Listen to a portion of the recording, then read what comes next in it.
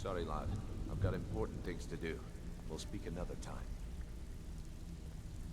Sorry, lad. I've got important things to do. We'll speak another time. Even if you're one of us, you better not make trouble. Always a pleasure, boss. What can I do for you?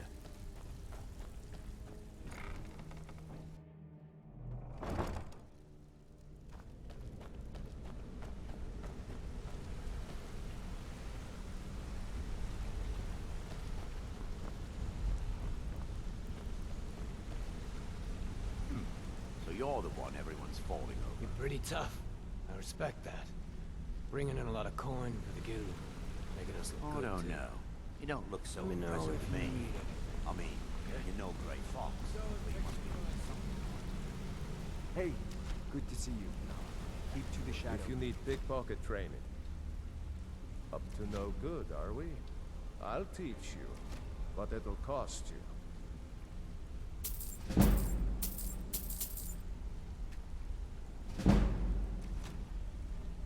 Come back and see me.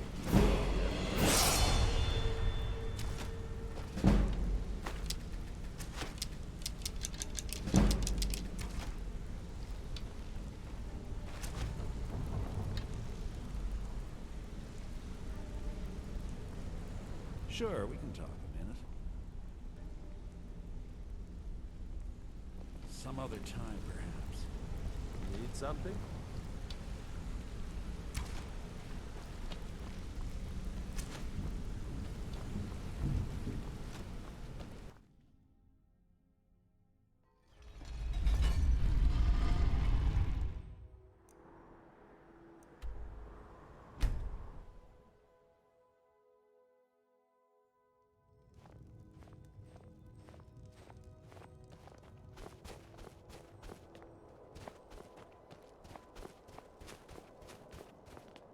Cookware. Name's Nils. Other goods for I'm the home, cook of all the at camp. reasonable prices. I've been looking for you. Got something I'm supposed to deliver. Your hands only. Let's see here. Looks like that's it. Got to go. Can't just throw the big logs on the fire. Gotta have the little bits, too. Come along, no more stops. Oh, Need to find did our you way need to something? solitude. Why are we even going to a wedding at this far-flung end of the Empire, anyway?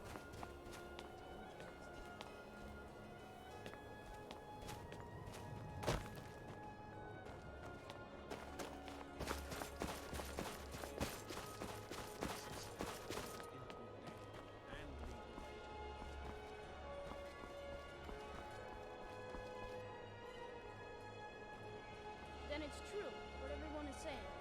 That Aventus Artino is doing the Black Sacrament, trying to summon the Dark Brotherhood? Oh, Grimvar, always with the nonsense. No, no, of course not. Those are just tales. Fine. I'll invite him out to play. He lives right there. I'm going...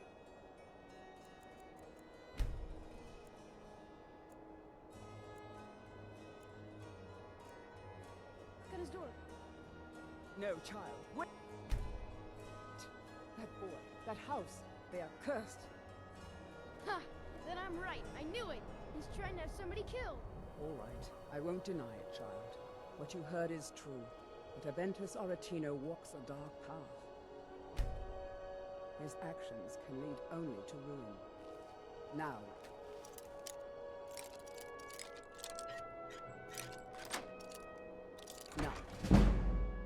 Please, how long must I do this? I keep praying, Night Mother. Why won't you answer me? Sweet mother, send your child unto me, for the sins of the unworthy must be baptized in blood and fear.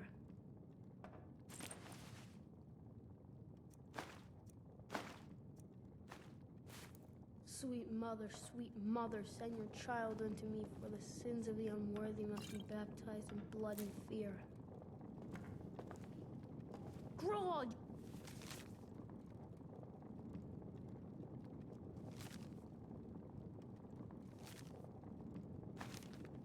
Old crone, you'll get what you deserve. The Dark Brotherhood will see to that. So very tired.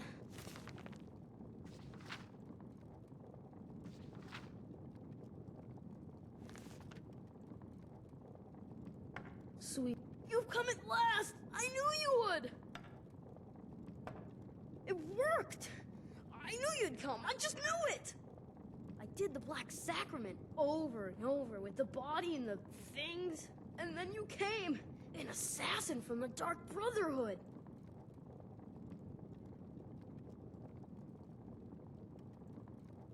You don't have to say anything.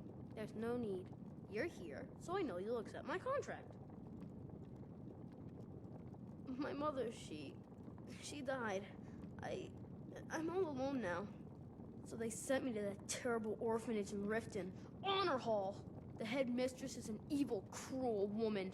They call her Grella the Kind, but she's not kind. She's terrible to all of us. So I ran away and came home and performed the Black Sacrament. Now you're here, and you could kill Grella the Kind.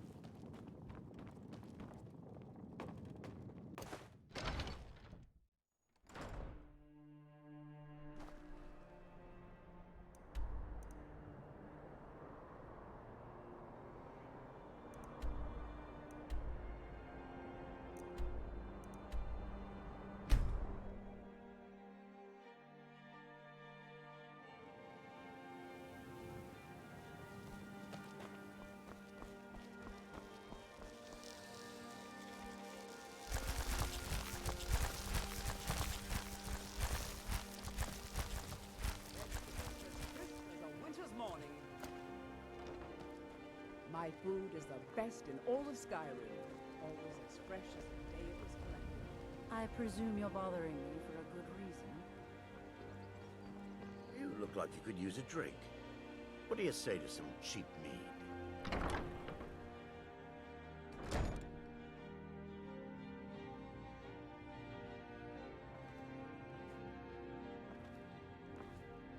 Those who shirk their duties will get an extra beating. Do I make myself clear? Yes, Scarlet. And one more thing. I will hear no more talk of adoptions. None of you riffraff is getting adopted, ever. Nobody needs you. Nobody wants you. That, my darling, is why you're here.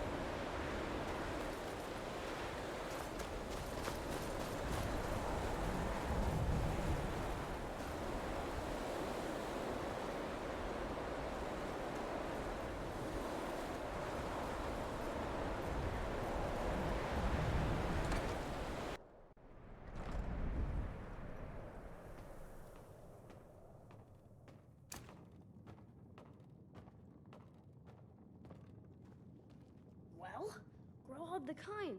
Is she, you know... Aha! I knew you could do it. I just knew it. I knew the Dark Brotherhood would save me. Here, just like I promised. This should fetch you a nice price. Thank you. Thank you again.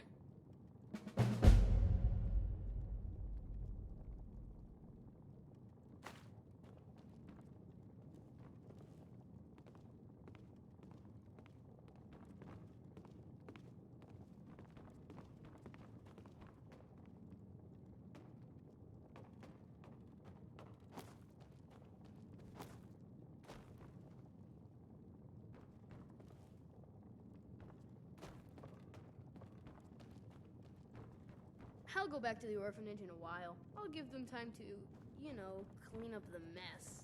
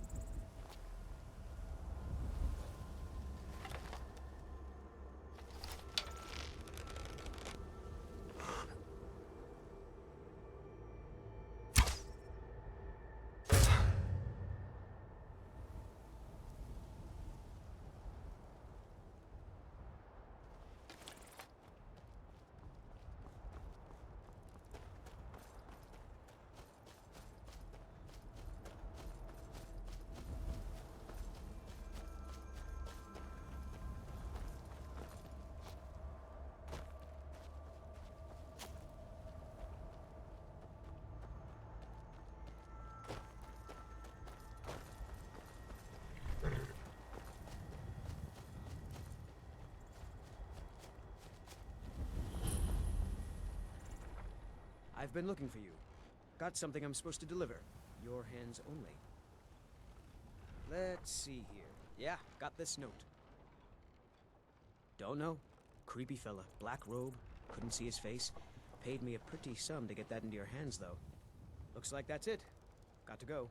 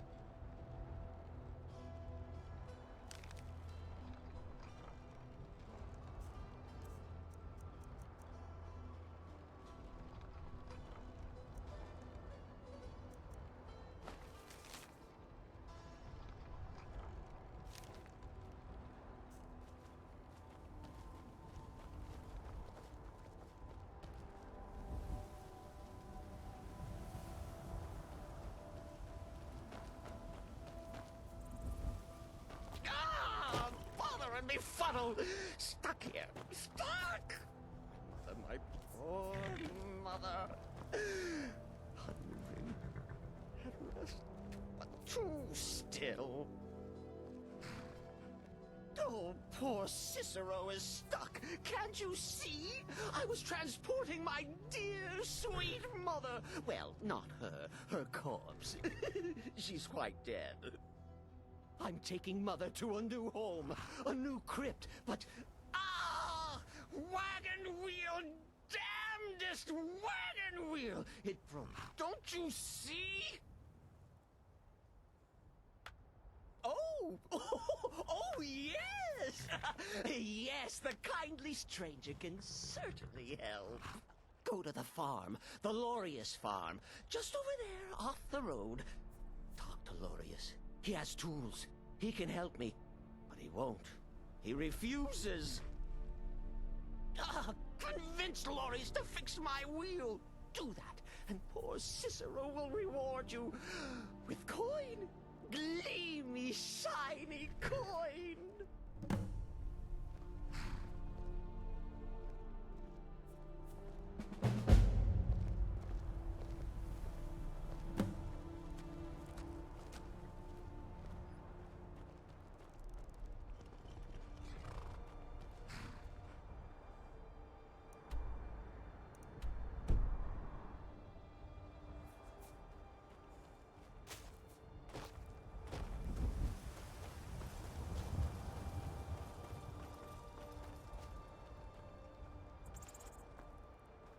Nope. Sorry. Nothing.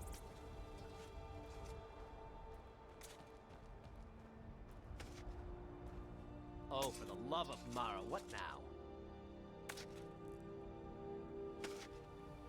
That Cicero fella? Huh, tell me something I don't know. Crazy fool's already asked me about 5 times. Seems he's not satisfied with my answer.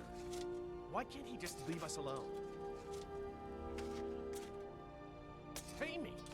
You think this is about money? Have you seen the man? He's completely out of his head.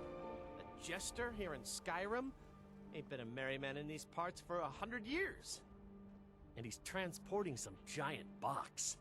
Says it's a coffin, and he's going to bury his mother. Mother, my eye. You could have anything in there. War contraband, weapons, skooma. Ain't no way I'm getting involved in any of that.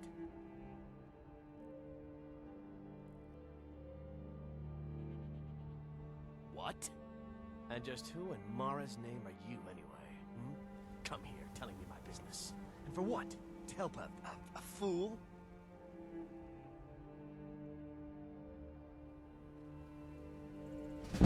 Look, yes, you're right. Fella might be nutters, might not. But fact is, he needs help. I turned him away. What kind of a man am I, huh? Look, thanks. And I'm sorry for my unneighborly reaction. If you talk to Cicero, you be sure to tell him I'll be down to help soon.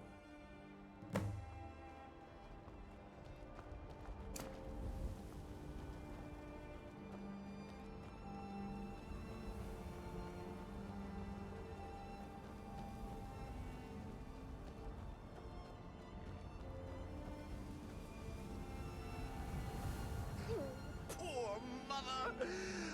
Her home seems so very far. You did? He has? Oh, stranger! You have made Cicero so happy, so jubilant and ecstatic, but more, even more, my mother thanks you. Here for your troubles, shiny, clicky gold. A few coins for your kind deed, and thank you again.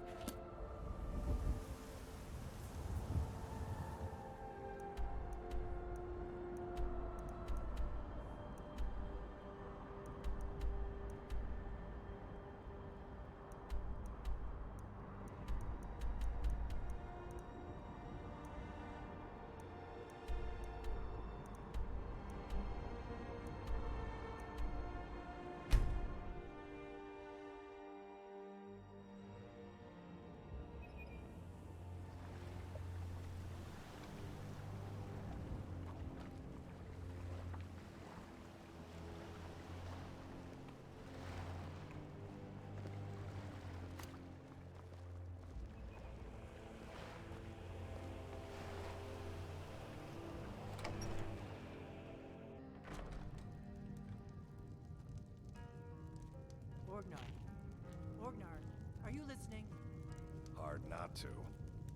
The ale is going bad. We need to get a new batch. Did you hear me? Yep. You're the that ale's going visitor bad. been poking around. Sure thing. It's yours for a day. I guess you don't have potatoes in your ears after all. Just make sure we get a fresh batch in soon.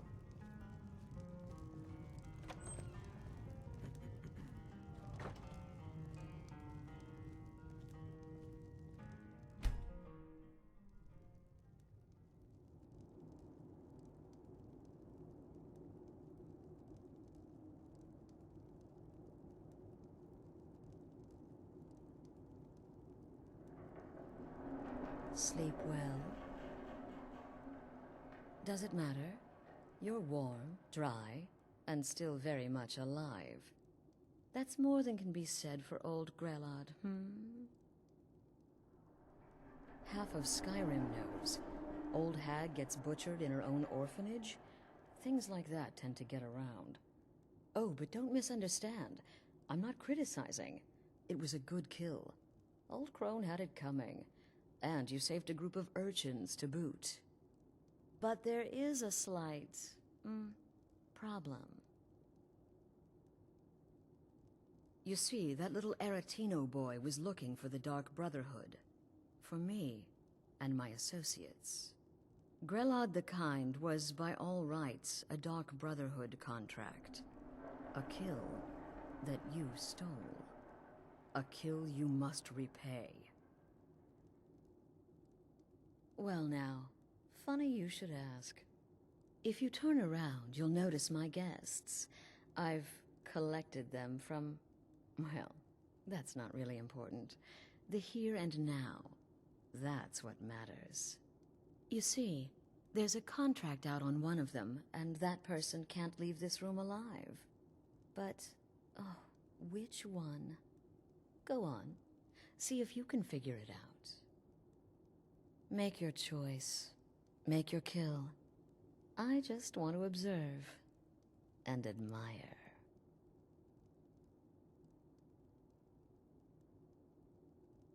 Am I to take your silence as acceptance? Then you know where we stand. Make your kill and we're square. Repayment of your debt is but a discreet knife thrust away.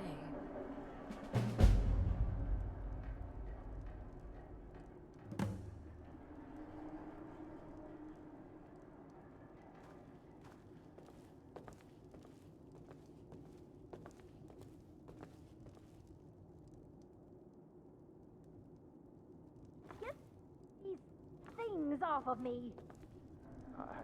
I can hear you talking out there. Please let me go. I've done nothing to you. What? Oh, God. I don't want to die. Okay, well, I guess it's possible. I've been selling my sword arm for years now.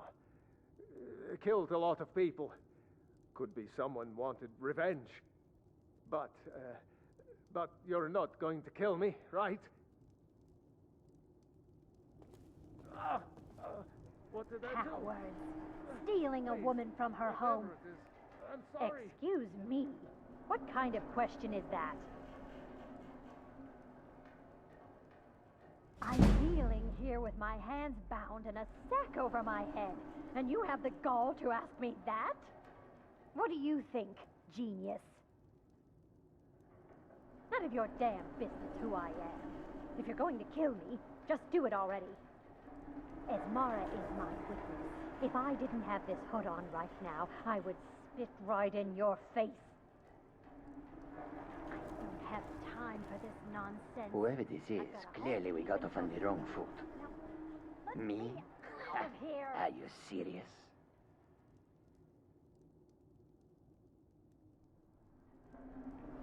Fool, don't you get it? I live in the shadow of death every day. A knife in every doorway. A knocked arrow on every rooftop. If one of my enemies would not pay to have me killed, I would take it as a personal insult.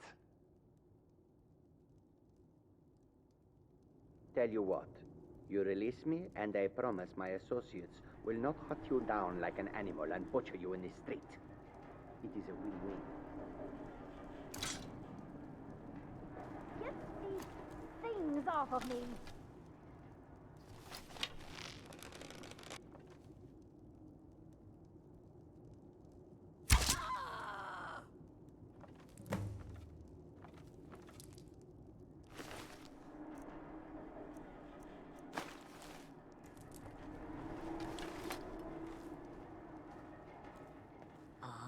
The feisty good wife. Quite the mouth on her. Someone must have wanted her dead. Right? When most would speak, you listen. You think. You understand that the only thing that matters is you following my orders. To kill. Of course.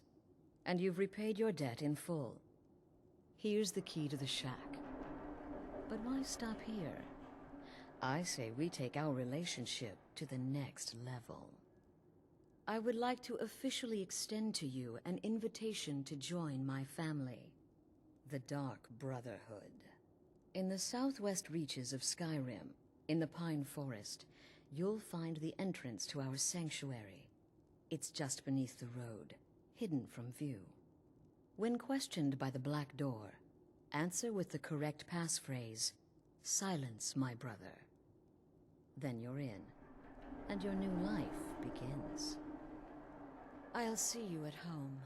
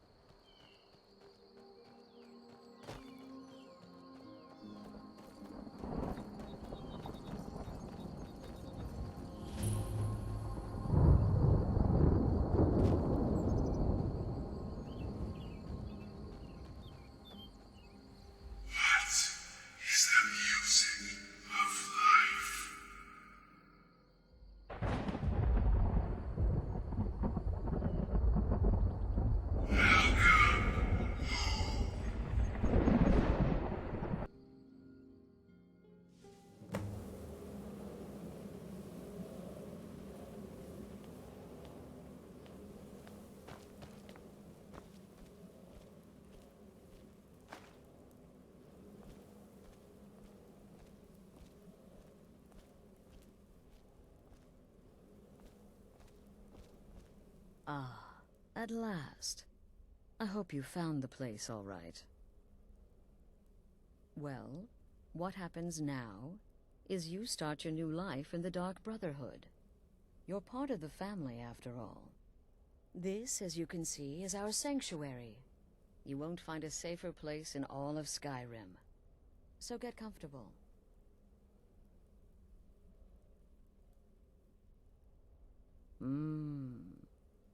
Yes, the silence suits you. Gives you an air of mystery. Now, down to business. I'm arranging a job for you. But in the meantime, go talk to Nazir. He may have some smaller contracts to tide you over. Soon, the Night Mother will arrive. And things around here are sure to get even more interesting. Ah, but one last thing. A welcome home present. The armor of the Dark Brotherhood. May it serve you well in all your endeavors.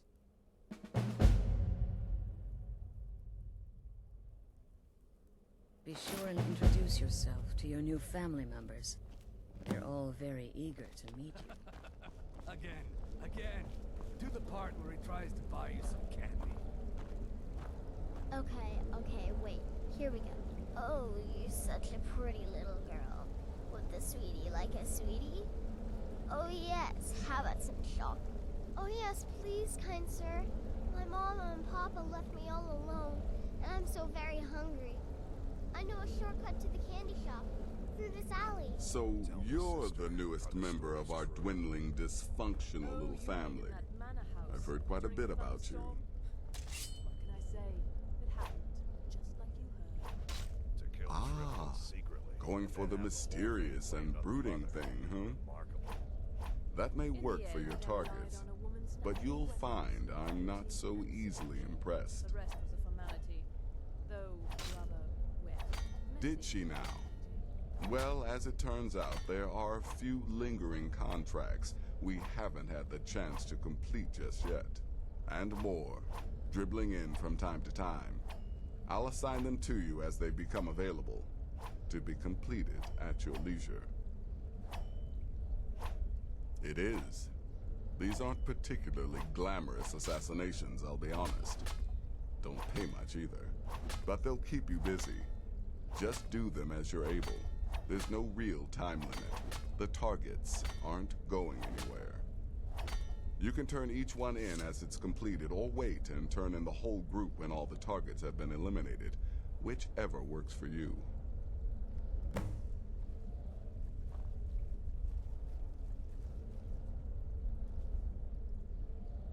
I'll teach you how to use it effectively, and keep you quick on your feet.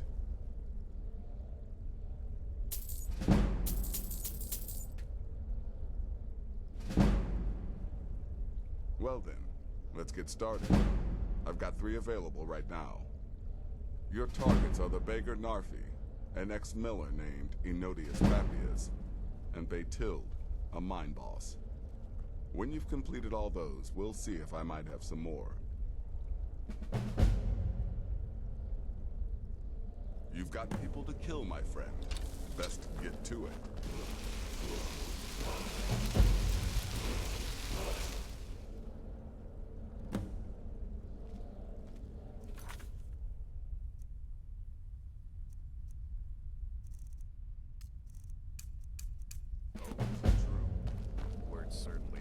Fast, doesn't it? You infiltrated the position, eliminated the target, and made it look like an accident.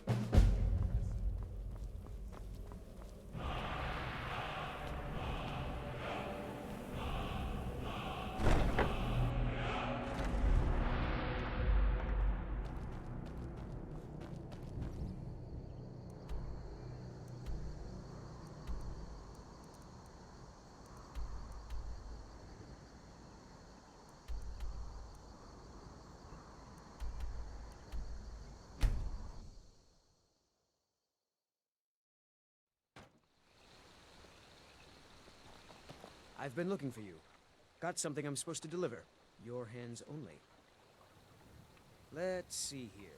There's a new lady in charge of the orphanage in Riften. She asked me to hand out these notices to everyone I met. Looks like that's it. Got to go.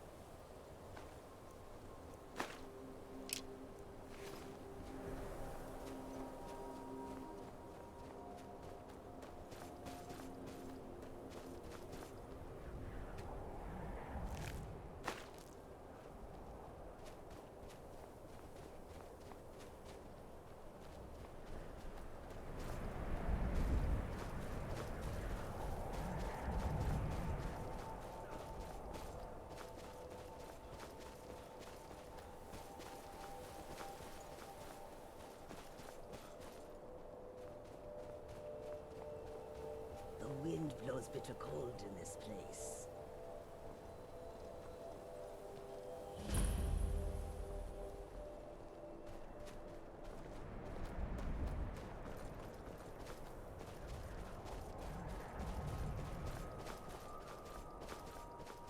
Divine sake, Skull.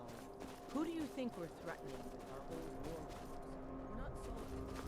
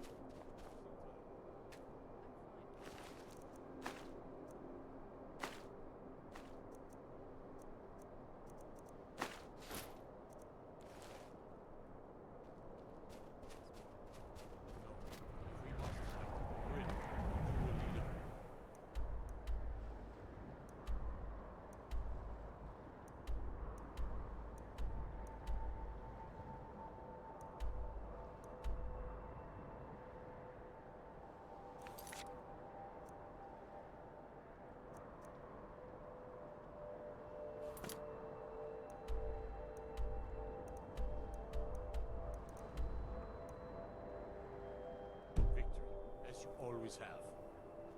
With you by my side. Is that right, Hope?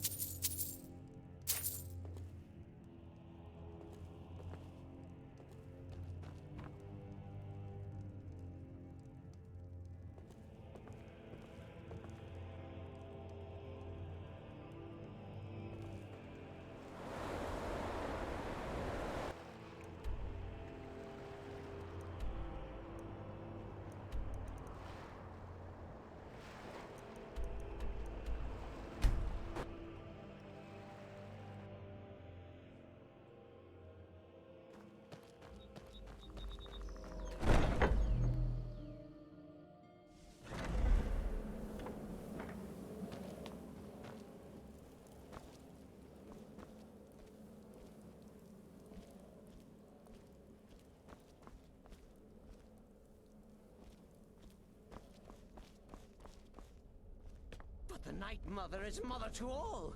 It is her voice we follow, her will. Would you dare risk disobedience? And surely punishment? Keep talking, little man, and we'll see who gets punished.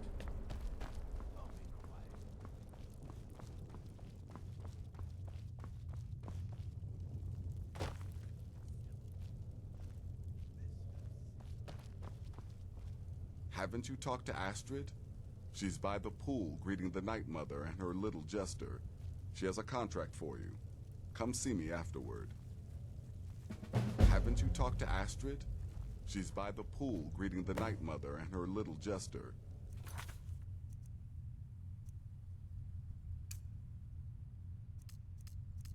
She has a contract for you. Come see me afterward. And you will be afforded the respect deserving of your position as keeper. Understood, husband? Her. Oh, yes, yes, yes! Thank you, thank you, thank you! But make no mistake, I am the leader of this sanctuary. My word is law. Are we clear on that point? Oh, yes, mistress. Perfectly. You're the boss. Ah, there you are. Good. I was done speaking with that muttering fool anyway. So, We've got some business to discuss. Talking about the caravan job. I do indeed. it's the part with You the must 7 go to the cats. city of Markarth and speak with the apothecary's assistant. In the end, I relied You'll on a probably woman's find her natural in the weapons, Hag's Cure when the beauty shop and is open. seduction. The rest girl's is been for running her. her mouth. Wants an Though ex-lover rather killed. wet. She's apparently performed the Black Sacrament. Her name is Muiri. I need you to talk to her, set up the contract, and carry it out. Just do whatever the contact wishes. Be professional, represent us well, and get the job done. Since it's your first contract, I'll let you keep whatever Muiri pays. She'll be generous, I'm sure. They always are. Oh, yes, mistress. You Go. Take care of the Muiri contract. There will be plenty more, I promise you.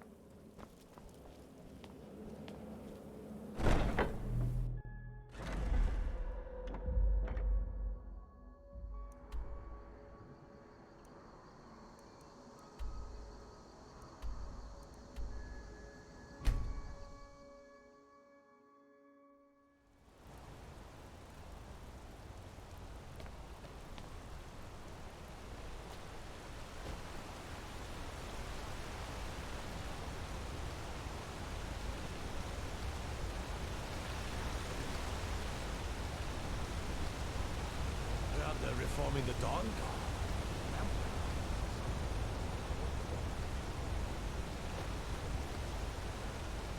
Why are you looking at me like that? The Dark Brotherhood. Oh. My goodness, you're really here. The Black Sacrament. It actually worked. What I need is for Elaine Dufont to die. I want him hunted down and murdered like the dog he is.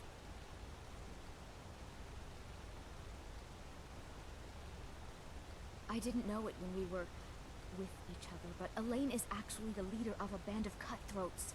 Bandits. They're holed up in some old dwarven ruin. Raldbethar. It's near Windhelm. They use it as their base. It's where they stage their raids. I want you to go to that ruin, find Elaine Dufont, and kill him. I don't care about his friends. Do whatever you want with them. But Elaine has to die. Excellent. Once Elaine is dead, I'll pay you. In gold. I've saved up a bit. I hope that'll do.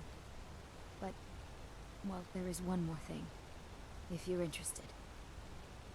If you can, I want you to kill someone else as well.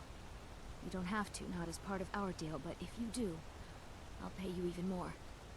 It's Nilsine Shattershield in Windhelm. If Nilsine dies too, I'll make it worth your while.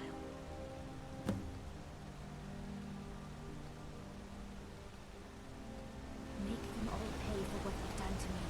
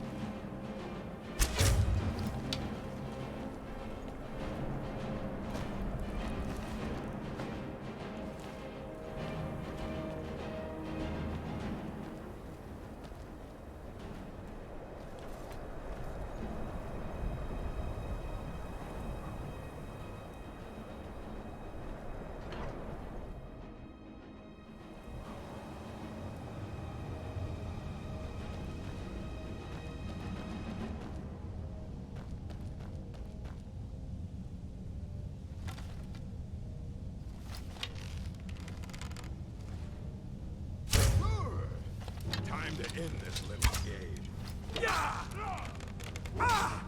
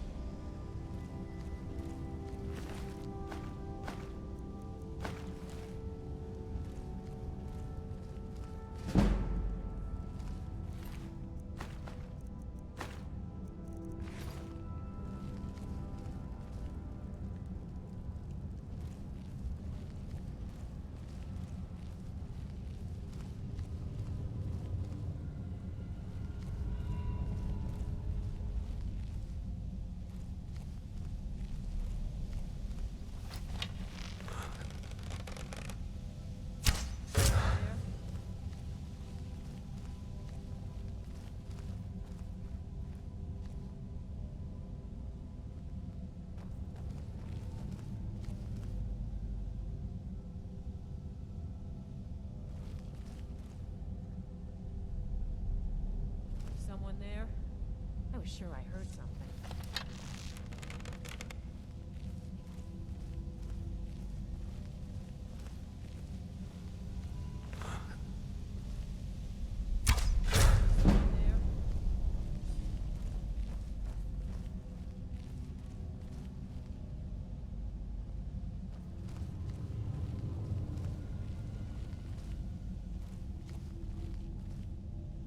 Hello? Who's there?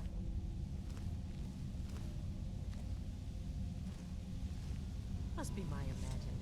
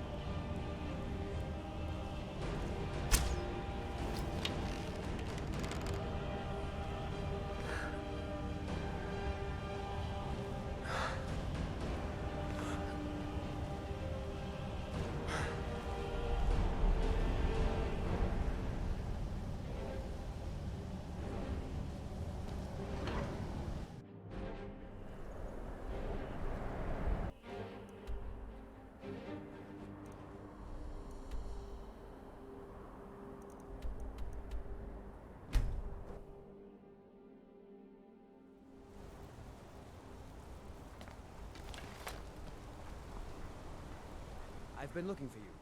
Got something I'm supposed to deliver. Your hands only. Let's see here. There's a new museum opening up in Dawnstar.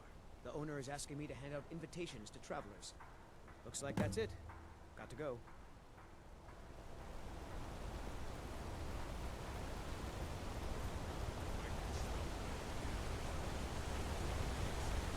Well, what news?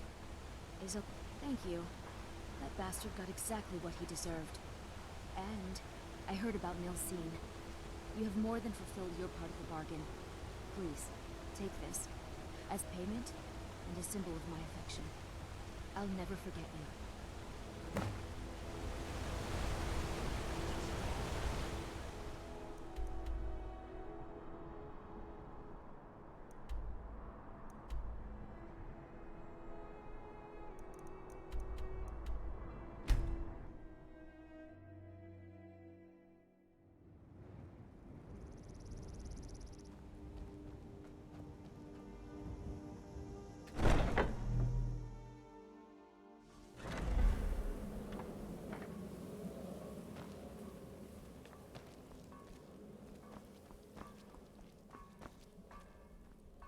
Ah, you're back.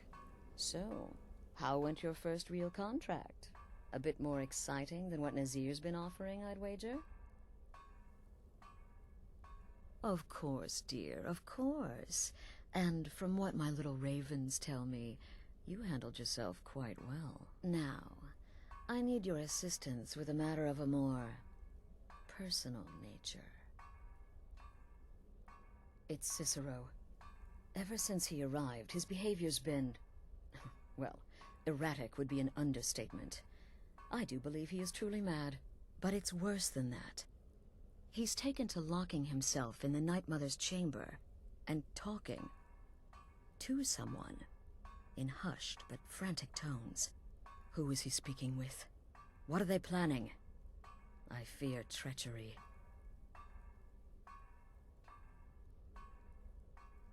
You must understand.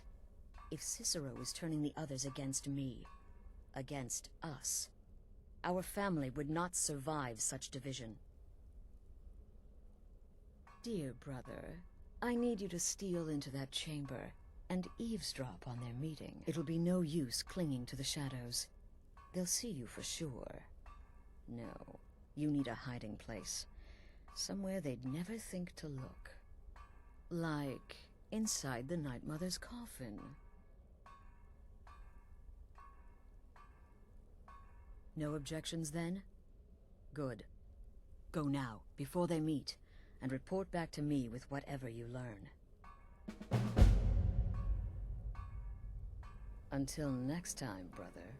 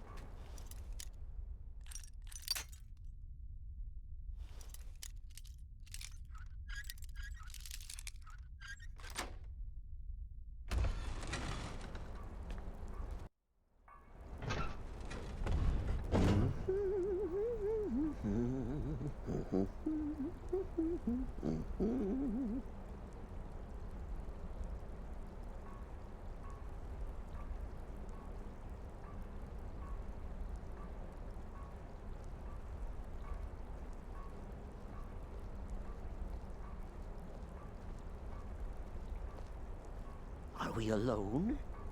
Yes. Yes! Alone! Sweet solitude! No one will hear us, disturb us. Everything is going according to plan. The others, I've spoken to them, and they're coming around, I know it. The wizard Festus Crex. Perhaps even the Argonian and the Unchild. What about you? Have you you spoken to anyone?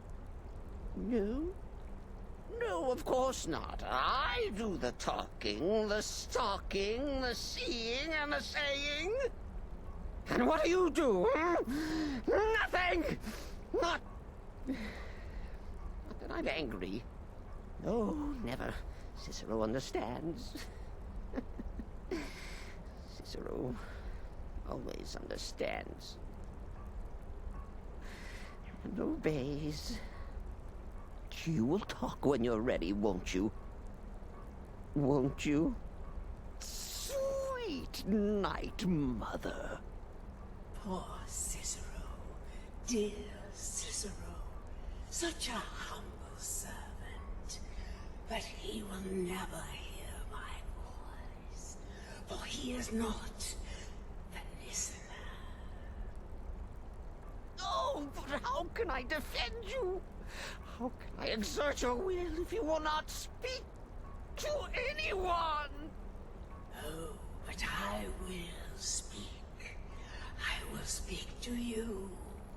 For you are the one. Yes, you. You who shares my iron tomb.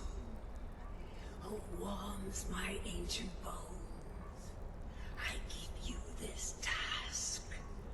Journey to Wallen Road. Speak with Armand Mortier. Poor Cicero has failed you. Poor Cicero is sorry, sweet mother. I've tried so very hard, but I just can't find the listener. Tell Cicero the time has come.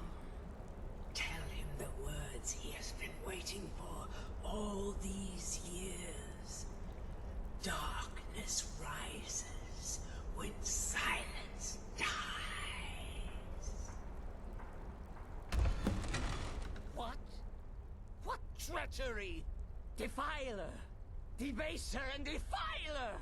You have violated the sanctity of the Night Mother's coffin! Explain yourself! Speak, worm! She spoke to you? More treachery. More trickery and deceit! You lie! The Night Mother speaks only to the listener! And there is no listener!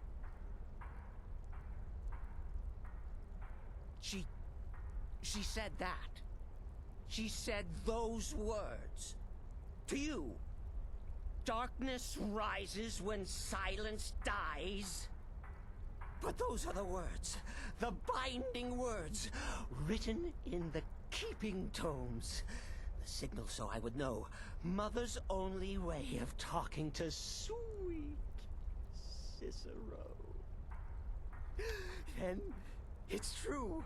She's back. Our Lady is back. She has chosen a listener.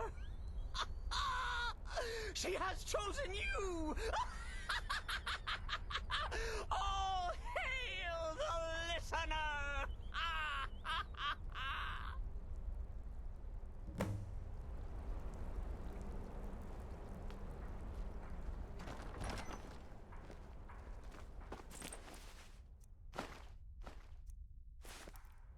By Sithis, this ends now! Back away, fool! Whatever you've been planning is over! Are you all right? I heard the commotion. Who was Cicero talking to? Where's the accomplice? Reveal yourself, traitor! I spoke only to the Night Mother. I spoke to the Night Mother, but she didn't speak to me. Oh, no! She spoke only to him, to the listener. What? The listener? What are you going on about? What is this lunacy? It's true! It's true! The Night Mother has spoken. The silence has been broken. The listener has been chosen! When I heard Cicero screaming, I knew you'd been discovered. I feared the worst. Are you all right? Then what in Sithis' name is going on? Cicero spoke to the Night Mother, but she spoke to you. Is this just more of the fool's rambling? What? So Cicero wasn't talking to anyone else?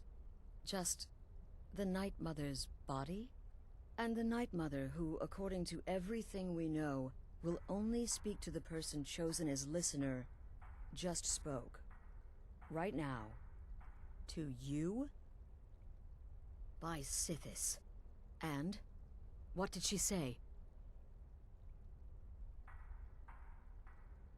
Amand Motier? I have no idea who that is. But Vollenrud, that I have heard of. And I know where it is. No. No! Listen, I don't know what's going on here, but you take your orders from me. Are we clear on that? The Night Mother may have spoken to you, but I am still the leader of this family. I will not have my authority so easily dismissed. I need time to think about all this. Go see Nazir. Do some work for him. I'll find you when I'm ready to discuss the matter further.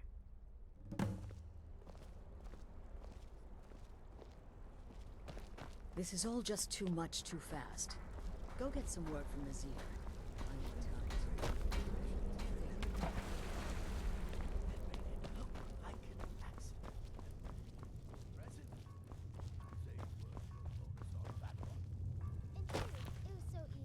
Still here? What's the matter? Of course she is. I hear the mining business is extremely cutthroat. And those hours, the murder. I could do this all day. Here's your payment.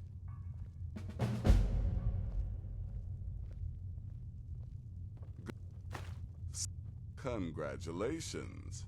You slaughtered an emaciated beggar in cold blood. You are truly an opponent to be feared. Here's your payment. Will there ever come a time? Good. And I hope you were careful in that lumber mill. Those splinters and rusty nails can be quite nasty. Your payment for a job well done. Go on now. You reek of death, my friend. I salute you. Well then, your timing couldn't be better. As it turns out, I've got 2 new contracts. One rather easy assignment, and another that should prove quite a challenge. Your first target is an orc bard named Lurbuk. The other is a vampire by the name of Hearn. Happy hunting.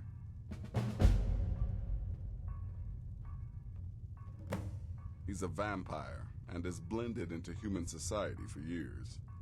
He's never far from his female companion, Hurt, also a vampire. The contract is for the male Hearn, but you'll probably have to contend with the female too. So for Sithis' sake, watch yourself.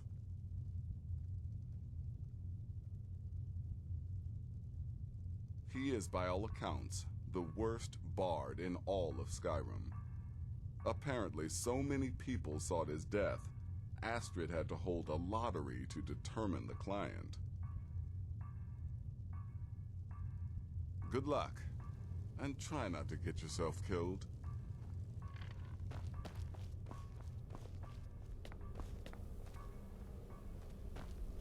Don't let my appearance throw you off. I'm older than you. A lot older. Getting bitten by a vampire when you're 10 will do that to a...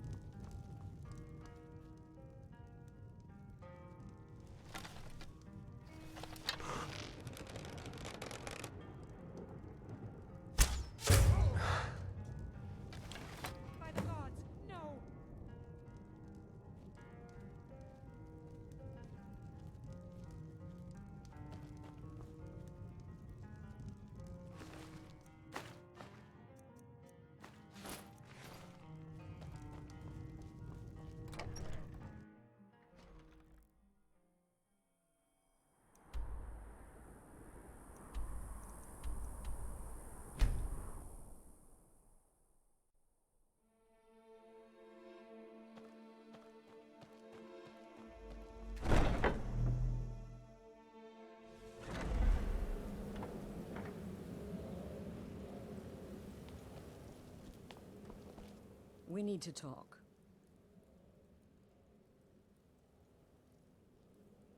Look, something is happening here. I'm not sure entirely what that something is, but... well, we need to find out. If the Night Mother really did give you an order to talk to a contact, we'd be mad to ignore it. And I think we'd both agree, Cicero's brought quite enough madness to this sanctuary. So go. Go to Vollenrude. It's a crypt, pretty far to the northeast. Talk to this Armand Motier, and let's see where all this leads,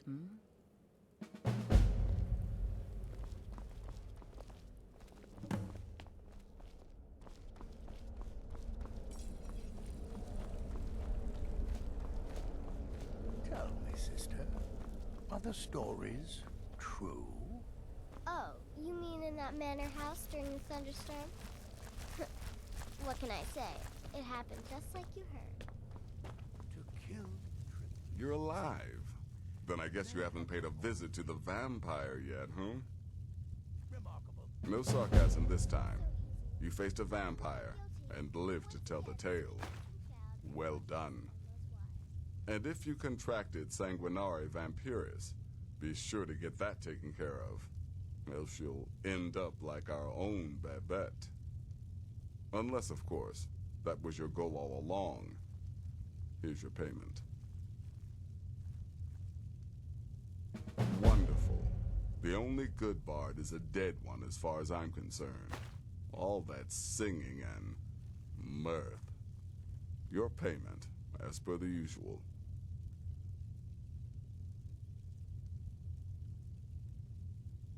You may be the listener, or you may just be a lunatic who's started hearing voices. Either way, Astrid is still your mistress, not the Night Mother.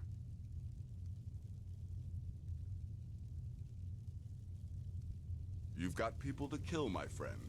Best get to it.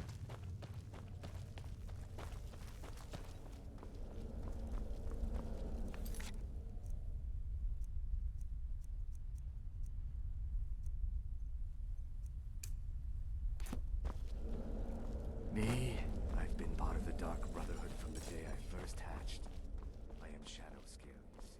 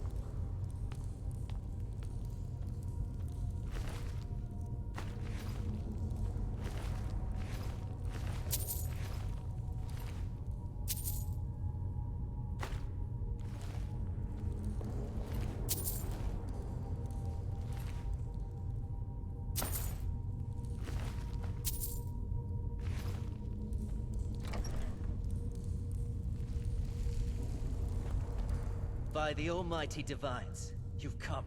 You've actually come. This dreadful black sacrament thing. It worked.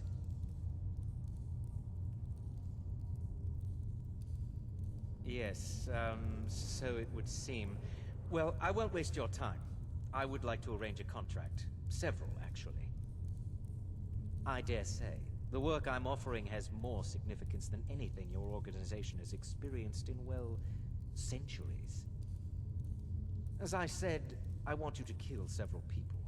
You'll find the targets as well as their manners of elimination quite varied. I'm sure someone of your disposition will probably even find it enjoyable. But you should know that these killings are but a means to an end, for they pave the way to the most important target. The real reason I'm speaking with a cutthroat in the bowels of this detestable crypt, for I seek the assassination of the Emperor.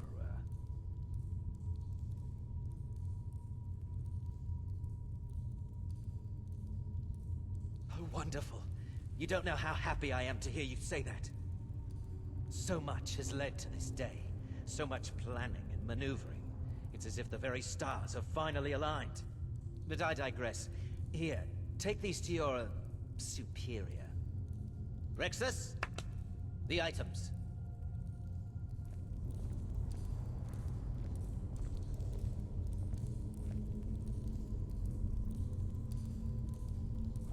Rexus will now give you 2 items which must be passed along to your superior. Here. Here. The sealed letter will explain everything that needs to be done. The amulet is quite valuable. You can use it to pay for any and all expenses.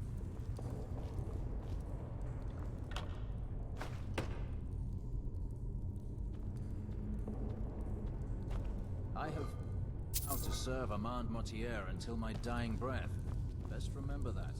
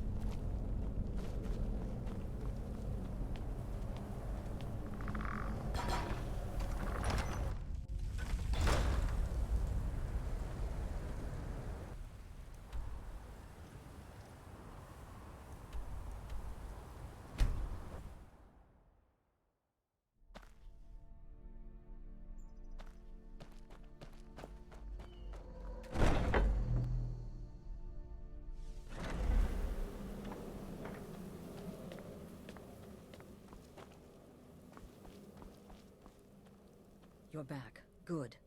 All right, so, did you meet this Motier? What did he want? You're joking. What's this? By Sithis, you're not joking. To kill the Emperor of Tamriel. The Dark Brotherhood hasn't done such a thing since the assassination of Pelagius. As a matter of fact, no one has dared assassinate an Emperor of Tamriel since the murder of Uriel Septim, and that was 200 years ago. No, she certainly wouldn't. And, for whatever reason, she chose to relay Motier's information to you. I don't know exactly what's going on here, if you're the listener, or this is some fluke, or what. But what we now have before us... You're damn right we'll accept it. If we pull this off, the Dark Brotherhood will know a fear and respect we haven't seen in centuries. You think I'd abandon an opportunity to lead my family to glory? But this is all so much to take in. I need time to read the letter and figure out where we go from here. And this amulet. I'm thinking we need that amulet appraised. I want to know where it came from, how much it's worth, and if we can actually get away with selling it. And there's only one man who can give us what we need. Delvin Mallory. He's a fence, a private operator. Works out of the Ratway in Riften. Give me the letter. Bring Mallory the amulet. Find out everything you can and sell it if he's willing. He'll offer a letter of credit. That's fine. Delvin Mallory and the Dark Brotherhood have... history. He can be trusted.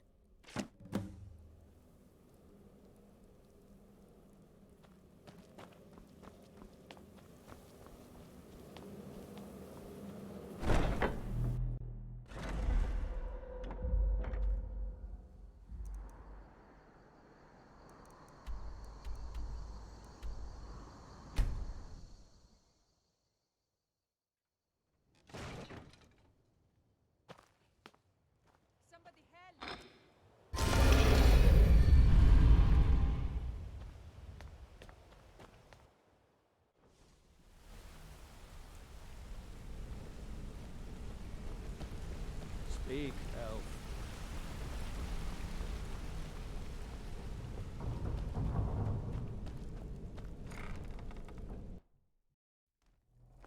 Sorry, lad. I've got important things to do. We'll speak another time. Something you need? Anything for the guild? Oh, I see. Well, you're making friends all over, ain't ya?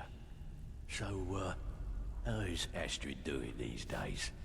Tell her to stop by sometime. We can have a drink. Catch up. Ah, but business, of course. What kind of business? Let's see. Where, oh, where did you get this? No, don't answer. I don't want to know. This is an amulet of the Emperor's Elder Council, specially crafted for each member, worth a small fortune. Ain't something you give up lightly. Look, it ain't my business to tell the Dark Brotherhood its business, but if you killed a member of the Elder Council, you'd better believe. Buy it. This. An Elder Council amulet? Oh yes. Oh yes indeed. Oh, wait. Just one moment. Here is a letter of credit, usable by Astrid only, for any service or item I can provide, as per our standard arrangement. You bring that back to your lovely mistress, with my regards.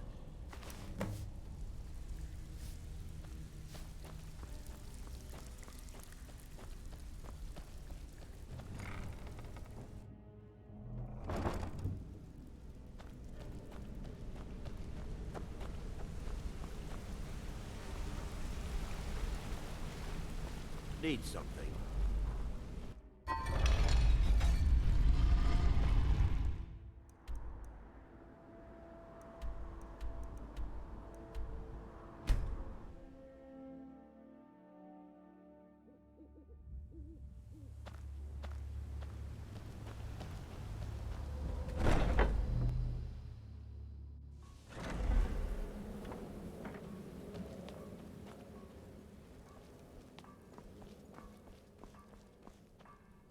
Good, you're back.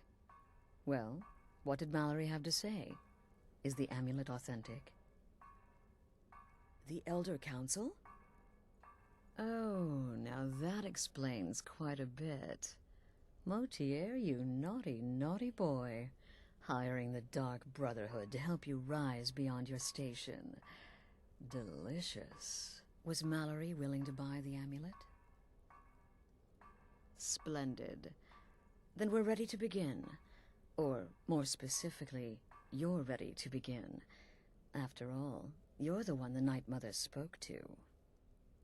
Now then, I hope you have something nice to wear, because you're going to a wedding. Well, more like the public reception. It should be a lovely affair. You'll mingle with the guests, eat some cake, stab the bride. Oh yes, you've got to kill the bride at her wedding. And they say romance is dead.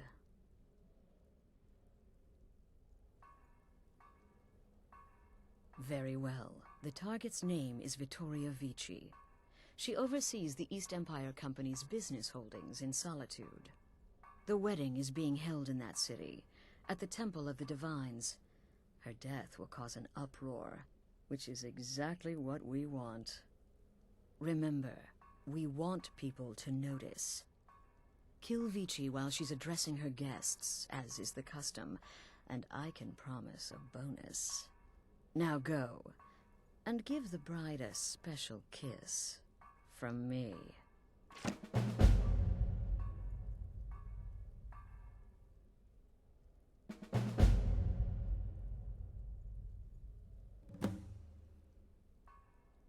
This is a public kill.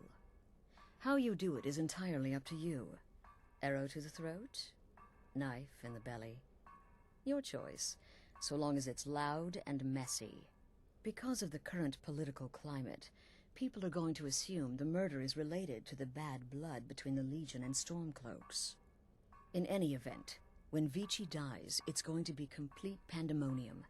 Best have your escape route planned out in advance. Off to Solitude with you. Time to give the Emperor some real motivation to visit Skyrim.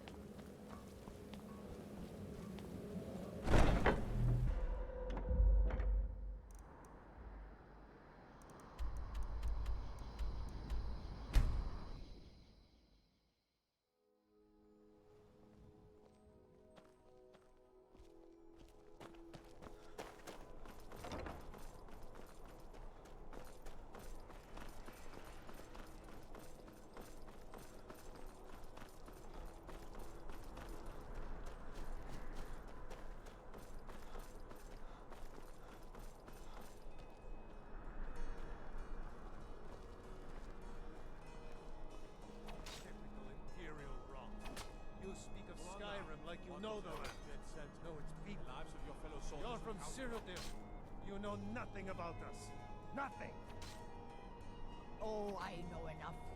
I know those troublemaking Stormcloaks refuse to submit to Imperial authority. Such seditious behavior. Why, it's treason. And when the elves marched into your beloved Cyrodiil, and everyone took up arms against them, that treason against the Dominion, huh? Why, that's not the same thing at all. The Dominion were invaders, conquerors. We had to fight them to preserve our own way of life. My point exact.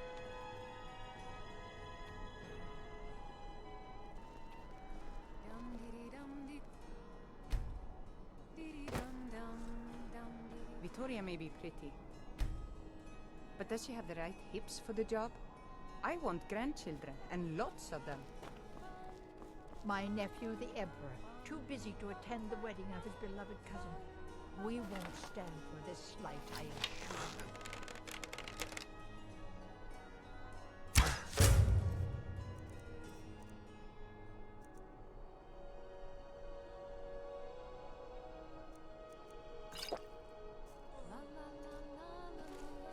Victoria! No!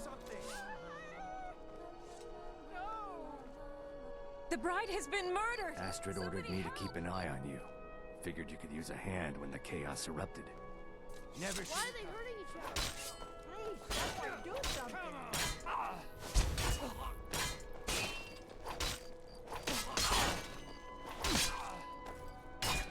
Just put up a real yeah, wear that tail as a badge.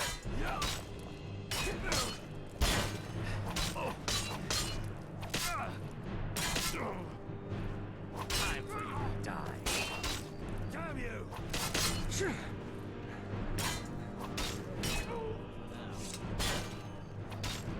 That's all you've got?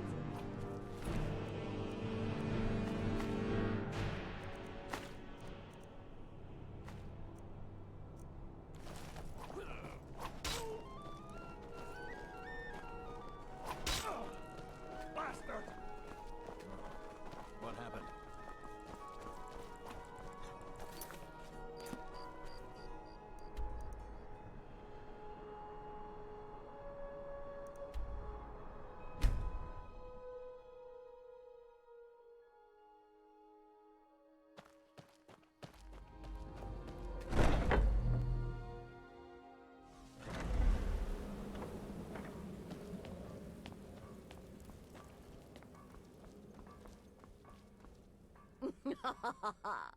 The news is everywhere.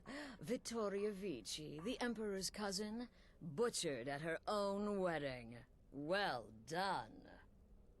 Let's see His Eminence try to ignore this.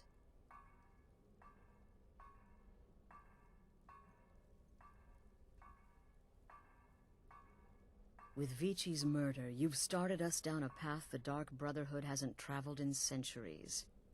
The assassination of an emperor. And now your reward.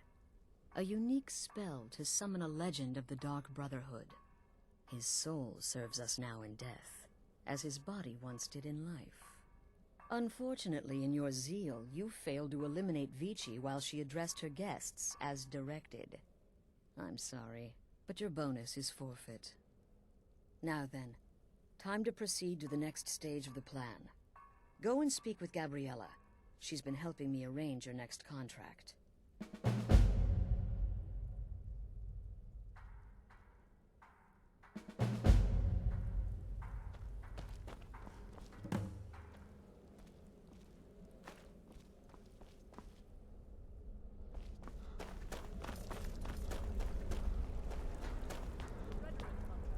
Yes, in and out of Walktrough in less than 48 hours.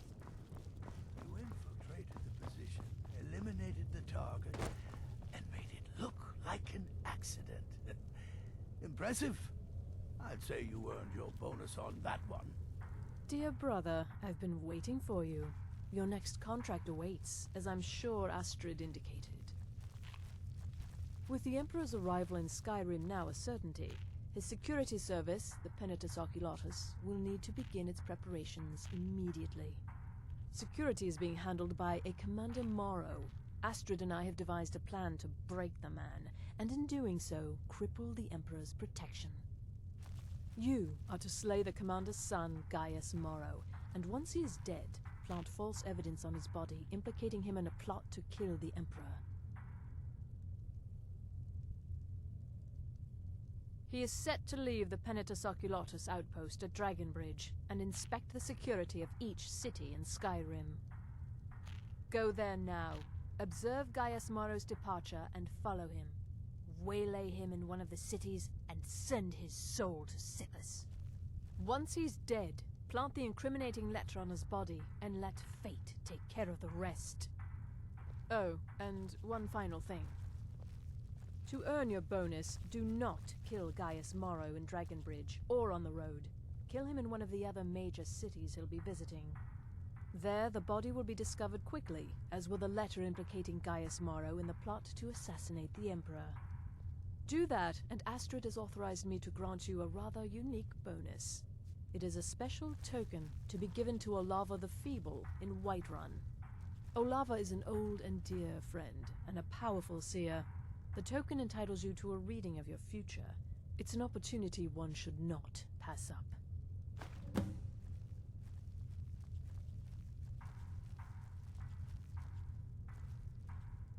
Walk in Gaius Morrow's shadow and deliver to him the judgment of Sithis.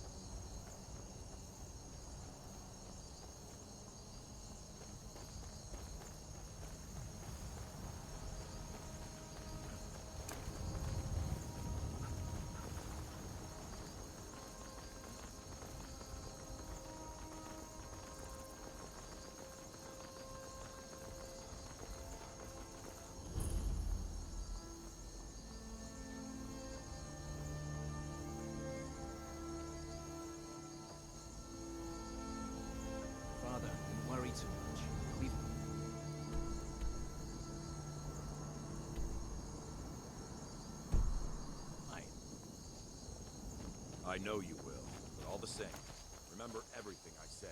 Stay alert. When you get to the cities, make your observations and move on. I understand. You're being paranoid. I'm inspecting security, not charging off into battle. There's not a lot that can go wrong. Son, when the Emperor's safety is concerned, anything could go wrong. Off with you now, and good travels. Farewell, Father. I'll return as soon as I'm able. Well, this is it then.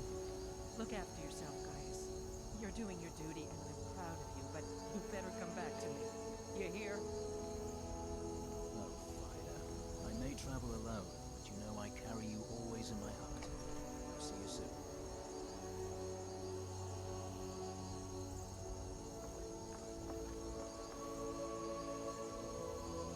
Trust me, we have nothing to say to one another.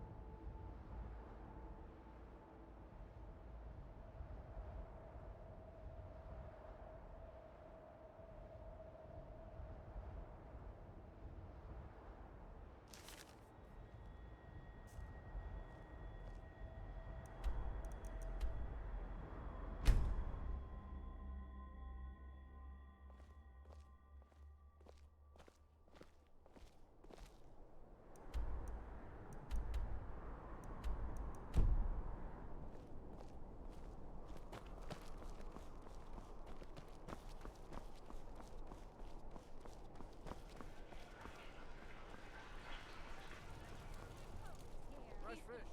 Fresh fish!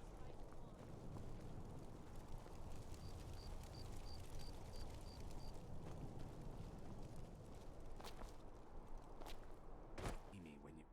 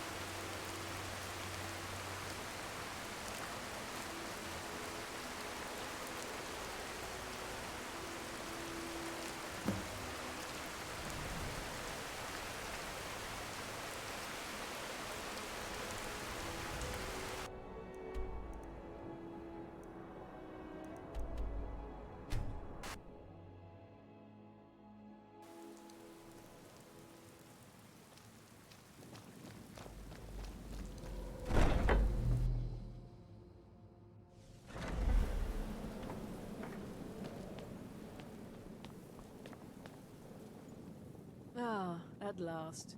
I've been anxiously awaiting your return. Yes, I know. As does Astrid. You have done well, and have earned both a reward and a bonus, as I have mentioned. But you should know that we have a more pressing matter to deal with. It's... Cicero. There's been an incident.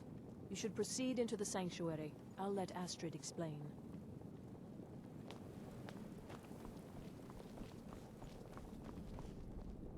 Just try to relax, Vizara. Let the elixir do its work. You'll feel better. You're back. Good. You'll want to hear this. You are most kind. The Jester's cut feels as bad as it looks, I'm afraid. Damn it, this never should have happened. We knew better. We knew better, and still we let our guards down. Ugh! I'll admit, even I'm having a hard time disagreeing with you. Marrow is dead, I know, but we've got bigger problems right now. The fool went absolutely berserk. He wounded Vizara, tried to kill me, and then he fled. I knew that lunatic couldn't be trusted. Oh, it's true, I'm afraid. Cicero was a little whirlwind, slashing this way and that. It would have been funny if he weren't trying to murder us all. Don't forget the ranting and raving. About the Night Mother, how she was the true leader of the Dark Brotherhood, and Astrid was just a pretender. Look, we've got to deal with this situation. You've got to deal with this situation. I want you to find that miserable little fool and end his life. But first, find my husband. Make sure he's all right. After the attack, Arnbjorn flew into a rage. When Cicero left, Arnbjorn went after him. They disappeared into the wild. Search Cicero's room. Maybe there's something in there that sheds some light on where he might have gone. Let me know the minute you find something. I've got to see to Vizara and calm everyone down.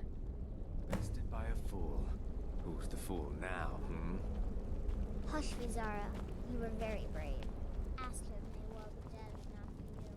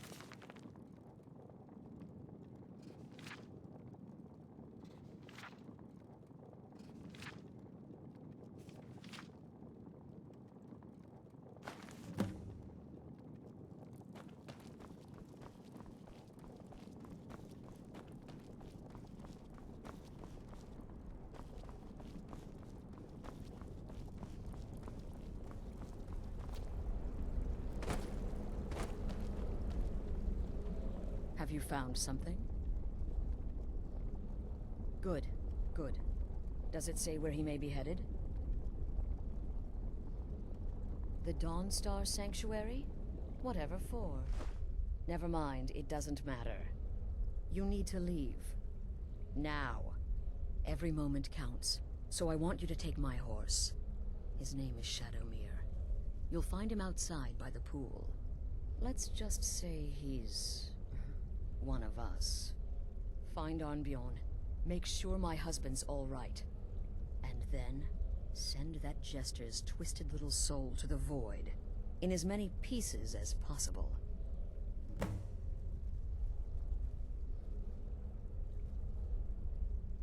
I took that prancing fool into my home, and this is how he repays me?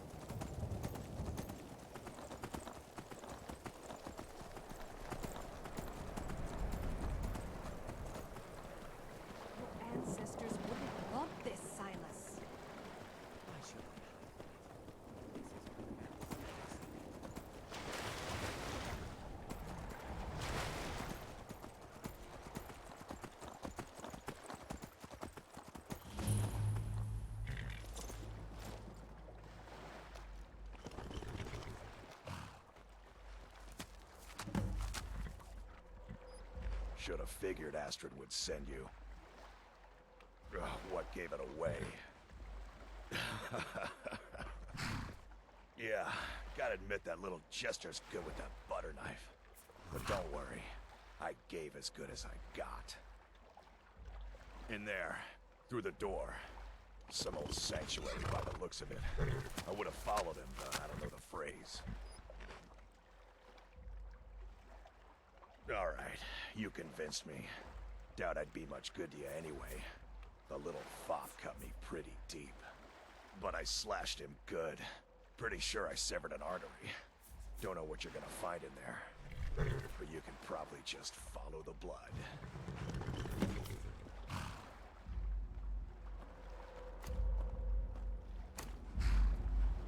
What is life's greatest illusion?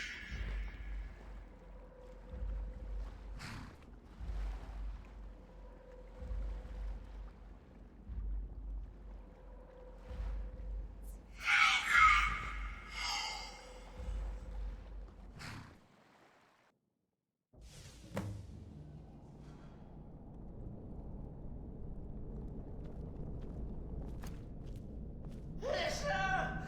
Is that you? Oh, I knew you'd come! Send the best to defeat the best.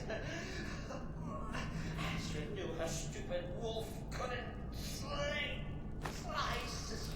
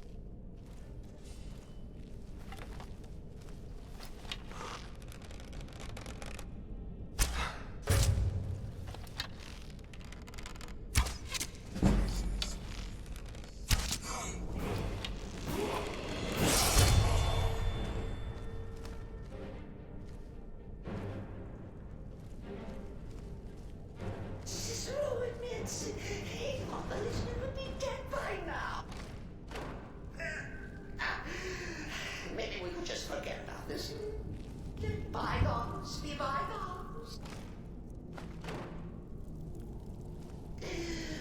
What do you say?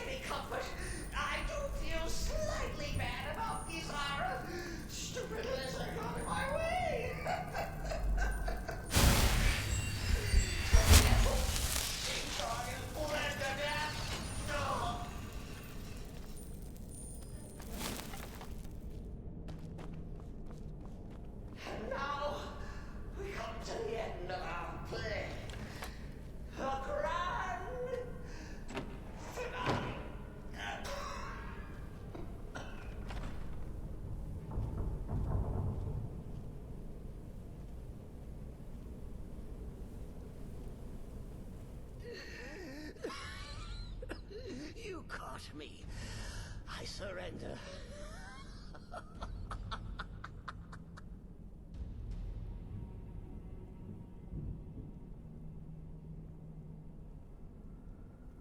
Oh, you prefer to listen, eh? Of course, of course. The listener listens. A joke. A funny joke. I get it. Then listen to this. Don't kill me. Let poor Cicero live. I attacked this strumpet bastard. I did. And I do it again. Anything for our mother? Return to the Pretender. Tell her I'm dead. Tell her you strangled me with my own intestines. But lie. Yes, lie. Lie and let me live.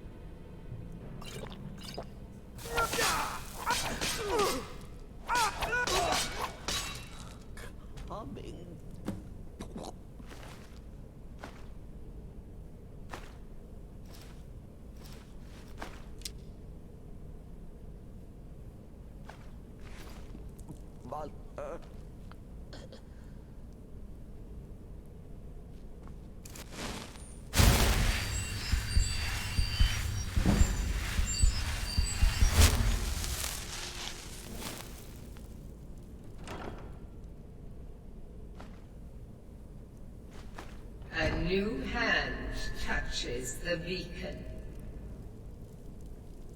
Listen, hear me and obey. A foul darkness has seeped into my temple. A darkness that you will destroy. Return my beacon to Mount Kilcreath. And I will make you the instrument of my cleansing light.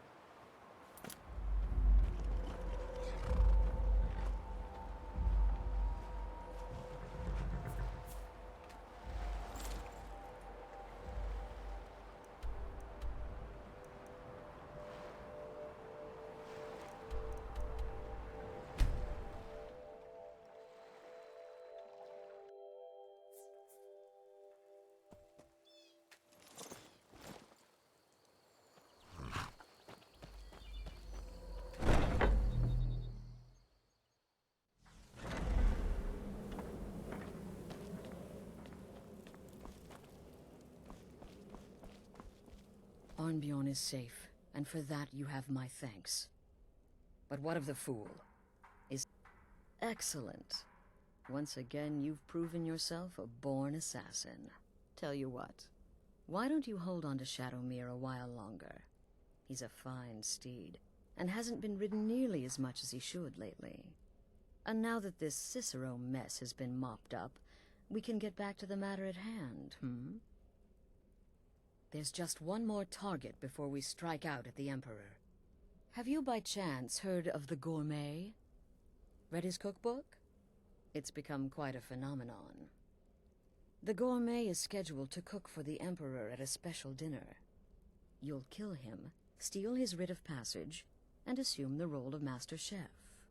Festus has been spearheading this part of the assassination plan. He's close to uncovering the identity of the Gourmet. You should report to him. Until next time, brother.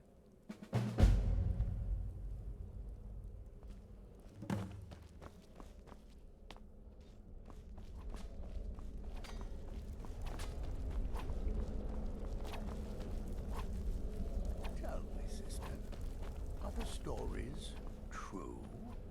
You're referring to that blacksmith contract? It was a suicide mission. Astrid said as much. Yet here you stand, hale and hearty. You give me too much There credit. you are. For how can Took I your fail? sweet time I am, dealing after with all, Cicero, eh? Now let's get down to business. Astrid told you about the Gourmet, I hope. Quite so. But first, you'll need to learn who he is. Assuming, of course, that the Gourmet actually is a he. Could be a woman, for all we know.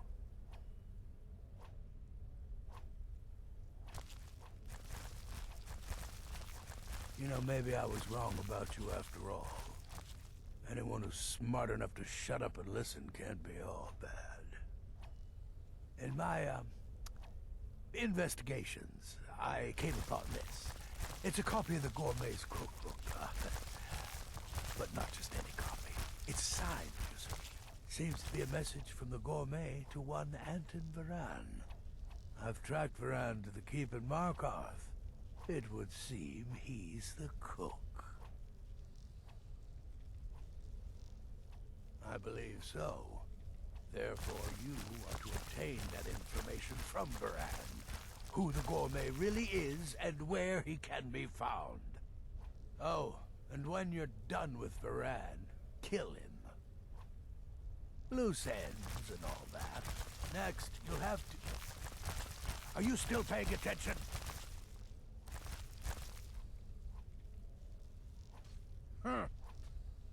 As I was saying, you'll need to kill the Gourmet, of course. But what's more, you'll need to get his writ of passage, so you can take his place. Oh, and if you can, hide his body. The longer it takes for anyone else to determine his real identity, the better. Now off with you.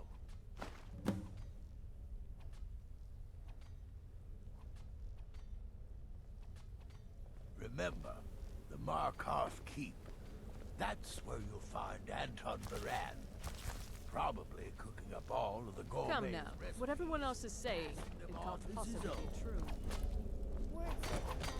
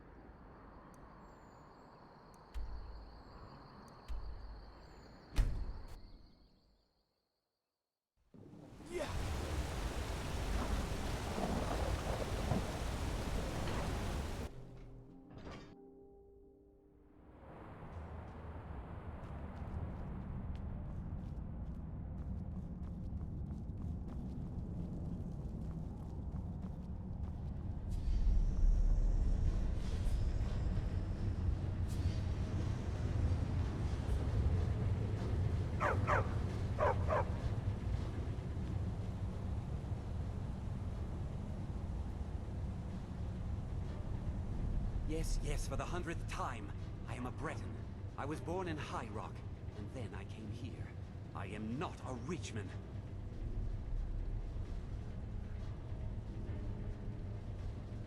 Who are you? What do you want? The gourmet? Never. I don't know what led you here, but nothing will betray my trust. I'll take the secret of the gourmet's identity to my grave. The Dark Brotherhood? Now, wait a minute. Let's not get hasty.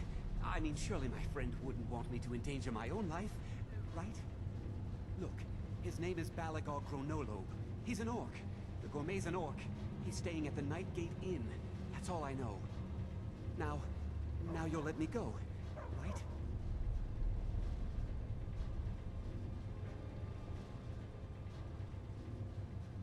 So, we're done?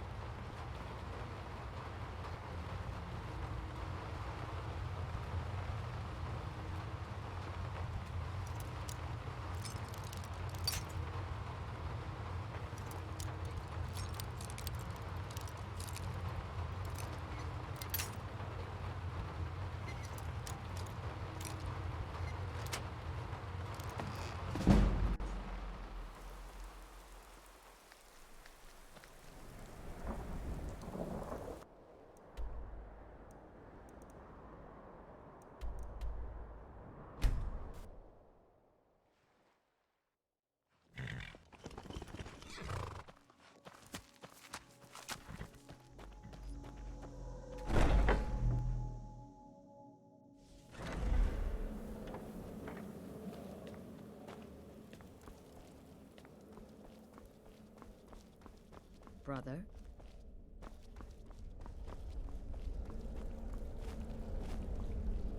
Greetings, brother.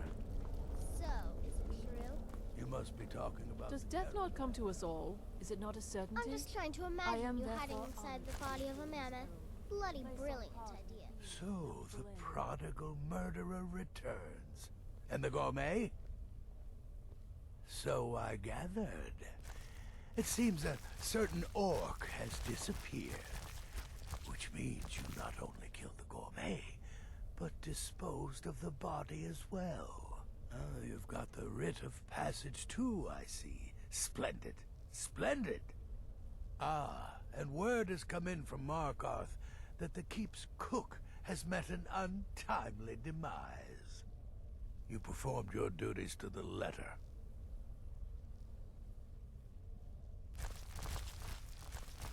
I was wrong about you. I see that now. Maybe we all were. Here's your payment, and a little something else as well, from me. Consider it my way of apologizing for being so damn curmudgeonly. It's called the Night Weaver's Band. I wore this for years. I want you to have it now. It'll give your magic and sneakiness some much-needed oomph. Now, you'd better get a move on and see Astrid. It's time. Time for the final stage of this grand and glorious operation.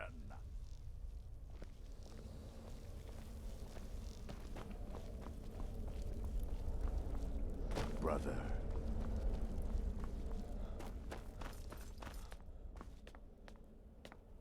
So it's done.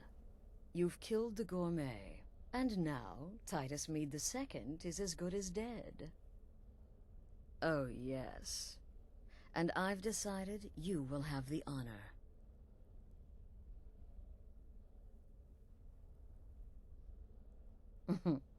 Look at you. So calm, so confident. I do believe you were born for this task. So let's begin. Go now to Castle Dower in Solitude. Present the gourmet's writ of passage to the officer in charge, Commander Marrow. I'm sure you remember him. You'll gain unrestricted access to the kitchens, and then the Emperor. You're posing as a chef, so you'll be able to poison his meal rather easily. Here, take this. It's called Jaren root. All it takes is one taste, and the effects are quite immediate. The Emperor will be serving Sithis before he even knows he's dead. Once Mead has been killed, escape through the upper door and across the bridge. I've arranged for it to be unguarded once the alarm is sounded. Now go, my friend. Go and fulfill your destiny as listener.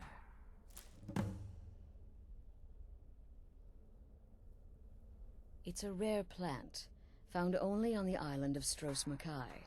It can be served like any vegetable, cut up, put in a salad, perhaps boiled in a stew.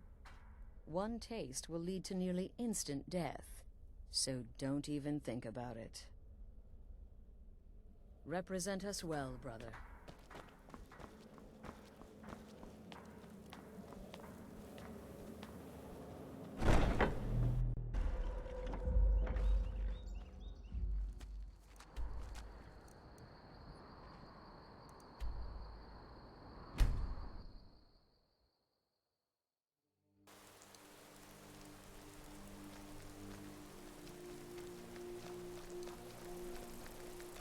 Being old's not so bad.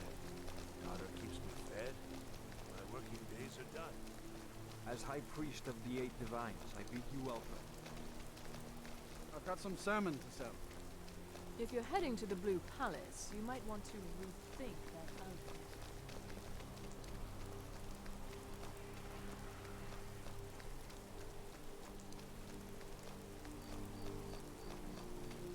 Mind yourself in my city, friend. This here axe in full swing is a right terrible sight.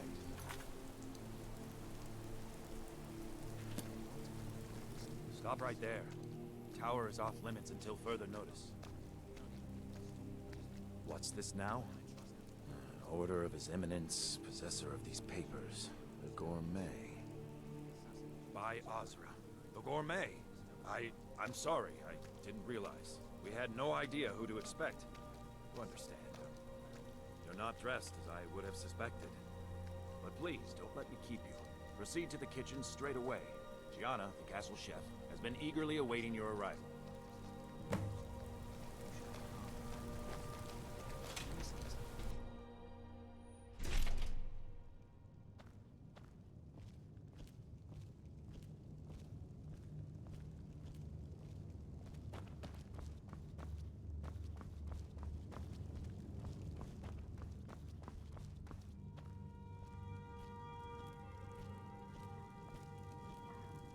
On another delivery. I told you people our stocks are fine. Now put whatever you have over there, then get out. The gourmet? Oh, finally. When I heard the gourmet was being brought in to cook for the Emperor, I could hardly believe it. It's just... well, I just can't believe the gourmet is a dark elf. How difficult it must have been for you in Morrowind. The food there is... Oh, well, actually, you're not. Wearing a chef's hat, I mean. There's one right over there on the shelf. You can't very well cook without it.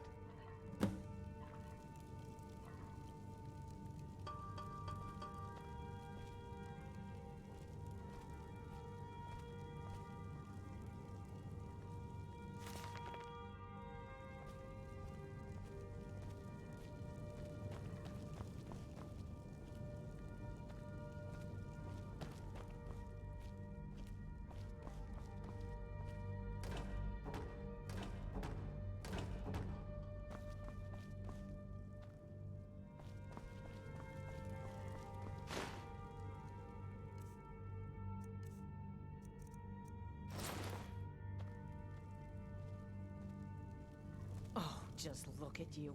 Absolutely brilliant. Now you're just as I imagined. Oh, yes, but of course. The Emperor has requested your signature dish, the potage le magnifique. I've taken the liberty of getting it started. But the cookbook only says so much, and everyone makes the potage differently. I would be honored if we could make it the gourmet's special way. The base broth is already boiled. We can get started right now. So, which ingredient should I add next?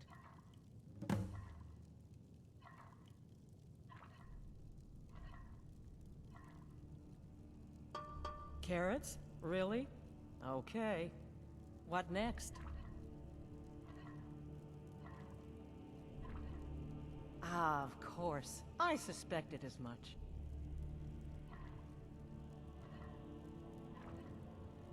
Really?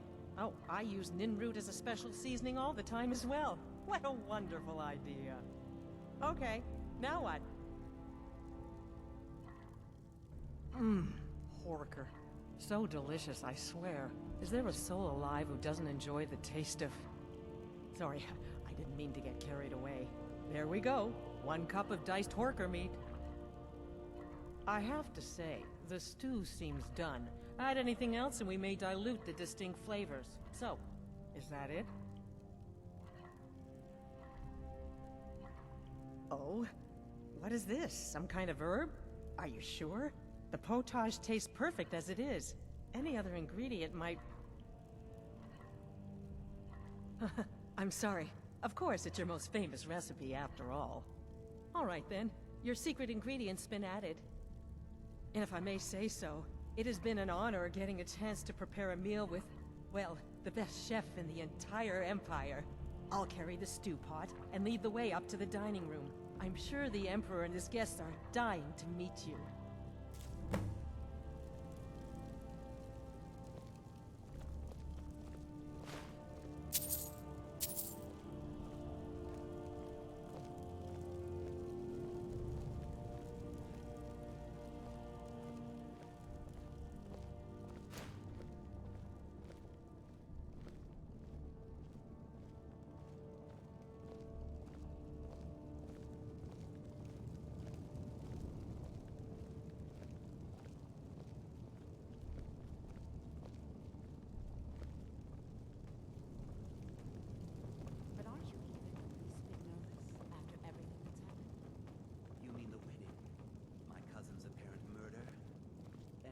unfortunate misunderstanding.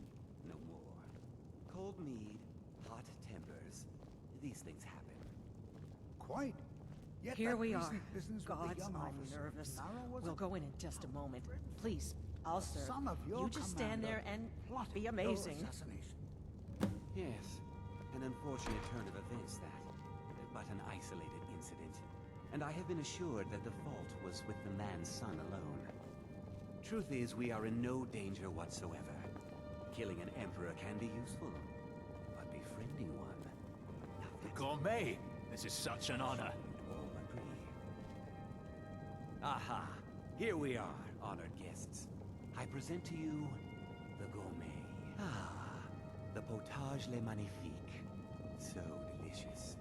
My friends, as emperor, I of course reserve the right of first taste.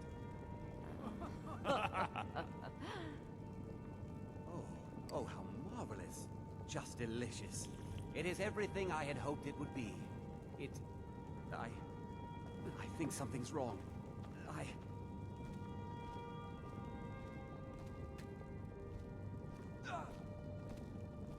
By the gods, the gourmet... The chef have poisoned the Emperor! Get them!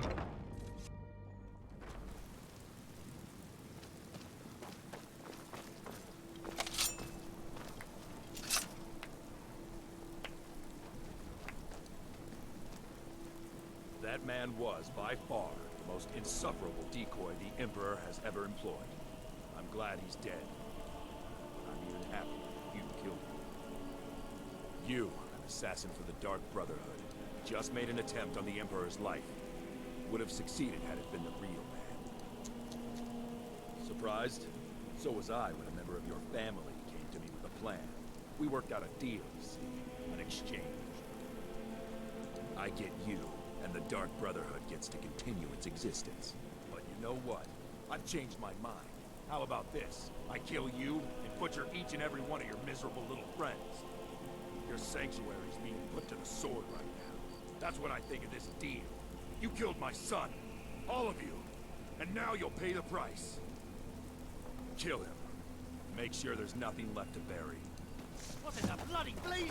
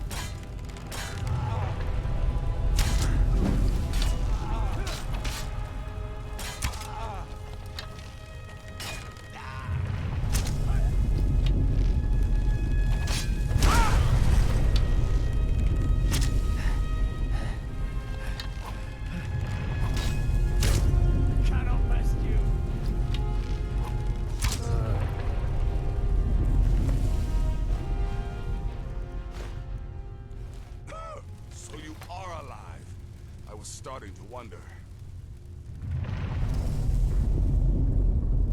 Considering most of us are now dead, I assumed as much. And before you ask, no, I don't think it was you. Well, maybe I did. But you saving my sorry hide just now sort of erased any doubts. So, thanks. You've got that right. Only a matter of time before we're roasted alive. Come on.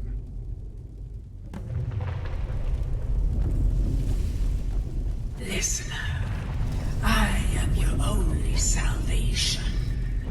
Come, embrace me.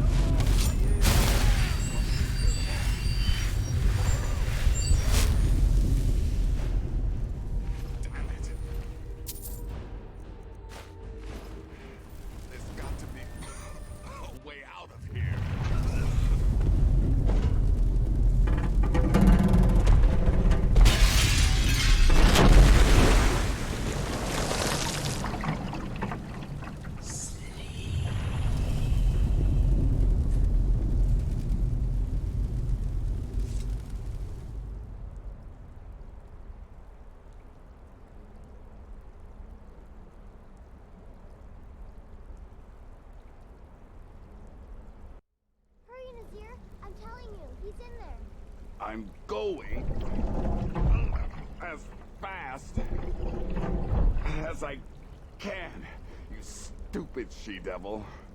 I don't see you helping. I'm not exactly built for manual labor. Now come on, you've almost got it. One more pull.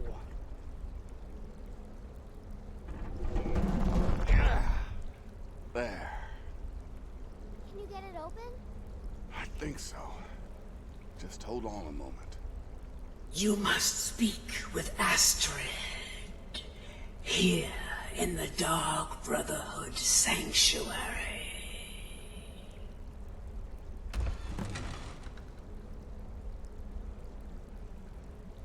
Whoa, whoa, whoa. Slow down. It's all right. You've been through a lot. Maybe you should just sit down for a bit.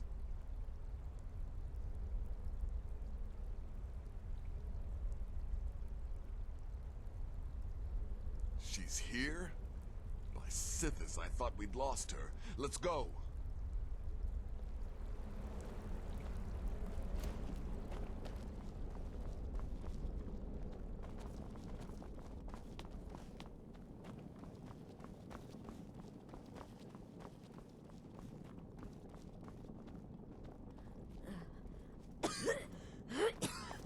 Alive. You're alive. Thanks for this.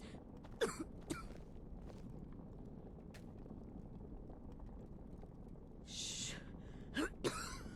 Please. There is much I have to say. And not much time. I'm sorry. So very sorry. The Penitus Oculatus.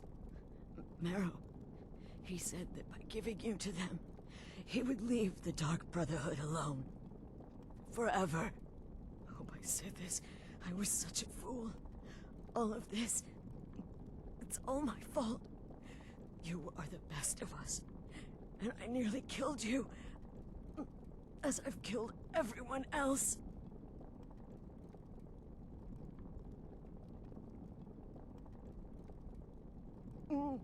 Don't you see?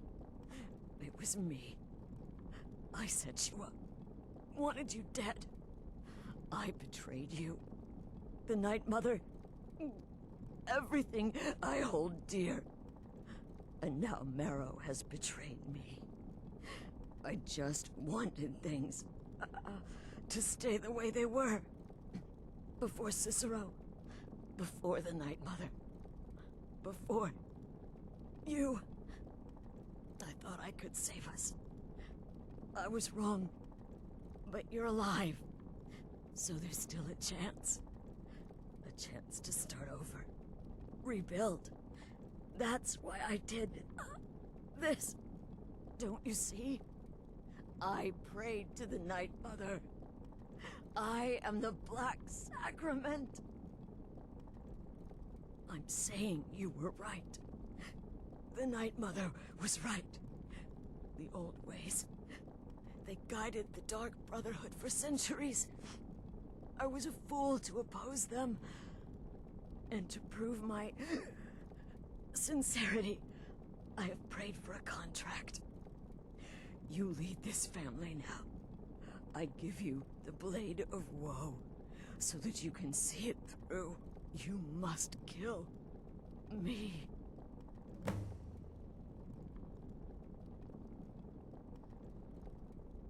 Do it, listener. Kill me.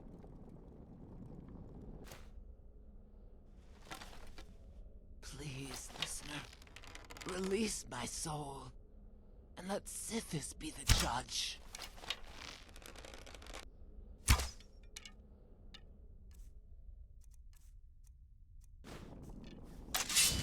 Please, listener.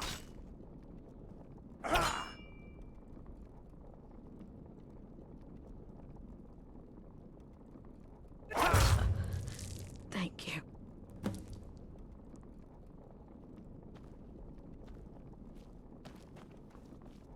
If I hadn't heard it with my own ears, I wouldn't have believed it. How could Astrid have done this to us? Strangely, I feel only pity for her. Astrid is dead. It is as it should be.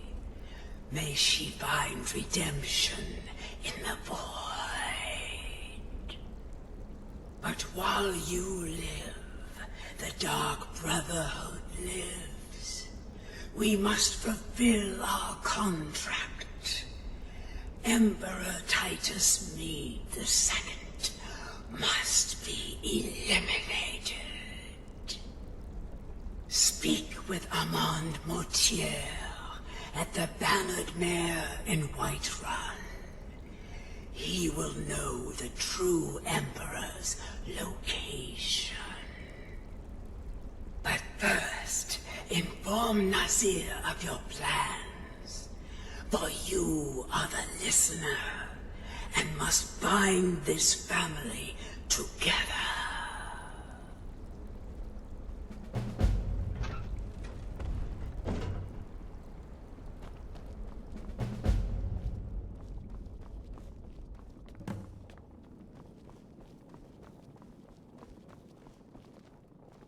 By Sithis, what a mess.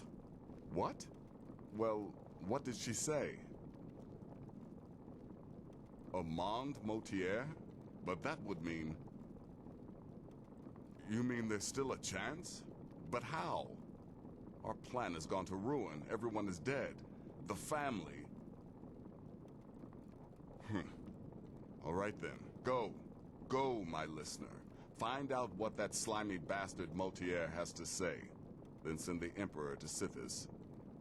But when you're done, there's no use returning here, is there? I was thinking, the Dawnstar Sanctuary. We could make a proper home there. Listen, when you're finished with this Emperor business, meet Babette and me there. I'll find some way to move the Night Mother. Don't worry. Now go. And come back with a barrel full of gold, huh? Babette, my girl, pack your things. We're moving.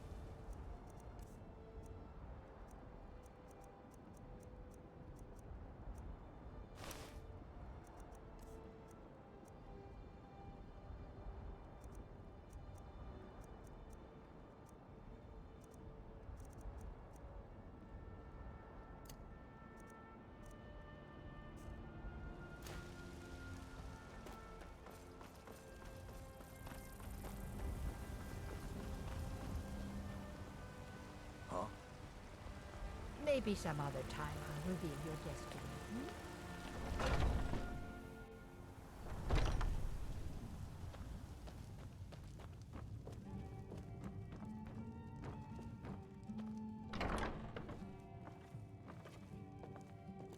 What is it? I said I didn't wish to be disturbed. By the gods! You're alive! But I'd heard your sanctuary. Please, you mustn't think I had anything to do with that. I wanted the Emperor dead. The true Emperor. I still do. It was Morrow. He... You mean after all that's transpired, the Dark Brotherhood will still honor the contract? Why, this is astounding news! Wonderful news! The Emperor is still in Skyrim, but not for long.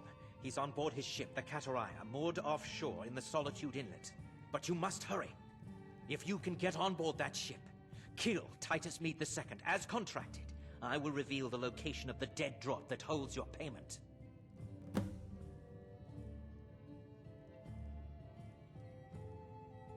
Well, I don't know. It's in the Solitude Inlet. That's the channel just north of the docks. I suppose you should go to the docks and swim? Haha, yes. I can imagine you'd want to settle that score. Last I heard, he was at the Solitude docks conducting the Emperor's departure. Please, make haste. The Emperor's ship won't stay moored forever. We won't get a chance like this again.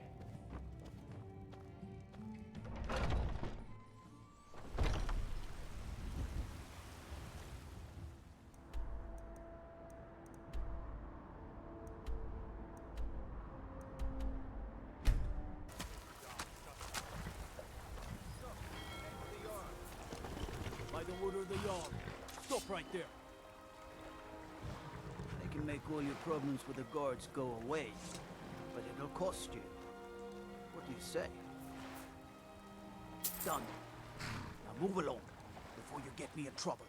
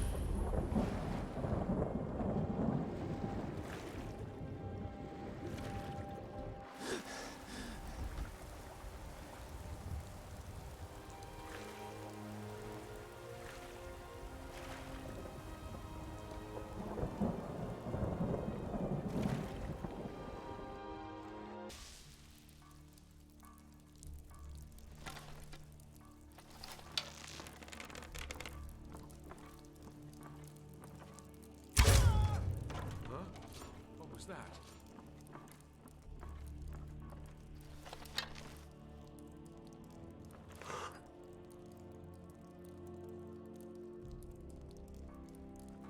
I guess I was just hearing things. Who's that?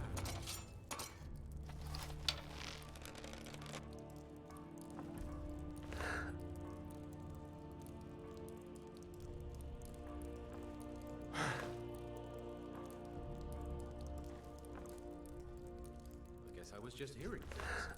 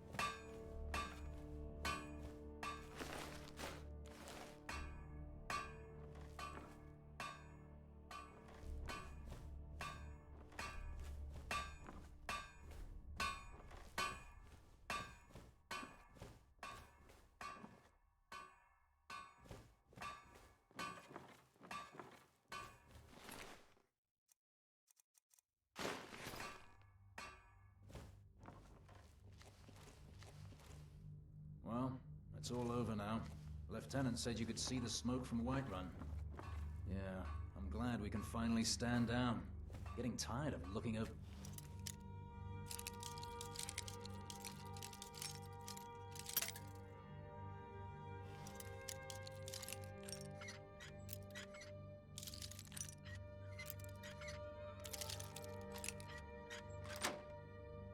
all the time. Nothing to do now but sit back, relax, and enjoy the trip home.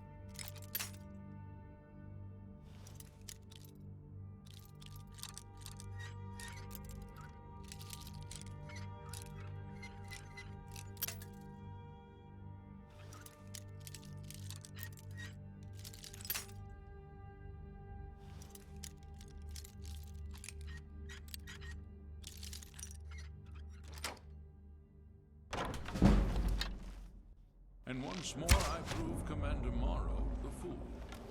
I told him, you can't stop the Dark Brotherhood. Never could. Come now, don't be shy. You haven't come this far just to stand there gawking.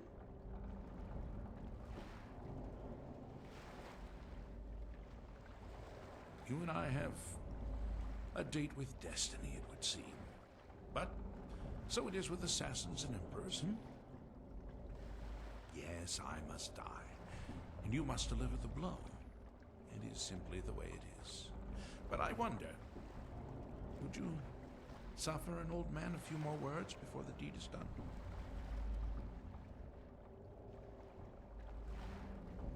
will hear me out then? Good.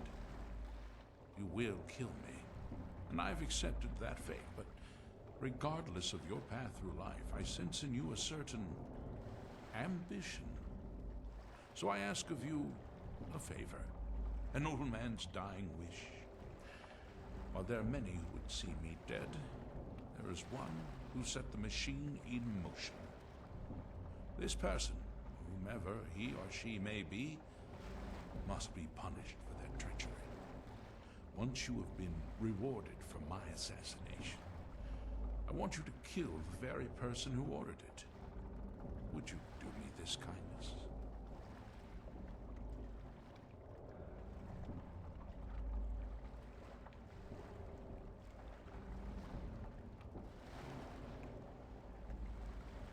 Well, perhaps you'll at least consider it. Now, on to the business at hand.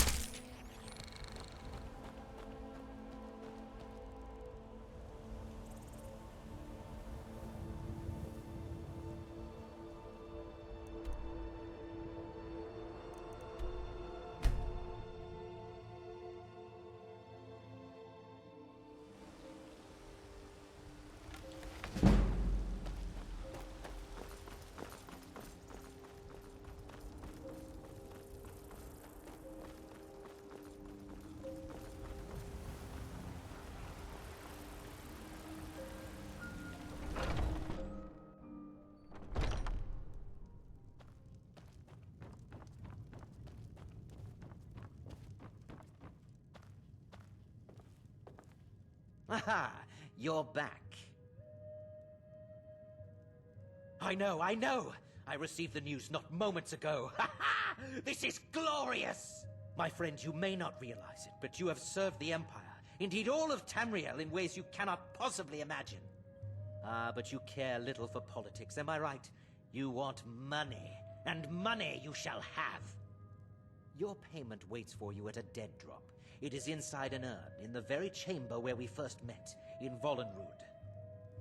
Now please, go. Collect your money, and let us never look upon one another again. Our business, thank the gods, is concluded.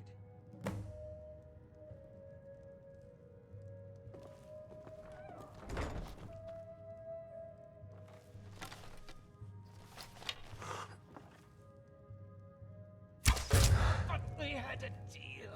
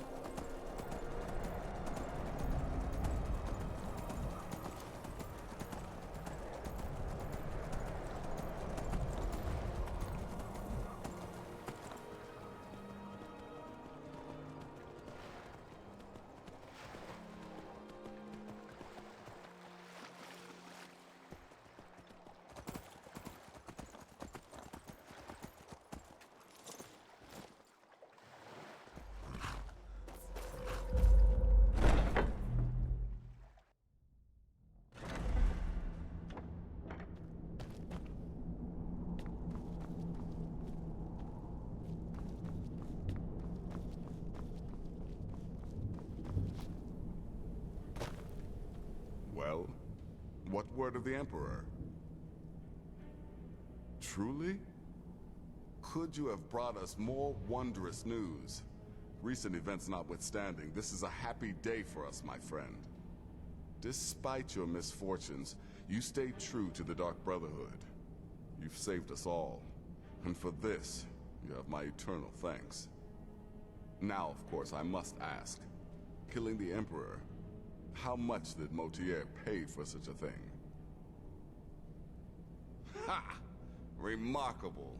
Well, the old bastard certainly made it worth your while, didn't he? Now, might I offer some advice? You should go to Riften and find Delvin Mallory. I believe Astrid had you visit him once before. Mallory is an expert obtainer of goods. We can use the money to repair and refit the sanctuary. Make a true home for us, huh? You do that, and I'll see what I can do about recruiting some new additions to our family.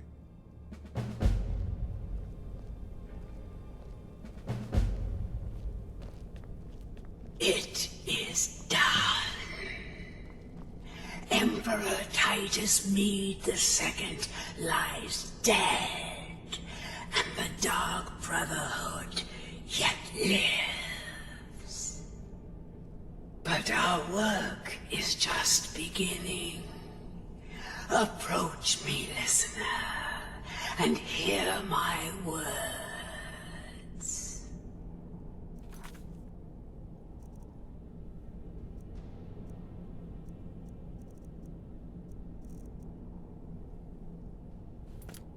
Yet another child has prayed to their mother. Speak with the desperate gambler at the barracks in Windhelm. Accept his gold, then eliminate the target. So begins a contract bound in blood.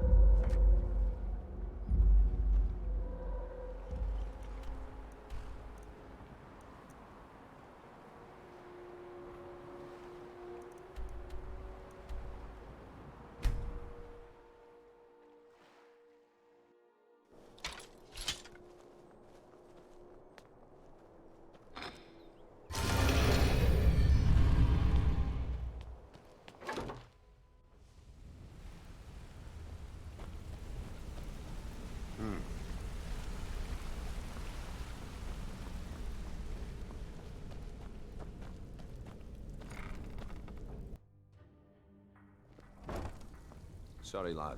I've got important things to do. We'll speak another time. Ready for some work, or are you just gonna wander around Always all a day? pleasure, boss. What can I do for you? I hear Endon's quite pleased to have his merchandise back. He's a powerful ally in Markarth. Should help the guild regain a foothold in the west. The guild's at full strength, and we have you to thank for it. We've had our share of dark times, and now they seem like a distant memory. I'm gonna tell you something you'll never hear me say again. But if you tell anyone I told you, I'll deny it. When you walk through the guild, don't be ashamed to hold your head high, 'cause you're the best damn thief in the place.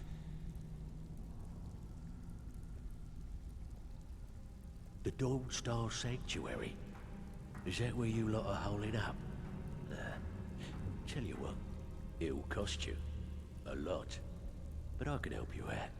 What exactly are we talking about here? Banners, huh? Trying to pretty the place up? Alright, you got it. Alright, what's your fancy? Yeah, that'll come in handy. An alchemy station. Maybe a little garden with some choice plants. Alright? Consider it done. Of course you do. Now that's the Dark Brotherhood I know and love. This for business or pleasure? No, well, what's it matter? Right, I'll see that it gets done. All right, what's your fancy? Yeah, we can do that.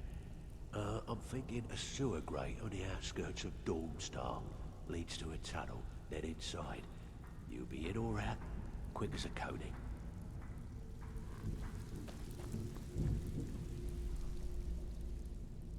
All right, what's your fancy? Chamber fit for a king and all that. Right, no problem. Give you a big bed, decorate a room real nice. Maybe even throw in a few extra baubles.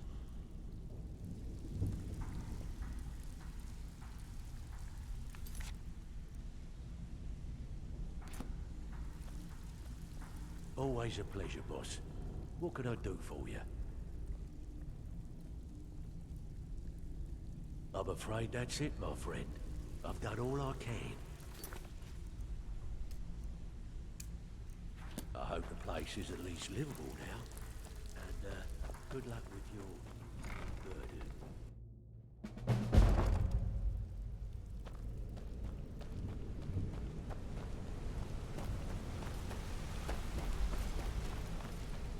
And what might you do? And what might you do?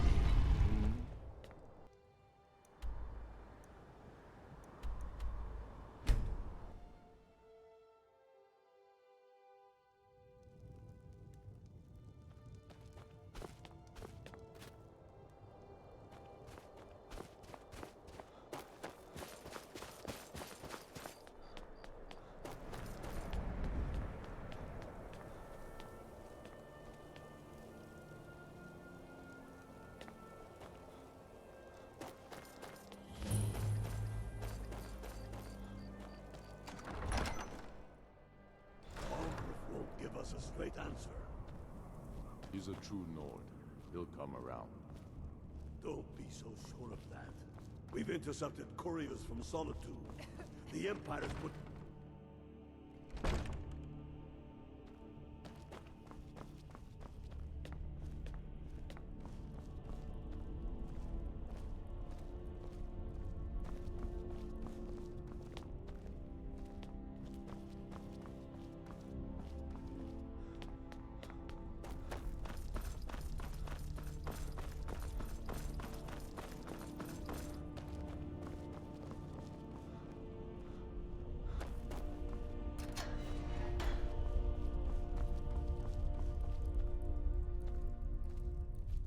Good, you're here.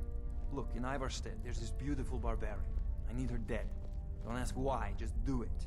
This gold should cover it.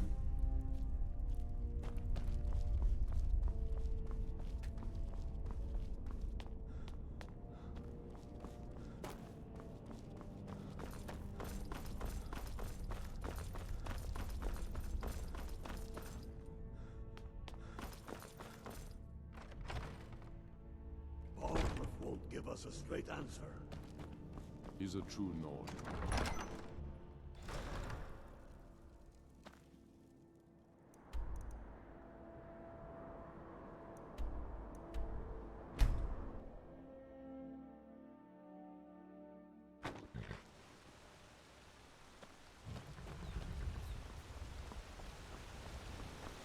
If you ever settle down to have children, think twice before you do it. I'm dying for a rest. I swear I could lie down right now and just sleep forever.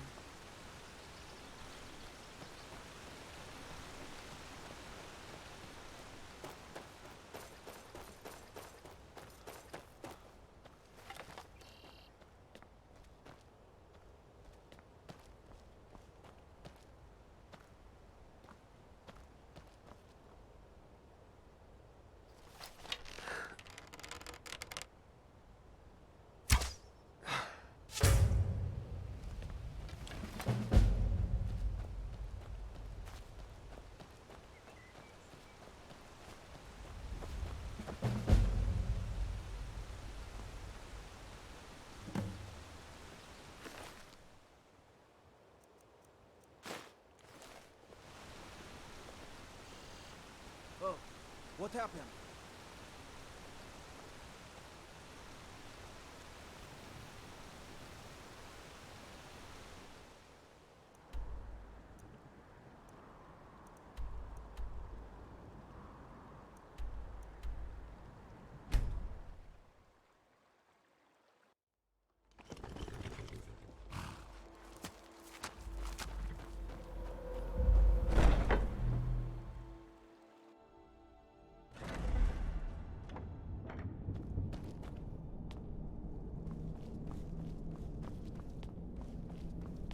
Yet another child has prayed to their mother.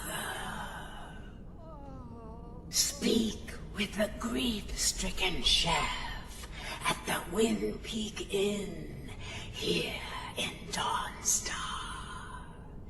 Accept his gold, then eliminate the target. Hail the listener. Hail Sylvan.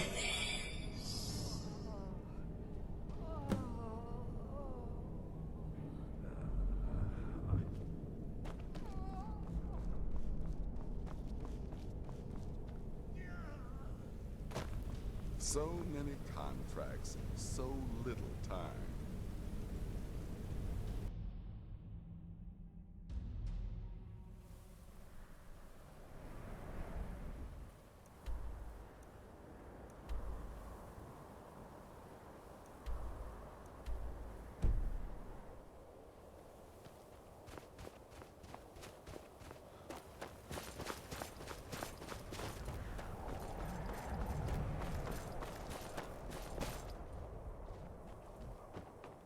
Can't sleep well, no matter.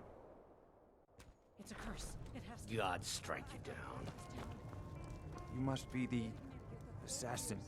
I need you to kill the itinerant lumberjack in Morthal at the logging camp. Here, this is all the gold I have. I assure you that it is quite normal. It's the same train. Oh.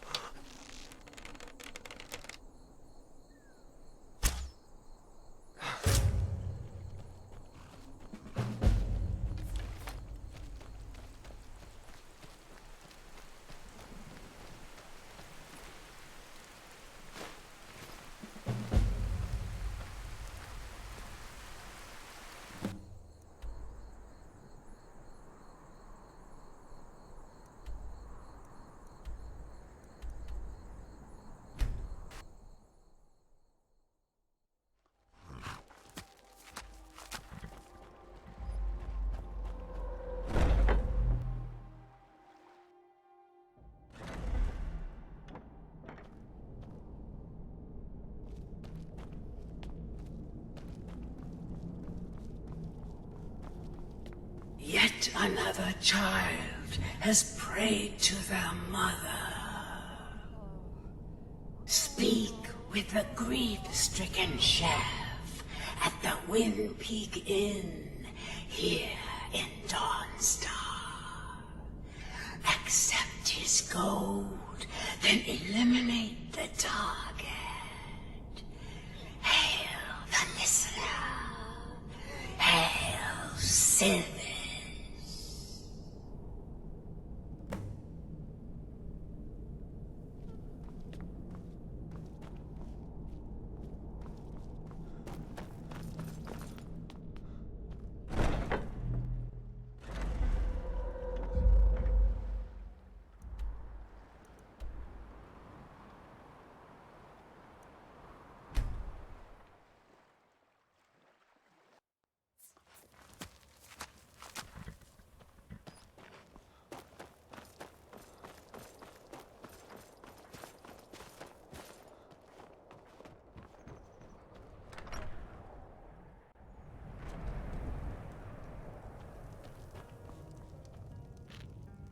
You're the assassin, right? Look, there's this reckless mage in the Frozen Hearth Inn in Winterhold. I want him dead. This gold should cover it.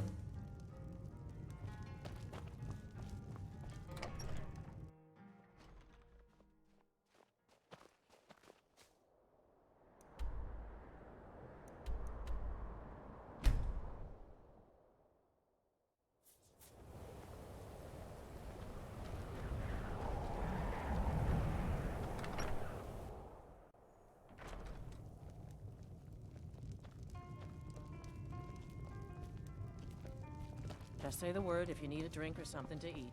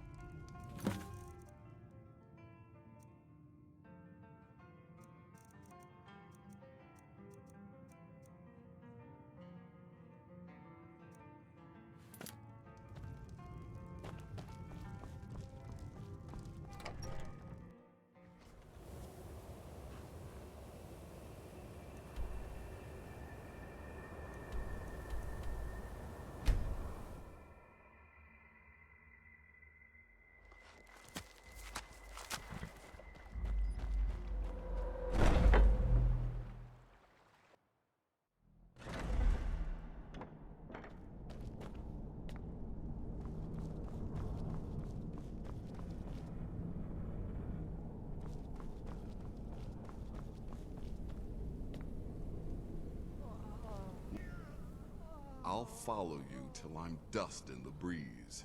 You do realize that?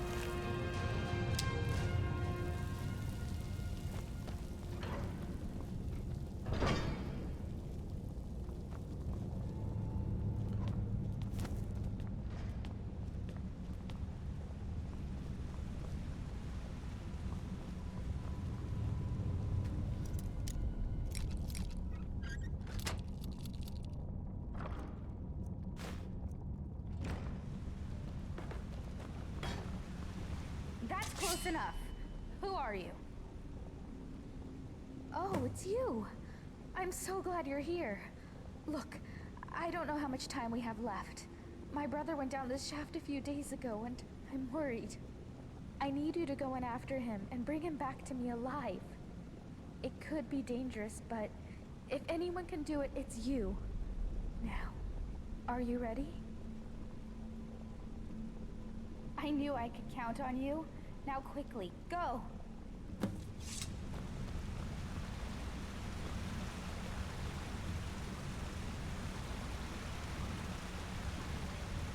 If you are reading this, you stand at the entrance to an ancient dwarven city. No doubt you have never heard of it, for in all my travels and all my study, I have never read of it in any text, save for the inscription here.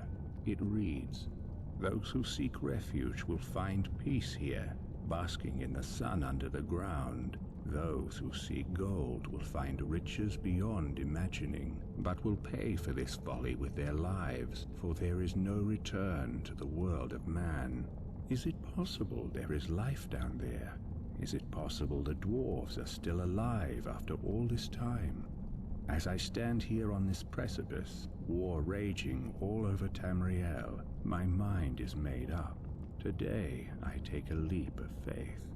Beloved reader, perhaps one day you will join me. Consider this an invitation or a warning.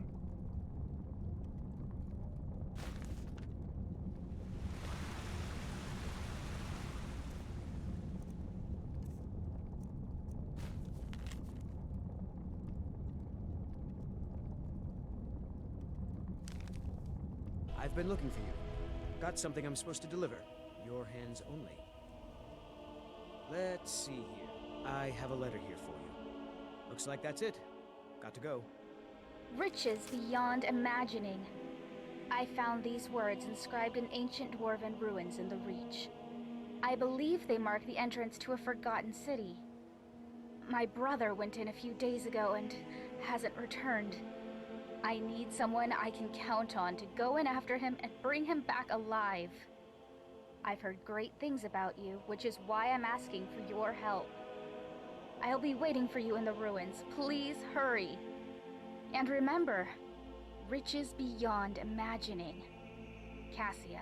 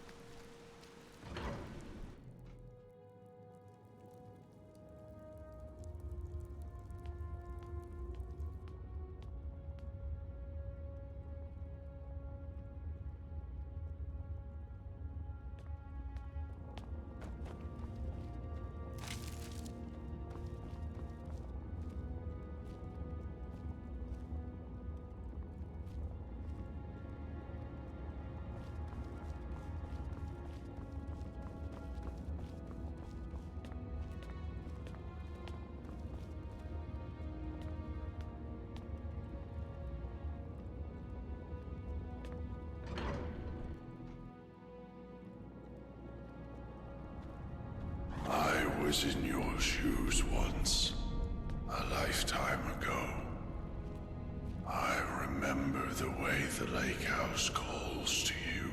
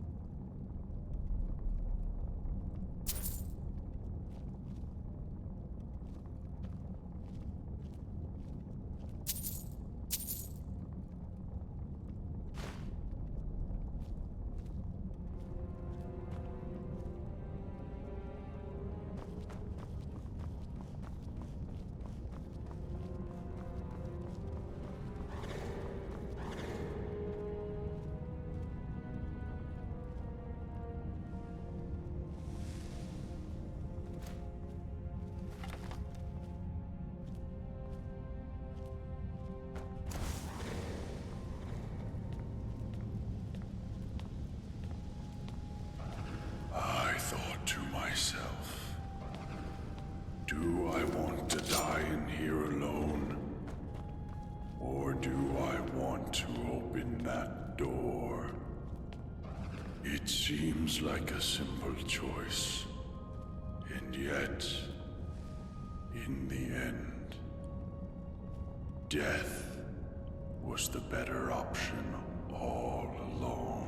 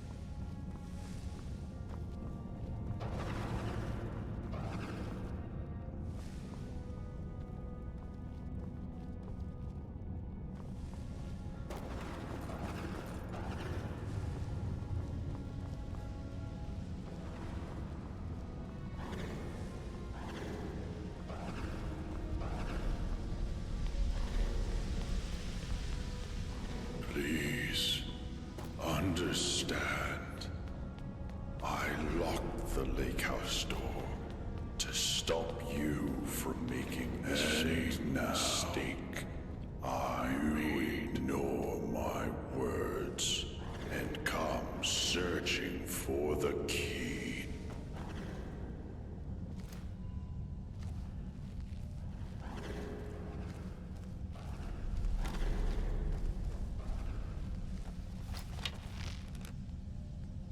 Stay away. I hid that key for a reason. This is for your own good.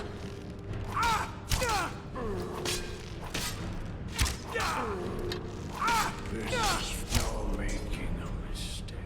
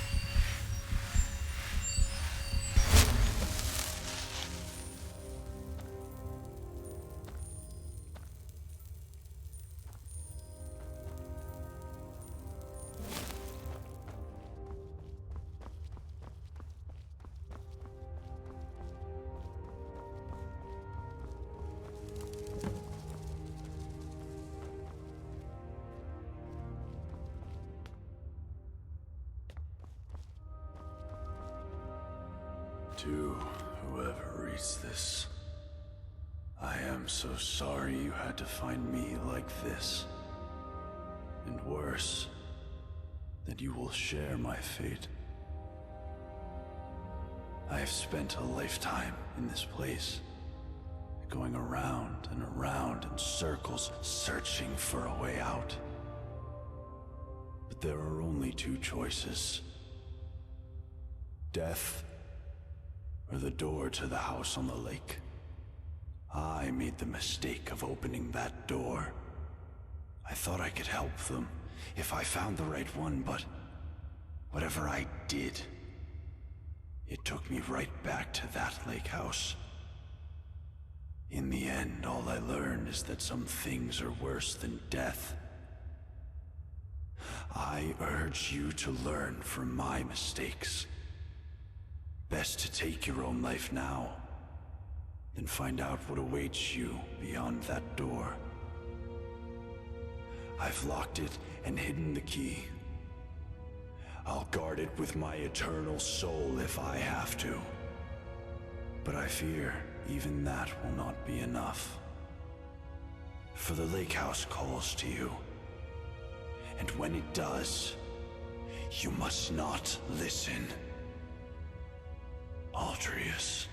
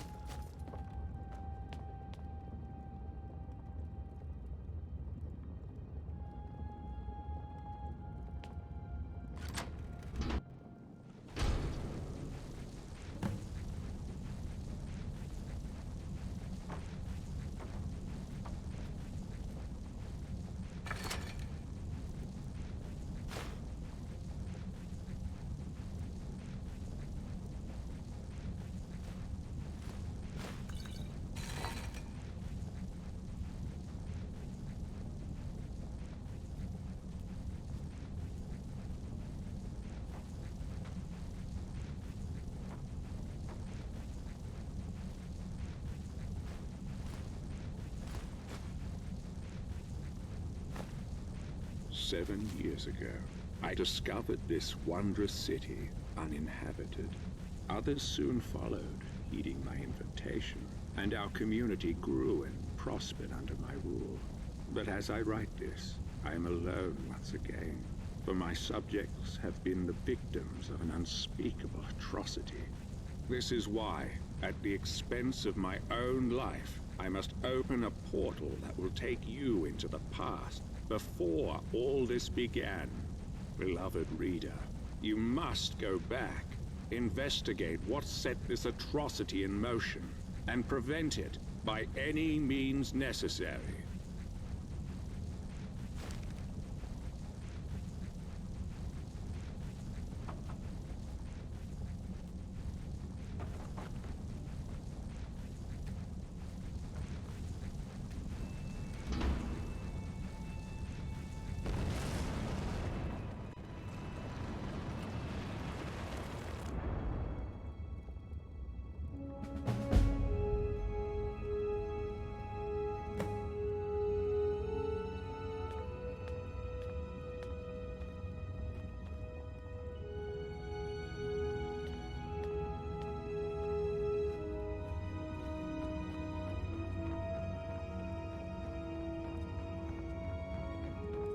You there?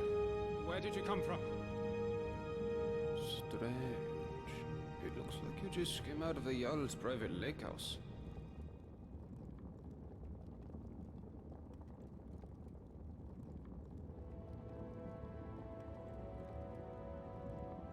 A what?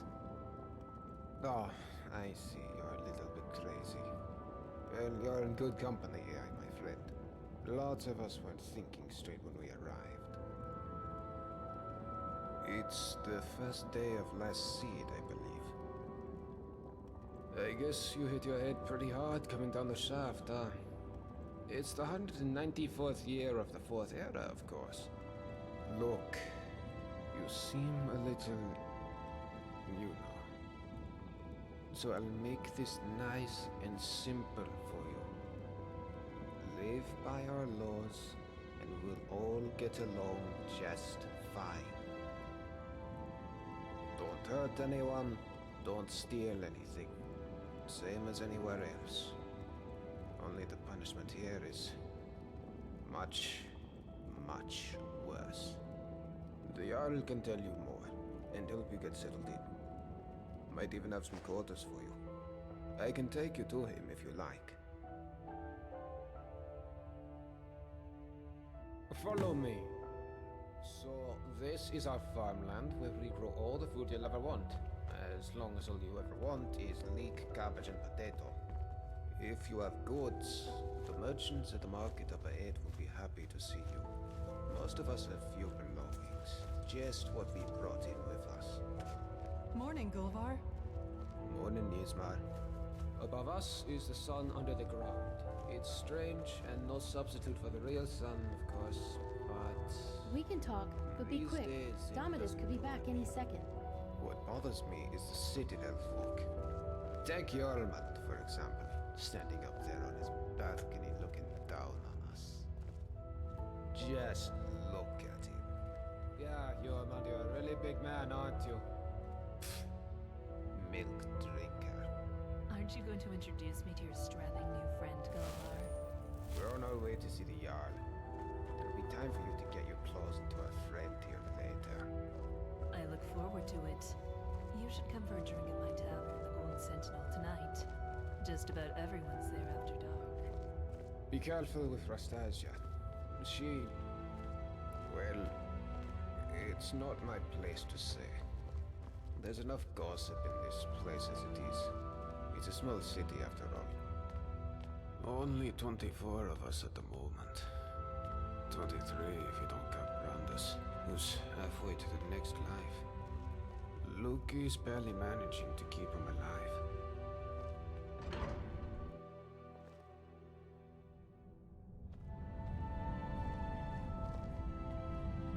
This is the Citadel, where the Jarl and his guests live. If you manage to worm your way in with them, you might get to live here too. Gulvar, what do you think you're doing? You meant to be working the Owl's farm, not trudging dirt into his citadel. Yeoman, take it easy, would you? I was just showing our new friend here to the Jarl.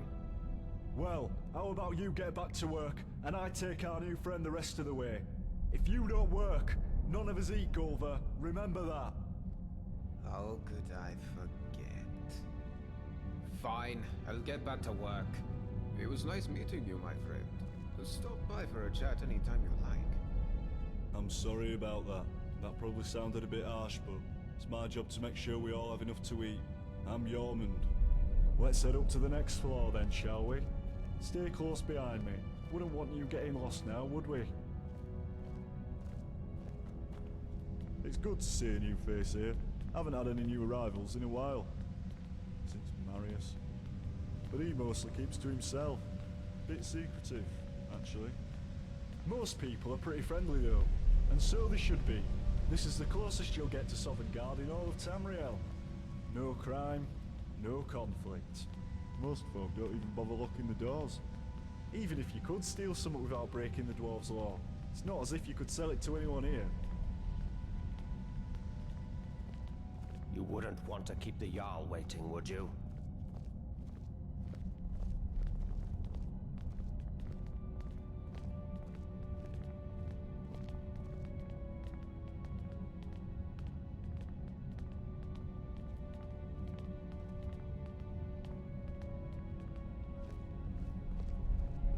Oh, welcome.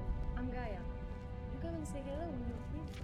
Always got her nose buried in a book, that one. Helps out Brawl down in the city, our resident expert about the history and laws of the Dwemer.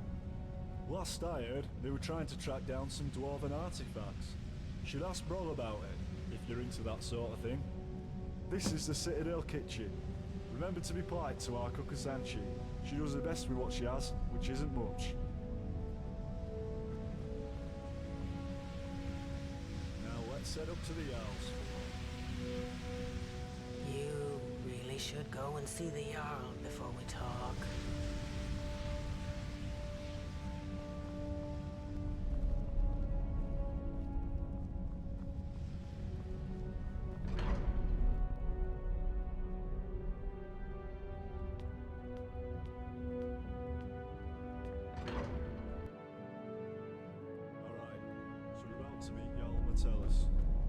There's a couple of things you should know about him, if you want to make a good impression. First, he was the first one here. Well, he was here before the rest of us anyway. So the Citadel is his, and we're all his guests. Second, he's very protective of this place, and won't tolerate anyone disturbing the peace. So be on your best behaviour, and you should be fine.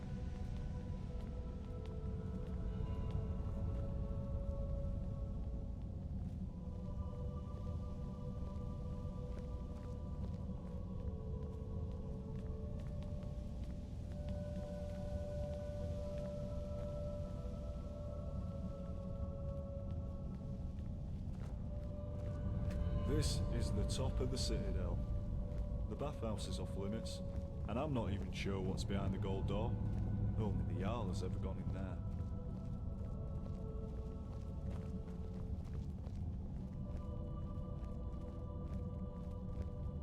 Alright, you're on your own from here. I've got lazy farmers to supervise. Good luck with the Jarl, and I'll see you around.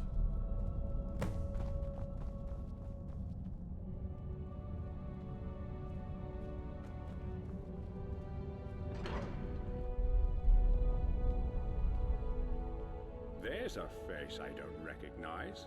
Welcome to my city. I'm Jarl Metellus. Tell me, what is your name? It's always exciting to meet a new member of our small community. Now, before I forget, since you're here for good, you'll need some quarters. Here's a key to the last vacant chambers down in the city, between Brawl and Luki. It's all yours. Now tell me, what brings you to my city? I sent you here. I'm not sure what you mean. Well, let's see. This is my handwriting. the victims of an unspeakable atrocity. I will open a portal that will take you into the past. You must go back. This is real, isn't it? I've even toyed with the idea of creating a portal between 2 points in time, with Brawl's help. But that's odd. My letter makes no mention of what caused the disaster. I suppose I was in a hurry. So tell me, what's going to happen to us?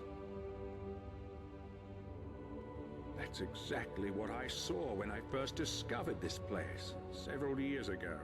It seems whatever happened then is going to happen again. I think it has something to do with the dwarves' lore. This is bad. This is very, very bad. Yes, you see, the dwarves who built this place left inscriptions. Brawl hasn't been able to fully translate them, but we understand some parts. This warning keeps coming up. The many shall suffer for the sins of the one. We think that breaking the law here will cause some kind of event. The truth is, I've used the dwarves' law to frighten my people into obedience, and it's worked so far. But someone's about to break that law. Let me think. Your arrival here is exactly what I need. You've helped me a great deal by bringing this note to my attention. I wonder if you could do me another favor. I need you to investigate the city, talk to my people, help them, if it'll win their trust. You can even go through their possessions, if you have to. You must work out who is going to break the dwarves' law. Once you have a name, come back and tell me immediately.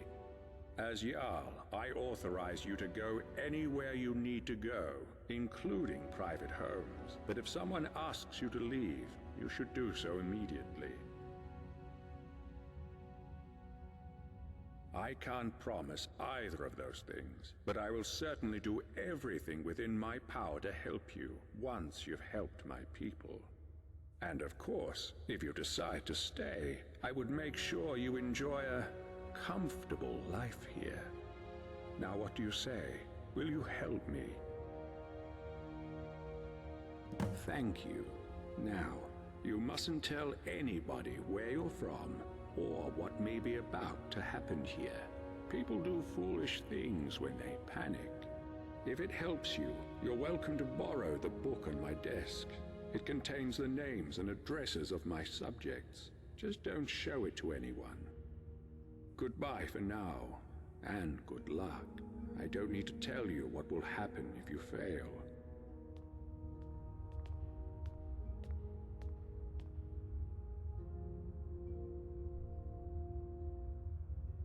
Hello again, my friend. Any word about the matter we discussed?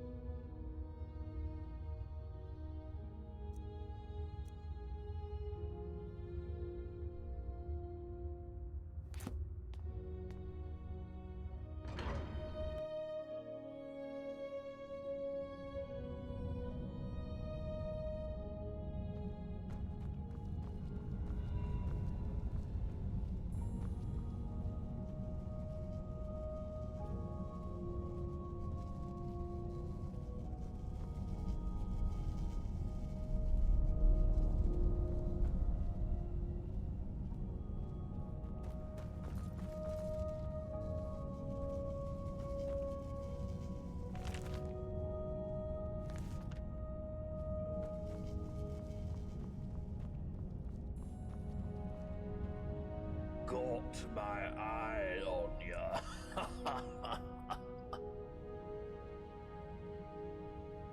What? Did you say something to me? No use talking to me, young'un. Can't hear a word you're saying. Both me ears went years ago. Still got my one good eye, though. All I need. used to be a vigilant offender till I slipped up. You take it from me. You ever find yourself toe-to-toe with a flame atronach, you make sure you put some distance between you before you kill it. Otherwise, whoosh. Eyes, ears, and hair gone, all at the same time. Didn't catch a word. And I'll be honest, being deaf ain't half so bad as you'd think. No one bothering you, asking questions. Sorry, young'un, no idea what you're saying. Still can't hear ya.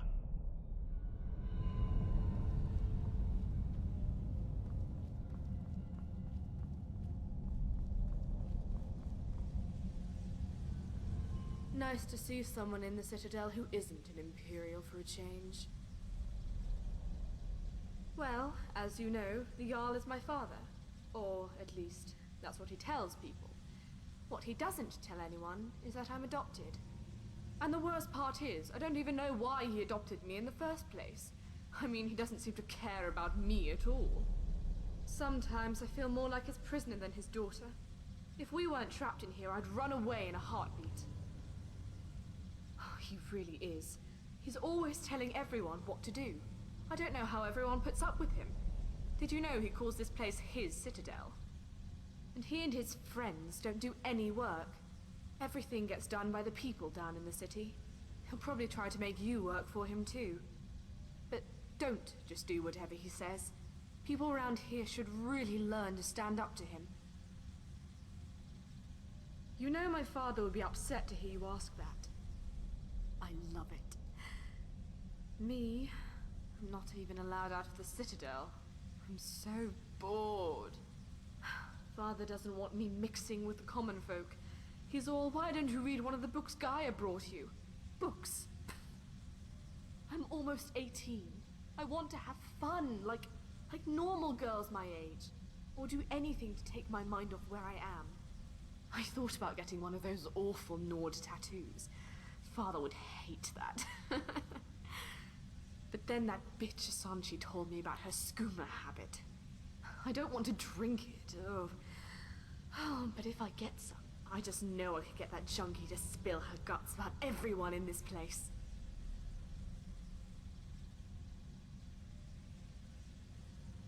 You got some? Well done. Now, take it down to Asanchi in the kitchen and see if you can squeeze her for information. It'll be hilarious.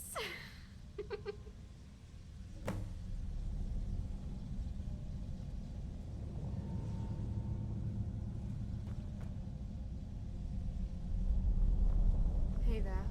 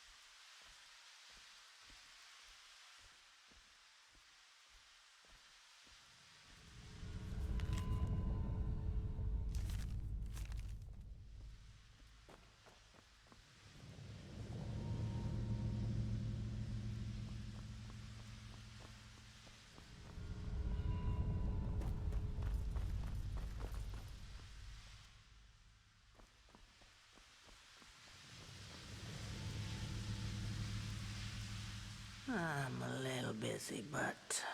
Why, you think if you butter me up, I'll start making food for you, too? Forget it. My kitchen's for Citadel residents only. Go make your own food. Well, fine. My story? I'm the Citadel cook in this life. Not exactly how I thought my life would end up. But it's better than it was on the surface. That. Seems like a long time ago. I had a very easy life for myself in Markarth. Married to a silver merchant. Maybe it was a little too easy. I was bored. A lot. Started looking for something to do. A friend introduced me to skooma. It was fun. For a while. But you know how it goes. I was a living cliche. Lost my husband, my home, my easy life. Then I found myself doing things I'm not proud of. That's when I realized if I couldn't keep myself away from the skooma, I'd have to keep it away from me. So when I found the entrance to this place, I knew what I had to do. Haven't touched the stuff since. Still get the cravings. Sometimes I'd kill for one last bottle. But no point in thinking about it down here. Right.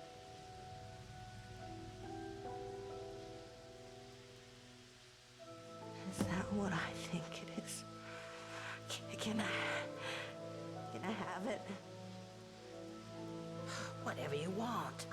I could give you food or information. You find out all sorts of secrets being the chef in a place like this.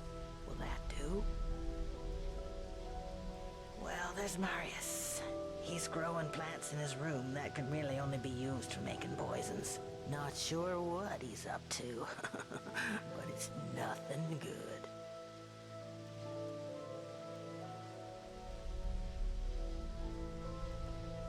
Have you met Saphira Indomitus downstairs? Saphira despises that rude bastard.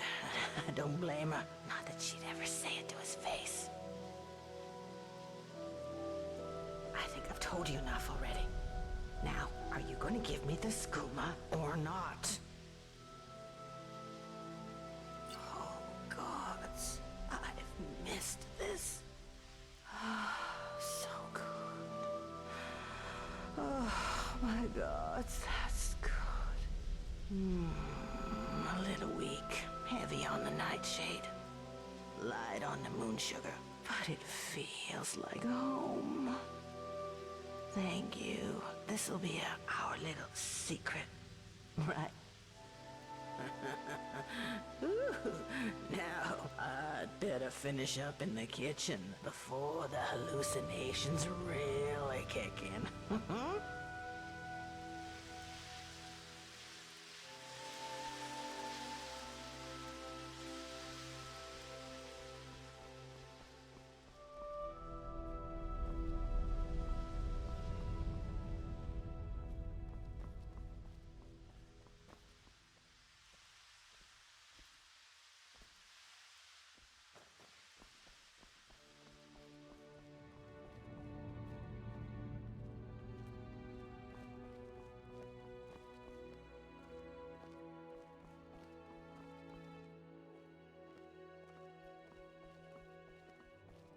Oh, hello there!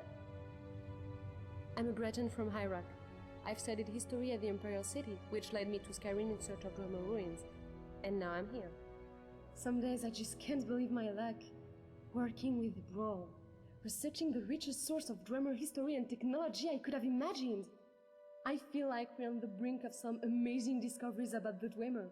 Who knows, maybe we'll find not all of them have disappeared. I could, but Brawl knows much more than I do. You should be able to find him in his chambers down the city.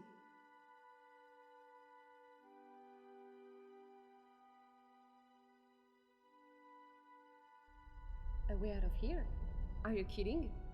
Why would I want to get out of here? I can't think of a single place in all Tamriel I'd rather be. Of course, I think I can teach you a thing or two.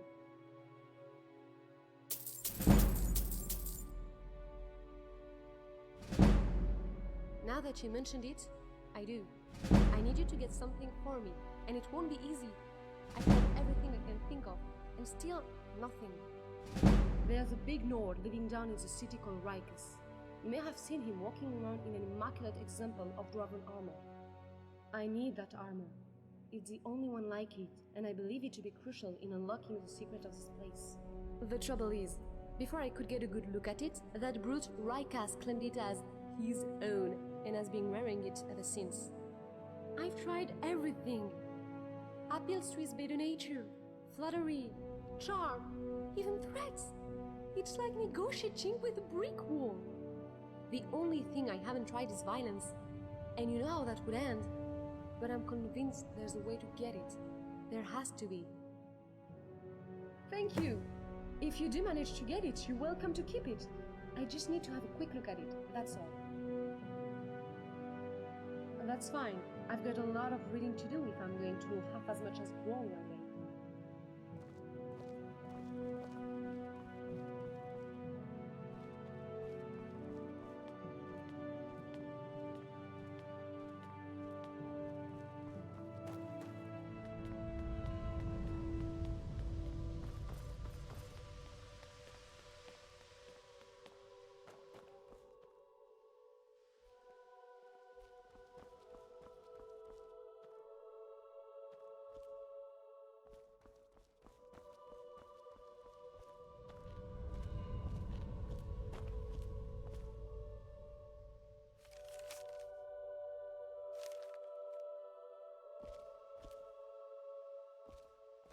What is it? I'm sorry, what's my story? What in oblivion is your story? How dare you come in here like you own the place and expect me to explain myself to you? I don't care who you are, but pay attention. There's a pecking order around here, and I'm at the top of it. After the Yowl, of course. So work hard and do what I tell you, or you'll wish you'd died and gone to oblivion. Got it?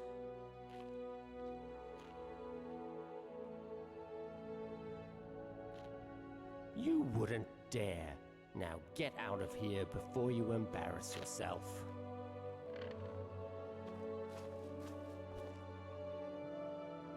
Get away from me, peasant. I don't want anyone seeing us together.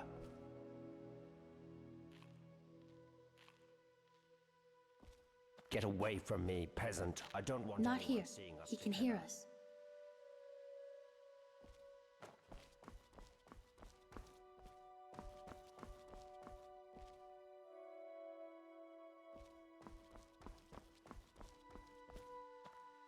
Not here.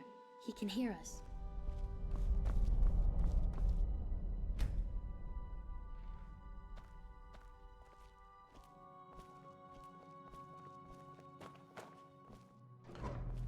Not here. He can hear us.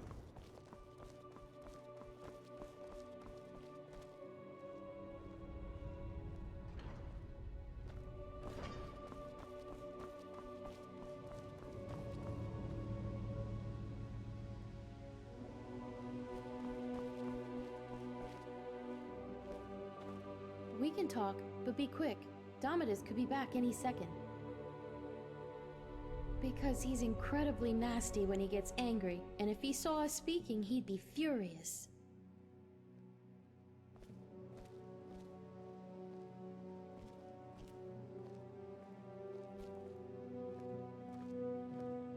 Hey, I saw that. Look at me. Do you think I don't notice when you check someone out? I wasn't, Dom. I swear. Please don't be angry with me. My name is Domitus, not Dom.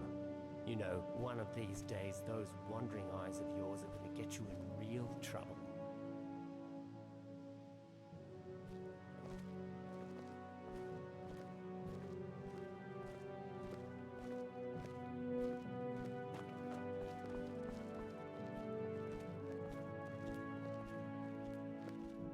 We can talk, but be quick.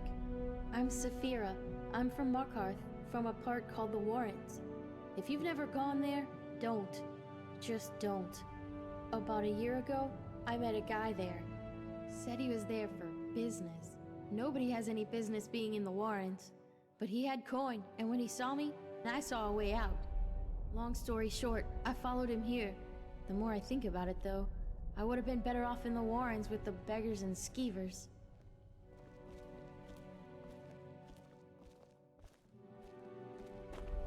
Not here. He can hear us.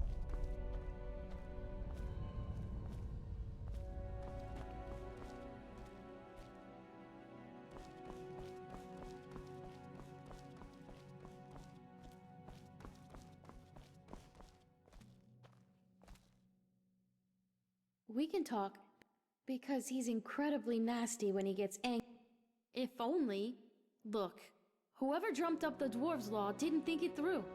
Maybe it was meant to protect people, but what it really does is make everybody too afraid to stand up for themselves or challenge people in power, and Domitus knows that.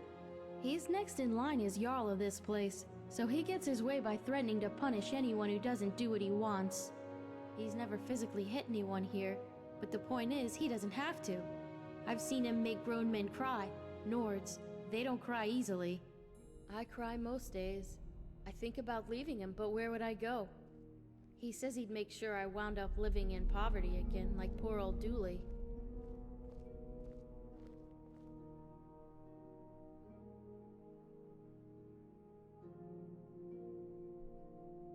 Get away from me, peasant. I don't want anyone seeing us together.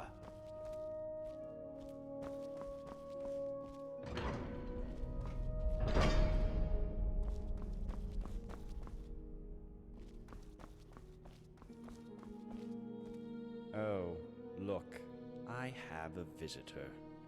My story, it's about a quiet man who preferred to keep to himself, short and sharp. Yes, I do. Death. Death is the only way out of here.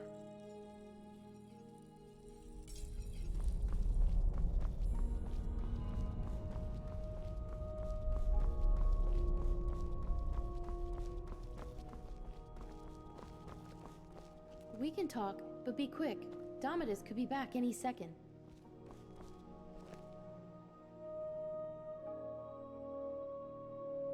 Because he's incredibly... But what I really... He's next in... He's never physically... I cry most days. I think about leaving him, but where would I go? No, interfering will only make things worse.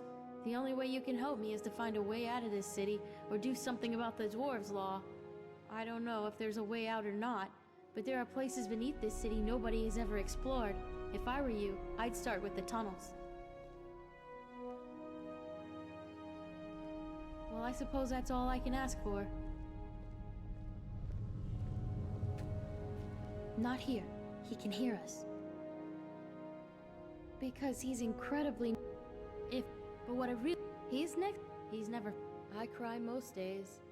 I know, I'm no damsel in distress, but I really need to get out of here. If you find a way out, you'll tell me, won't you? Please? Well, I suppose that's all I can ask for. Funny, I was gonna ask you the same question. Alright, but we never had this chat, okay?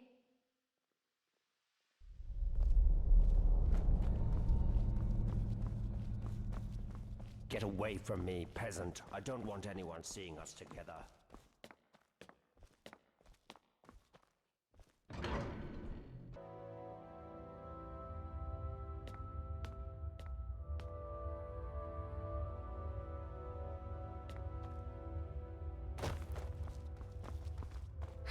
Help!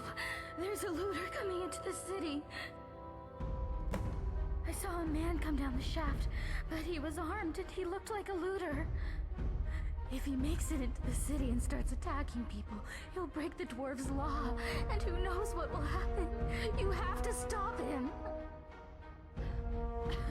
Everybody, go home and look. Your doors.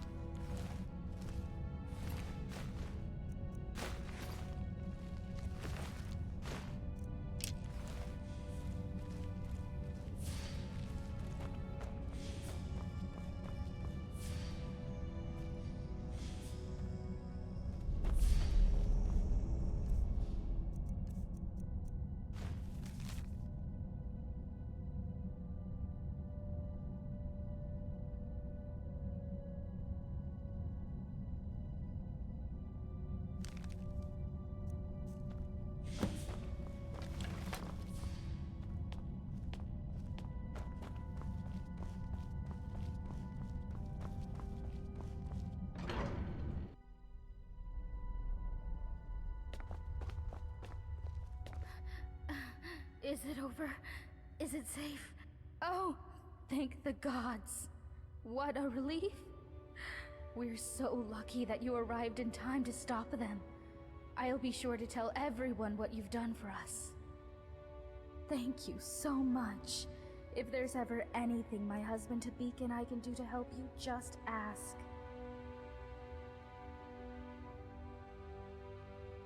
Quintus? No, there's no one by that name here. But if you're looking for an Imperial, I'd check the Citadel. That place is crawling with Imperials. Oh, there's not much to tell. My husband Habik runs the clothing store in town. You should stop by. I'm sure you'll leave looking much better. Not that you don't look good now, I mean, it's just... You know, nice clothes are... Oh, who am I kidding? I'm no good at selling anything.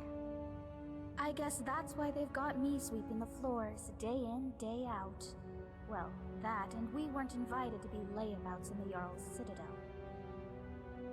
Did you see anyone working in the Citadel? I'll bet you didn't. They just amuse themselves all day, while those of us down here do all the work. And why? Because Habik's a Redguard and I'm a Breton. I bet if we were both Imperial, it'd be a different story. The worst part is we left Solitude to get away from bigoted Nords after our son died. But here the Imperials are even worse. Of course. Oh. No offense, but I'd rather not talk about it. Too many painful memories. And besides, there are enough sad stories around this place as it is. But if you're interested, you can talk to my husband, Habik, in his shop, Firefly Finery. Alright. If I did, Habik and I probably wouldn't be here. But Ulrin's wife managed to escape a while back.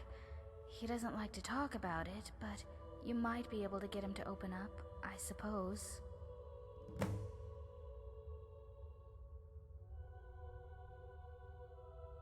Nice to talk to you. See you soon.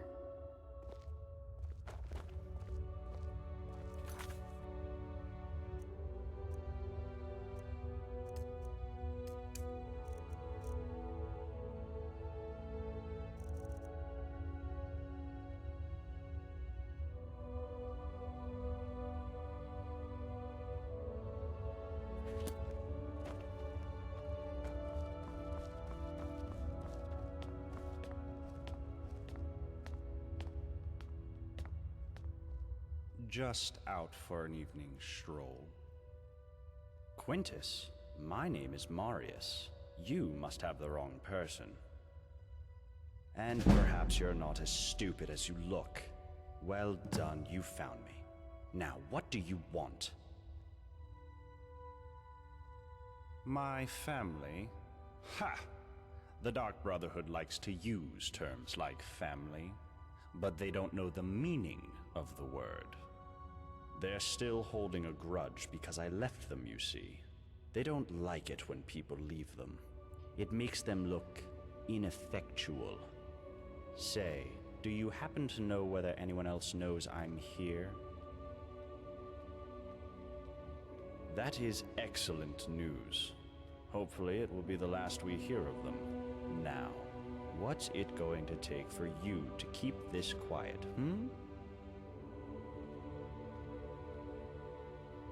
Oh, how noble of you. I've admitted it.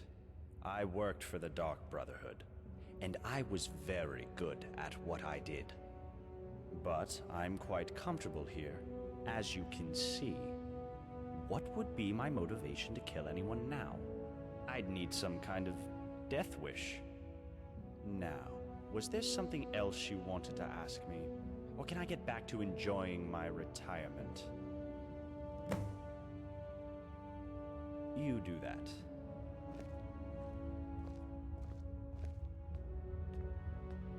Just out for an evening stroll. Not a soul stirring. Quiet. understand we have you to thank. Hello, neighbor. Would my story? What a strange question. You presuppose that my life is a simple linear sequence of events which can be summed up in a verbal narrative? Well, that's nonsense, of course. First, most of it was so long ago I barely remember. Second, you would have to assume that the account I give you is biased heavily in my favor, and is therefore quite unreliable. And finally, my story is really much less interesting than this mysterious place. Now, do you have any sensible questions, or can I get back to work? Well, why didn't you say so? I researched Dwarven history and technology, and I'm originally from Kragenmoor in Morrowind. Any other questions?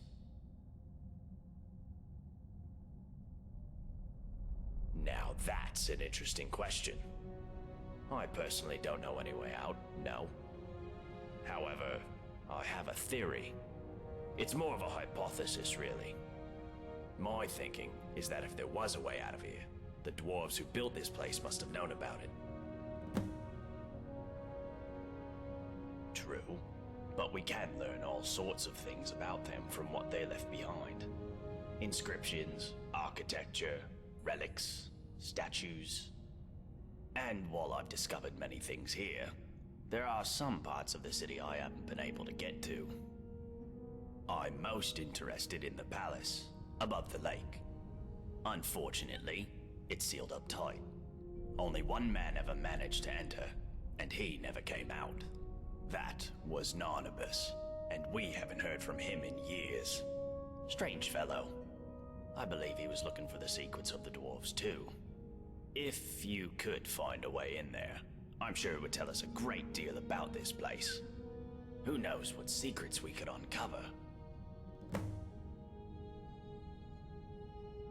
Time travel. You know, as it happens, I do. It was a great obsession of mine for years after my wife passed. I thought if I could go back, I gave up on that idea a long time ago.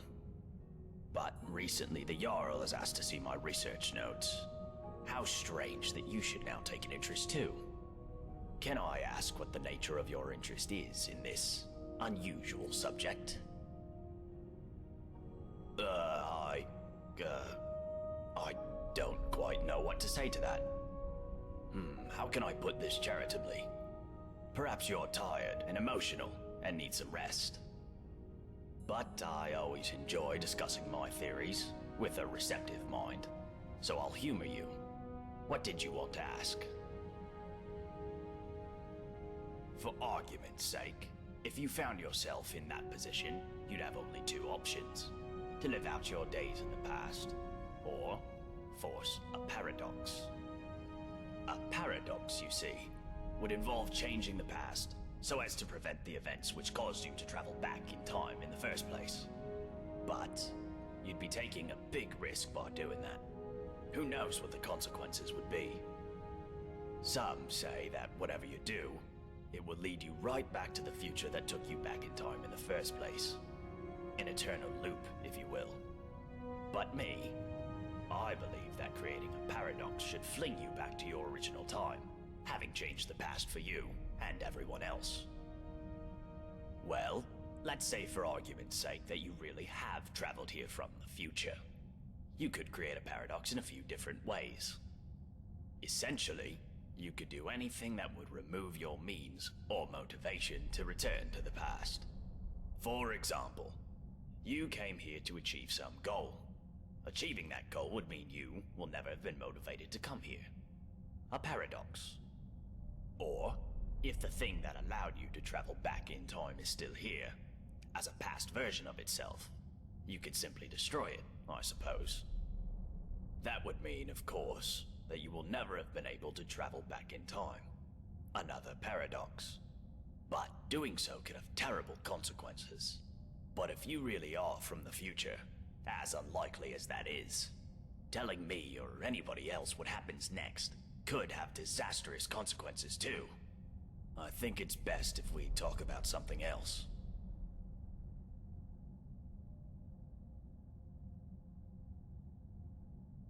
That is the sun under the ground. Or at least that's how it's referred to in the Dwarven text we've managed to translate. I must confess, I haven't the faintest idea of how it works. But it seems to be giving us light and allowing us to grow crops, even under the ground. Of course, if it ever stops glowing, for whatever reason, we'll all be in quite a lot of trouble. But don't concern yourself with such dark thoughts.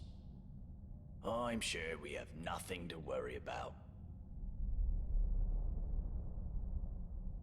Well, the dwarves who built this city left inscriptions in the citadel, which translate to, "The many shall suffer for the sins of the one." My research leads me to believe that if a single member of our community sins, it'll trigger an event, killing us all. I believe such an event occurred some years ago, which is why Metellus found the city littered with burned corpses. But to this day, there are many questions we simply don't have answers for. How is the Dwarves' Law still being enforced? How does it work? And we may never know, as long as nobody attacks or steals from anybody else. Until we know more, we all need to be on our best behavior. Very well. Come back if you think of any questions about something you discover.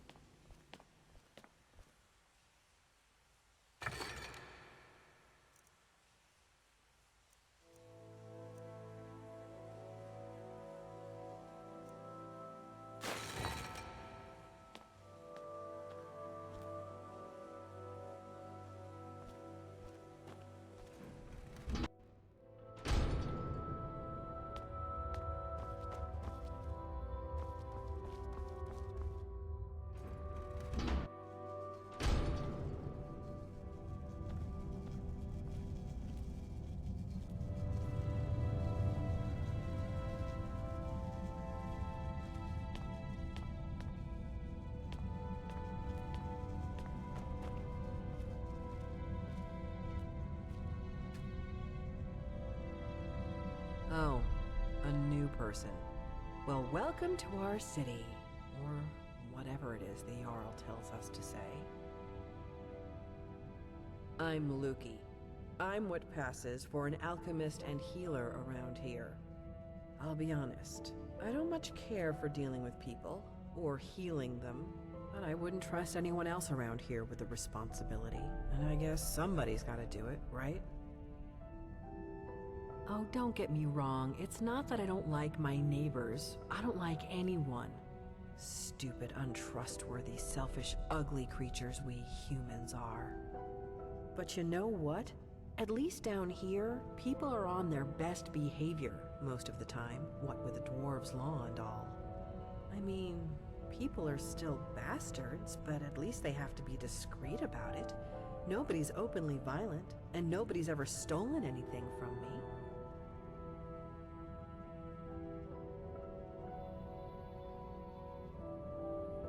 Yes. Poor Brandis. I've been doing my best to keep the poor fool alive. What of him? He came here with his partner, full of big talk about how Stendarr sent them to purge some great evil from beneath the city. Now, none of us know exactly what's down there. But if there is a great evil, then it made the mighty Stendarr look like a milk drinker. All I know is, nobody with half a brain should go down there. Not without a way to protect themselves from the energy that killed poor Brandis.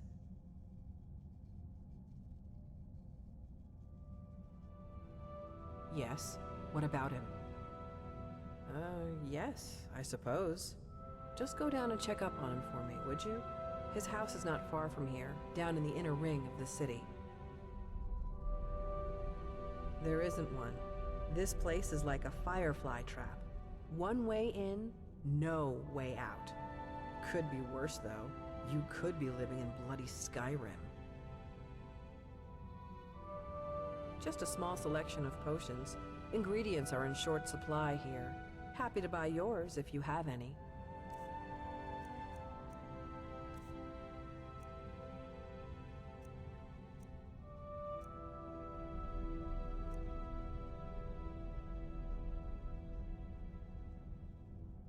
All right. See you soon, neighbor.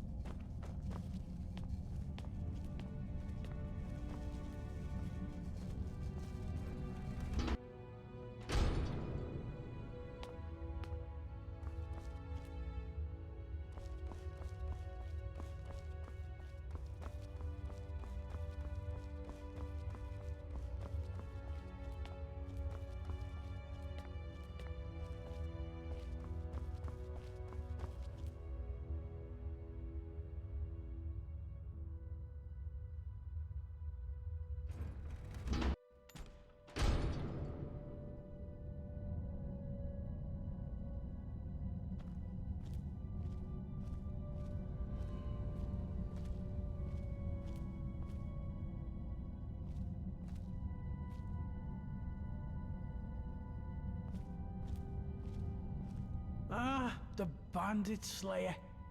Good to see you. My story? Well, my name is Degland, and I'm a merchant, yeah? But people say to me, Degland, they say, Degland, why are you a merchant? They find it surprising because I'm such an honest and trustworthy person. And sometimes you hear about your merchants who are, you know, dishonest. Well, I say to those people, I'm not like them. My father used to say to me, Degland, you can't be like the others. You be a good boy. And I was, my friend. I was not only just a good boy, I was the best boy. The best boy now and the best merchant with the best prices for you. My friend, you're in luck. I actually do. But, let's keep it down, eh? Don't want anyone else to hear, do we? But, I'll be honest with you, my friend. I'm looking after you. There's a bit of a catch. See, it's only gonna work for one person, yeah? I've been keeping it to myself, you know, thinking, maybe I'll need it myself one day. But, I'm a reasonable guy, yeah? I reckon I could be, what's the word, persuaded? Persuaded to give it away for, say, 1,000 gold coins?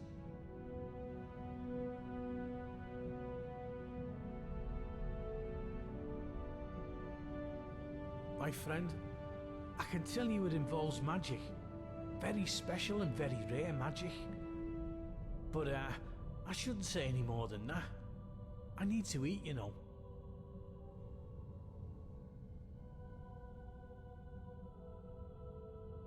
Well, I like you, so I'm gonna be honest with you. Business here, it's hard, you know. Really hard. I'm doing it tough, yeah? And if I don't have the coin to pay the Jarl, then I lose my shop. I'm out in the cold. I have no money and no food, yeah? What I'm saying is, I need the money, my friend. That's all I need. Oh, good choice, my friend. You won't regret it. Oh, and if you do, no refunds. Not that it'll matter, because you'll be out of here in no time. And here it is. It's called an elixir of acrobatics. I got it from an alchemist in Morrowind years ago, and I've kept it with me just in case. And now it's all yours. Once you drink it, you'll be able to jump like a skeever on skooma. You should be able to leap up to the shaft at the entrance. Now go, my friend. Get out of here and be free. Hey, I didn't invite you in here. Get out. Hey, I didn't invite you in here. Get out. Hey.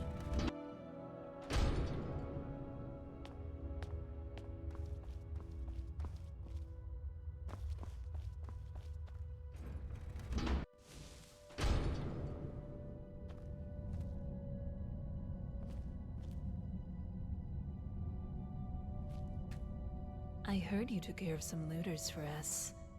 If only there was something I could do to thank you. Did you know that beautiful palace above the lake is sealed?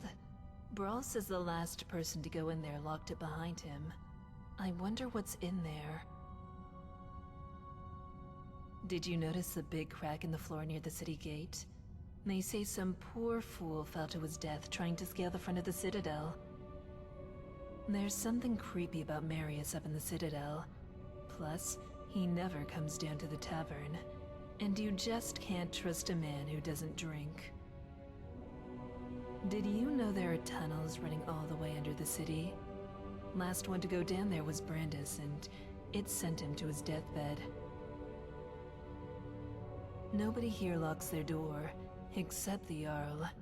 I hear there's a locked room on the top floor of the Citadel, but nobody's seen what's inside. Have you seen Rygus walking around in that shiny armor of his, all paranoid, like those dwarven statues are going to spring to life any minute? You want to hear about little old me? Aren't you adorable? But wouldn't you rather hear what I know about everyone else around here? Go on. Ask me. Only one way out of this city, and that's through the bottom of a mug of moonshine, if you get me. Solve all your problems. At least for a while. But then again, some folks will overdo it. Ulrin, the Dunmer fellow, can't miss him. Hit the drinks pretty hard after his wife, Maisie, disappeared. Just sits there, night after night. Poor guy. Wish I knew what happened to her. Caught lots of people talking, but nobody seems to know anything. Odd. Oh, so soon? Well, you know where to find me, honey. You just thought you'd follow me home like a lost puppy, did you? Get lost. Hey, stupid. Take a hint.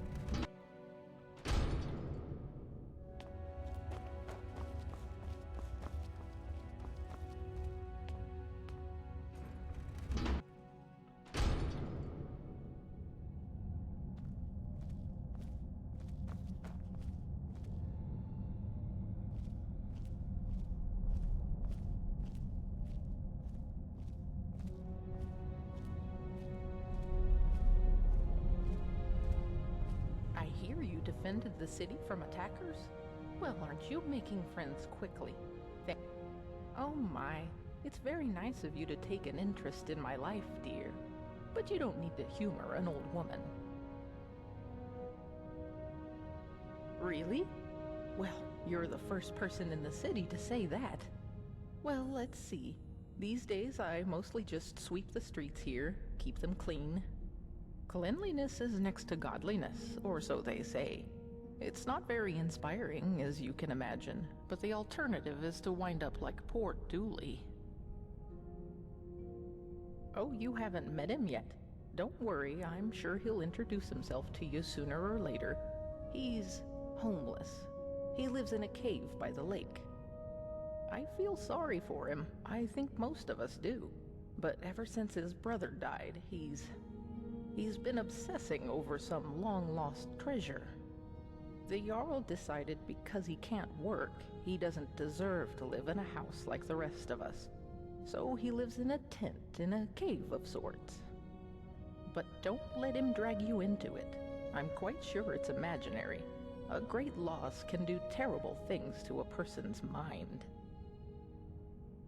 Well, anyway, that's about all there is about me to tell, I'm afraid. I'm not very interesting. Well, the most important thing in my life is prayer. So let me ask you, have you found room in your heart for Mara, the Mother Goddess?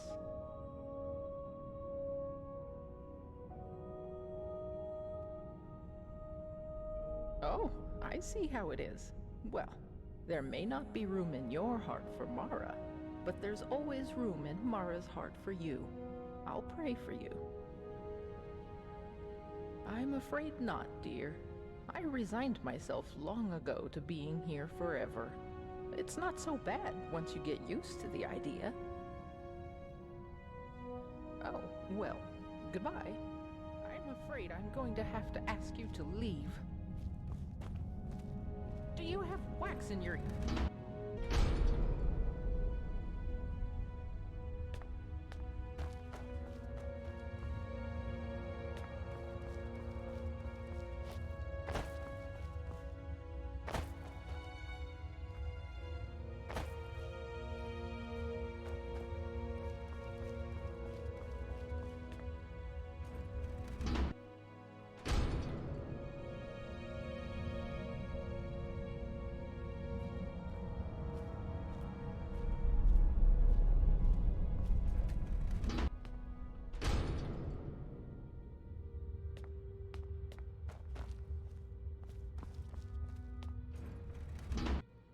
Look, friend, you've outstayed your welcome here.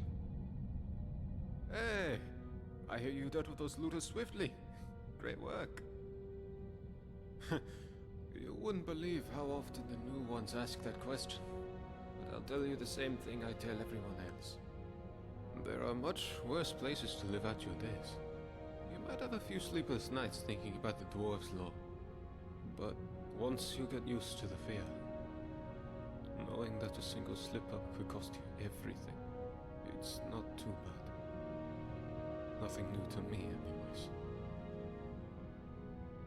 The many shall suffer for the sins of the one. That's about all I know. You should go and talk to Brohl in his chambers if you want to know more. Well, come on back anytime you like. Hey, why are you still here?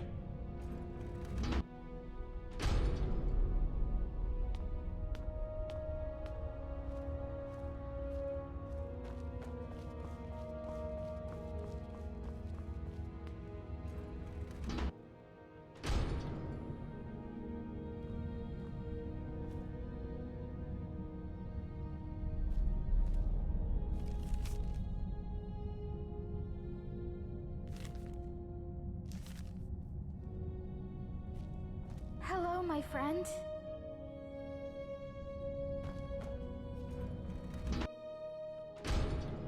Hello, my friend.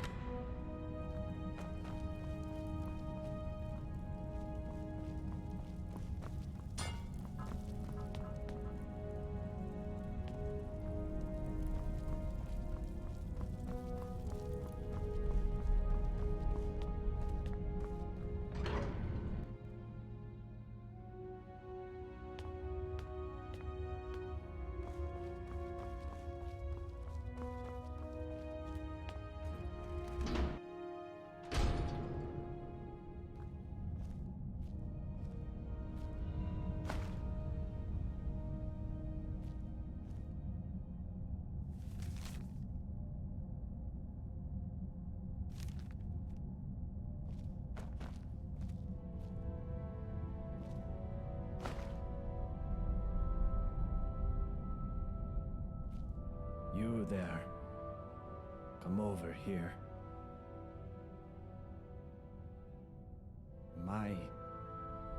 What? That doesn't matter now.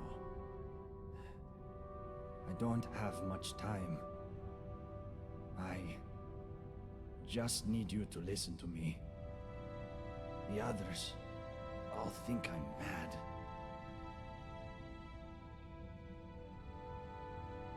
Stendarr, He plants these images in my head.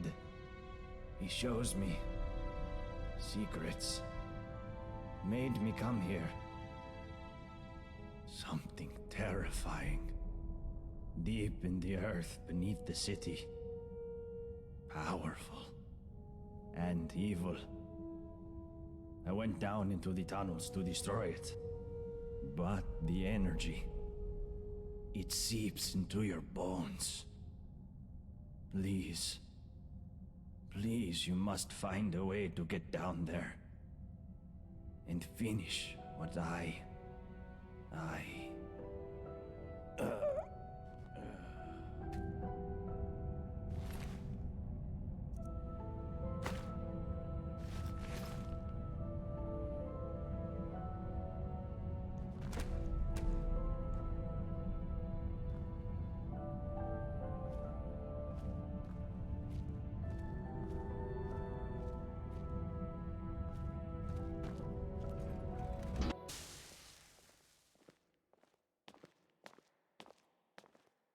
Miranda told me you cut down those looters before they breached the city gates.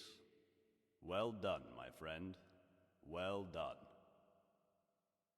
I'm Habik. I live out back with my wife, Miranda. We used to live in solitude, but, we had to leave. Found this place by accident, like most.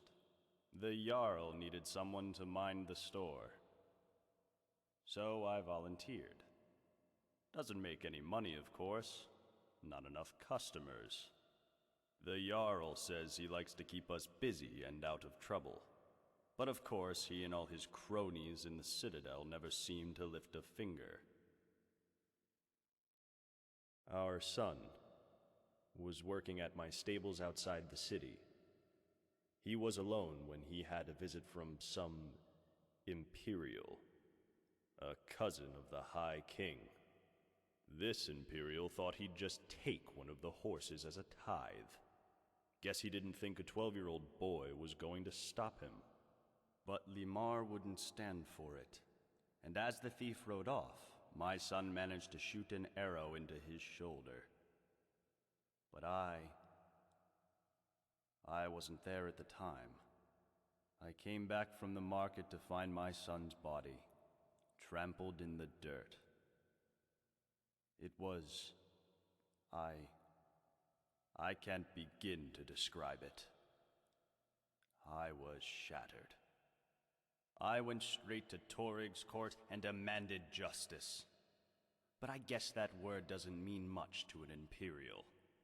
Instead, he seized my stables and told me if I ever set foot in Solitude again, my wife and I would end up the same way as Limar.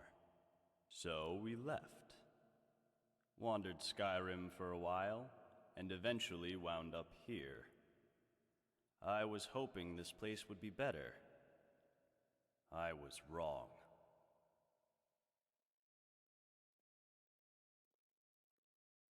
All right.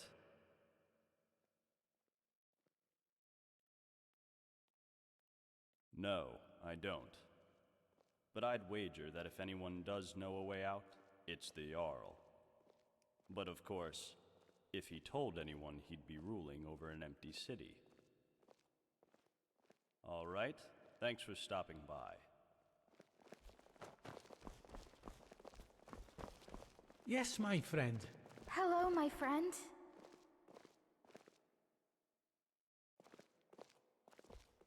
Yes, my friend.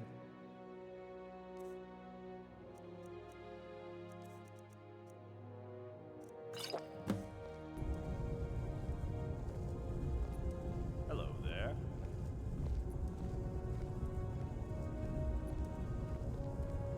Ah, still here, I see. Did you drink your elixir yet?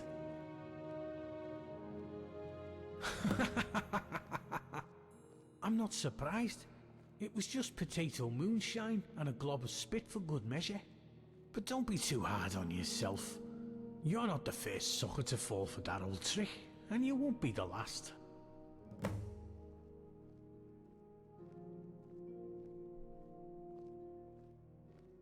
I already told you, No refunds. It's my gold now, and there's nothing you can do about it. Gotta remember the dwarf's law, eh? Hey, take it easy. You want to upset the dwarfs and get us all killed?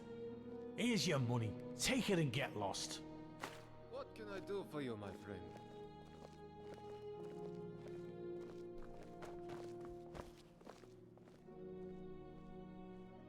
Come back soon.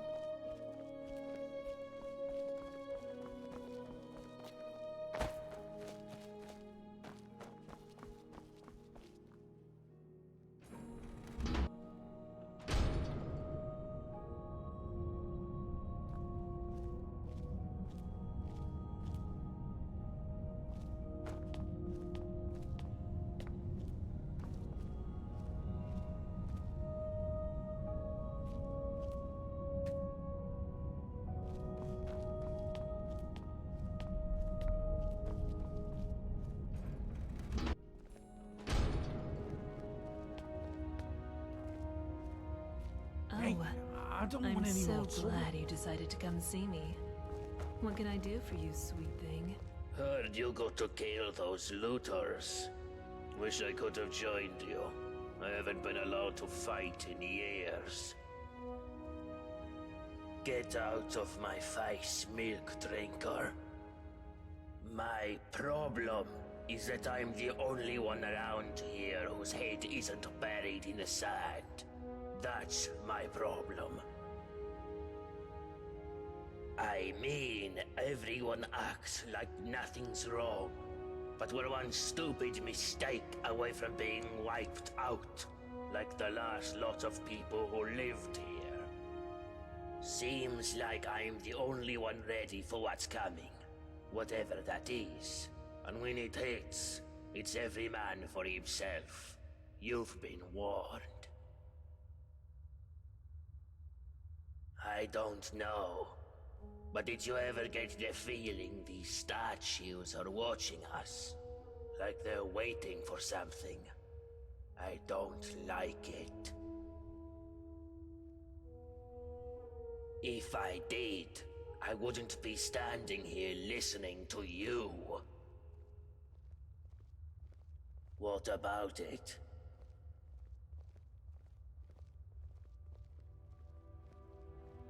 Nope. This is the only one like it in the whole city. It's not for sale. Oh, well in that case, you still can't have it. Let me be clear. The only way you'll get this armor is if you peel it from my corpse.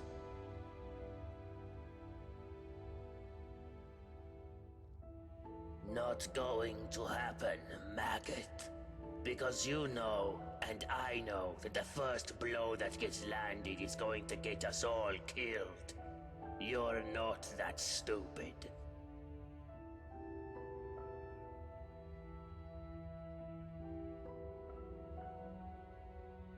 Uh-huh.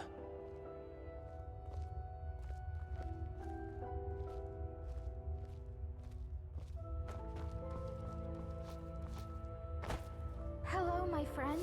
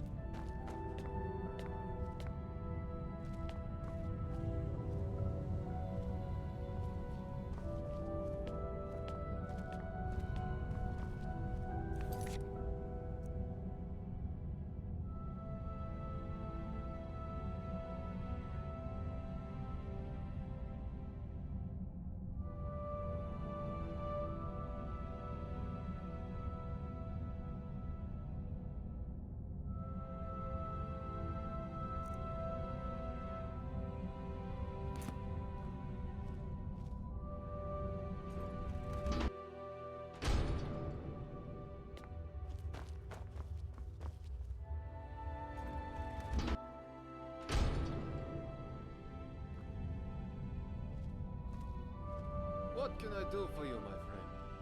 Foods, potions, all sorts of things.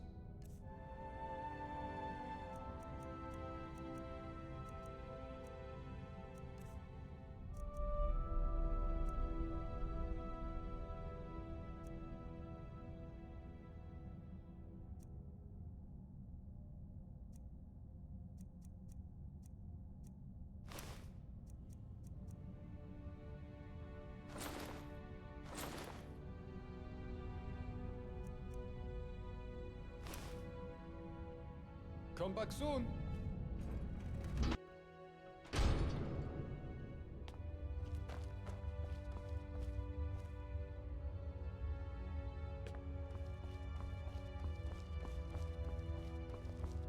We can talk, but be quick.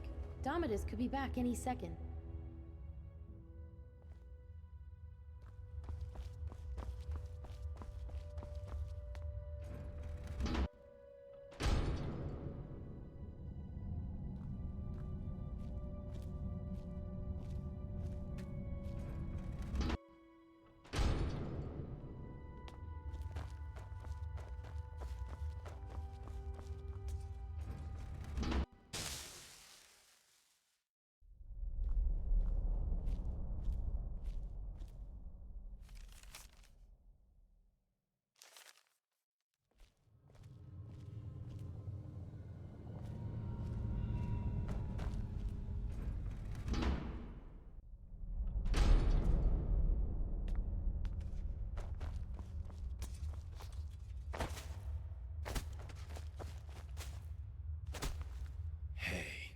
You're the one who killed all those bandits, aren't you? Gods, what a nightmare that must have been. What do you want with me? Well, she's not here anymore. That's all I know. How should I know where she went? I woke up one morning and she was just gone. Didn't say goodbye, didn't take anything with her. And now you people won't stop harassing me. Judging me, asking me questions like you think I had something to do with it. Well, I didn't. And nobody cares that I've lost my wife. They just love a bit of scandal, or to find out how they can get out of here too. You're all animals. I swear I didn't hurt her. I would never. I love her. And if I'd known she was leaving, I would have gone with her. I honestly don't know anything. I keep going over it in my head. Did someone kill her? Surely that would have broken the dwarves' law. Maybe she went wandering into the underground tunnels, or into the palace, and never found her way out? But why would she leave in the night? Not that it's any of your business, but no, I don't think so. She was loyal, I think. She used to write me love letters. I still have one, somewhere. But even if she'd been seeing someone, she couldn't have kept it a secret in a place this small. Rustacia would have known about it for sure.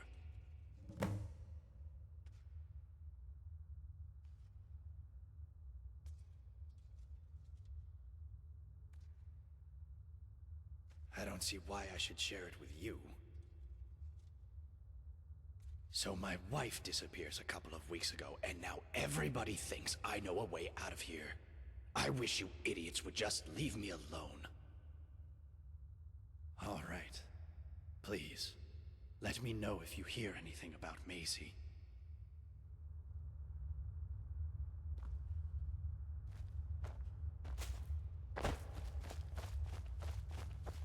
Hello, neighbor. My story? Oh, not much to tell, love. I just work the land, make sure we've got enough food for everyone. Can't afford to run out here, you know? It's hard work. Probably harder than being Jarl, but I don't mind it. Keeps me active as I'm getting on a bit. And I sleep soundly every night. No, love. I don't think he works hard at all. And I'd say the same to his face if I ever saw him. But he's always hiding up there in his citadel, doing... You know what? I'm not even sure what he does. I know he doesn't keep order. We've got the dwarves' law for that. But live and let live, I say. Long as I have a roof over my head and food on my table, and good neighbors like Gulvar, I can't complain. Oh, come on, love. It's not that bad, is it? You've only just arrived. Why not give the place a chance before you go looking for a way out?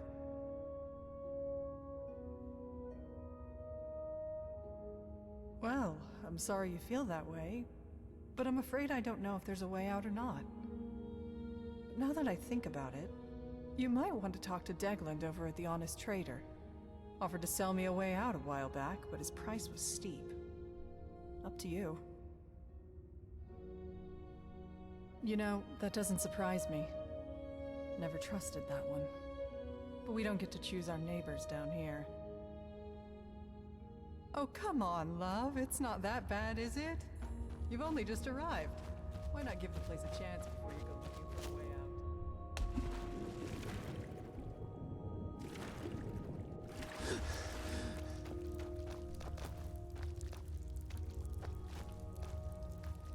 Oh, hello. I wasn't following you. My what?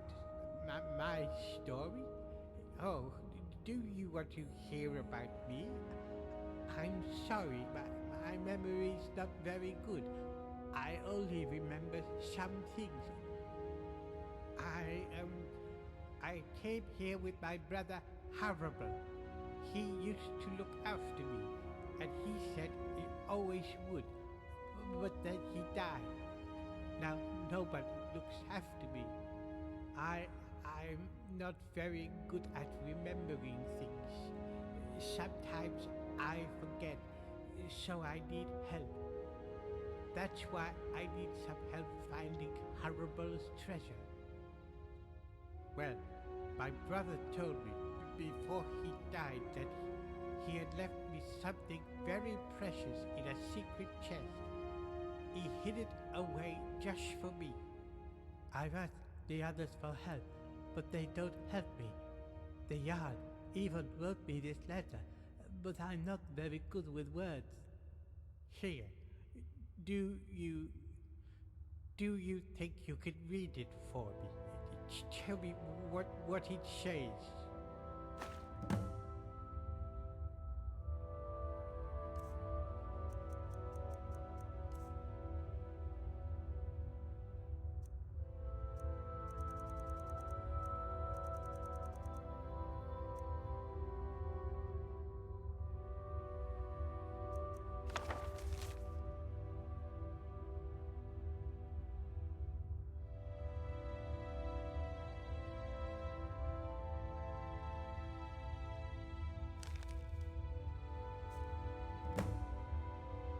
Well, what does it say?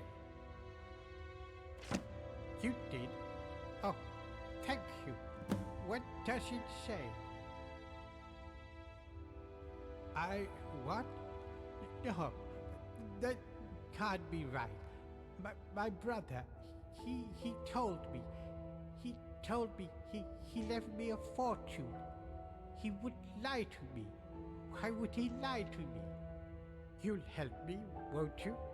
You'll help me find it, please.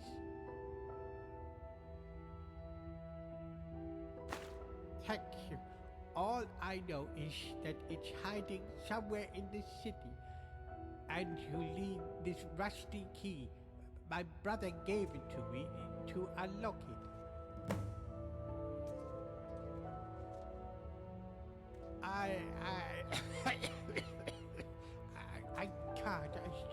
Sorry. I don't remember things so good. But he said it was hidden under the ground and that I have to hold my breath. That's all I remember. A way out? Oh, no. I can't leave. I need to find Harrible's treasure first. Oh, all right.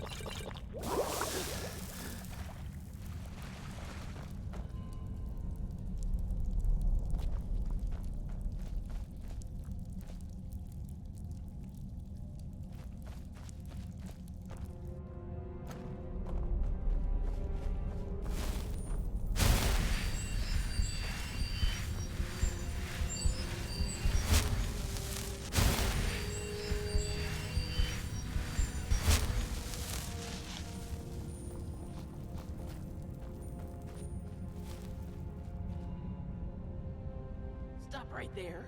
What is this one doing here? Ah, the locked chest. Yes, we have it, but have been unable to open it. Why don't you come in and join us for dinner?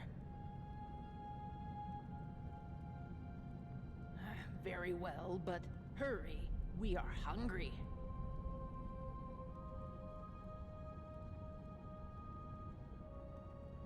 Good, good. This one asks many questions. Now, let us eat, hmm? Very good. Follow me.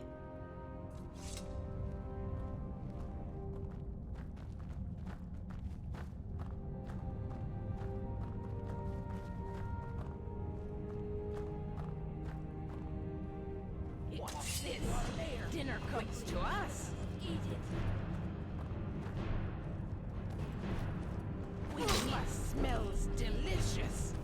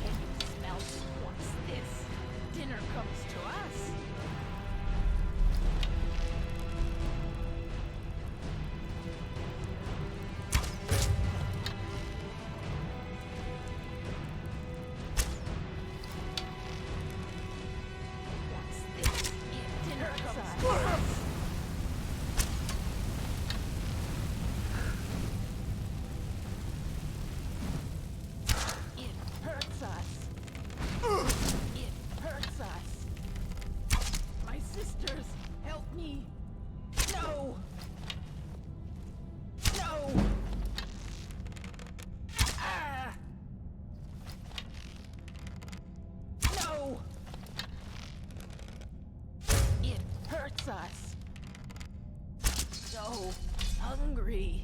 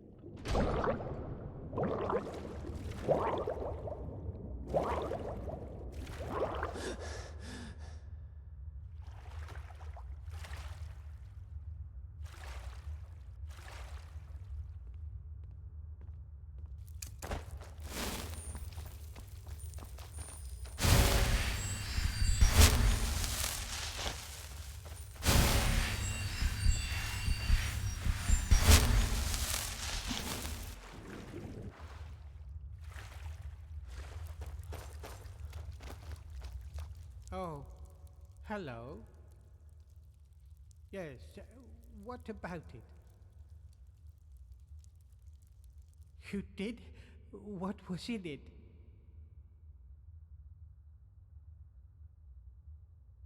A key. Harrible left me a key. I'm confused. It was supposed to be something valuable, but it's just a key. What do we do with the key? Oh, all right. Maybe there's a treasure in there. A big pile of gold coins and gemstones. Maybe you could even share some of it with me.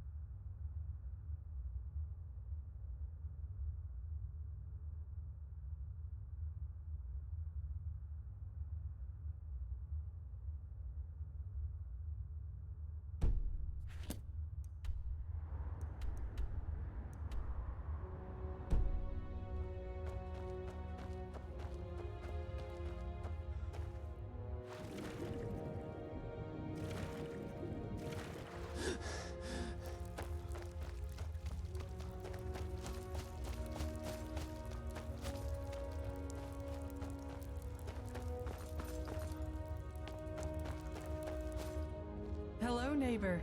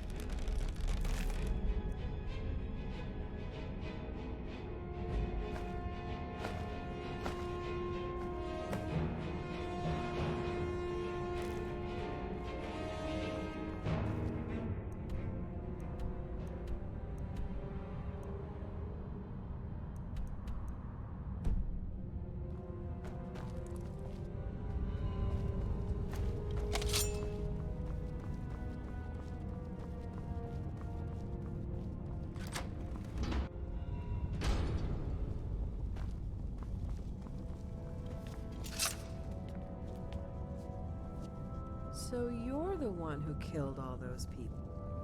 Hi there. Fine, just walk away. Yes, what about him? Oh, I see. Poor Brandis. At least he's no longer suffering. And let that be a lesson to anyone thinking of entering the tunnels under the city.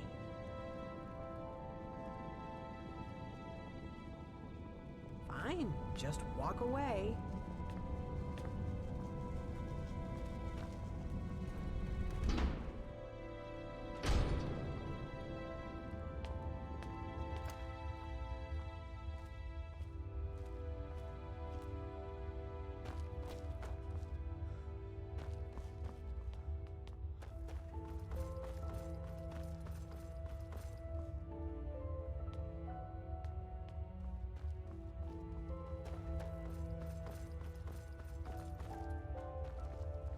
What can I do for you, my friend?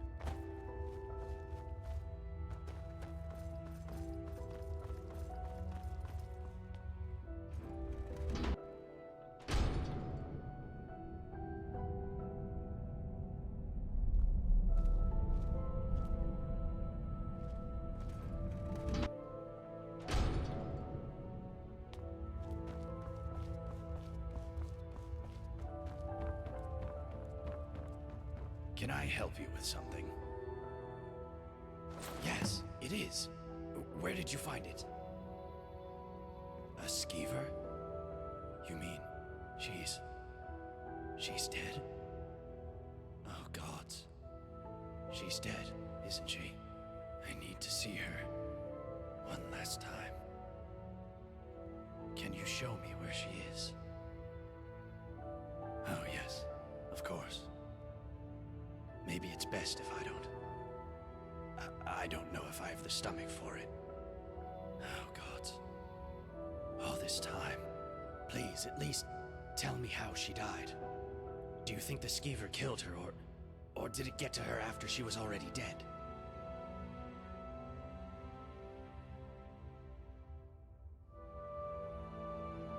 A skeever. A bloody skeever. That's... Oh, gods, that's awful. Oh, Maisie. Poor Maisie. I think I'm going to be sick. Please. I need to be alone.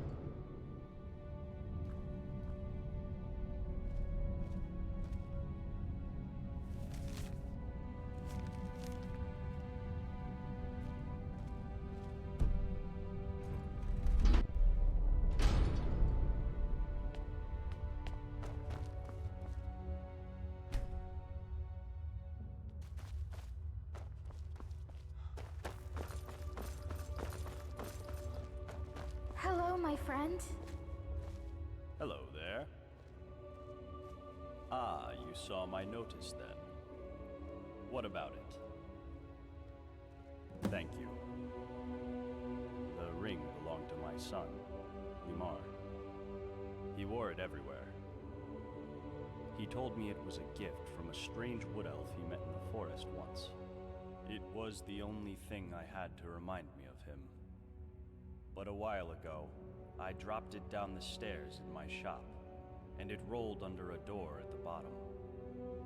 The trouble is, I've never been able to unlock the door, or work out what's down there. But I'm sure it's possible, because I hear noises down there. So I'll bet that somebody, somewhere in the city, knows a way down there. And who knows what else you'll find once you get in.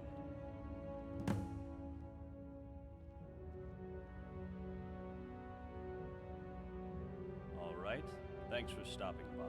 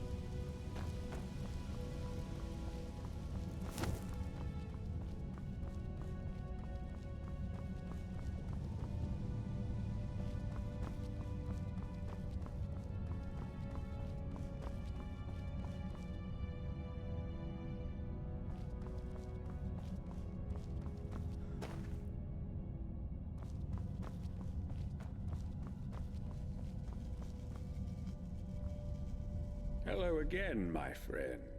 Any word about the matter we discussed? Well, I hope your investigation has been thorough. I don't want you accusing the first person you suspect. So, who is it?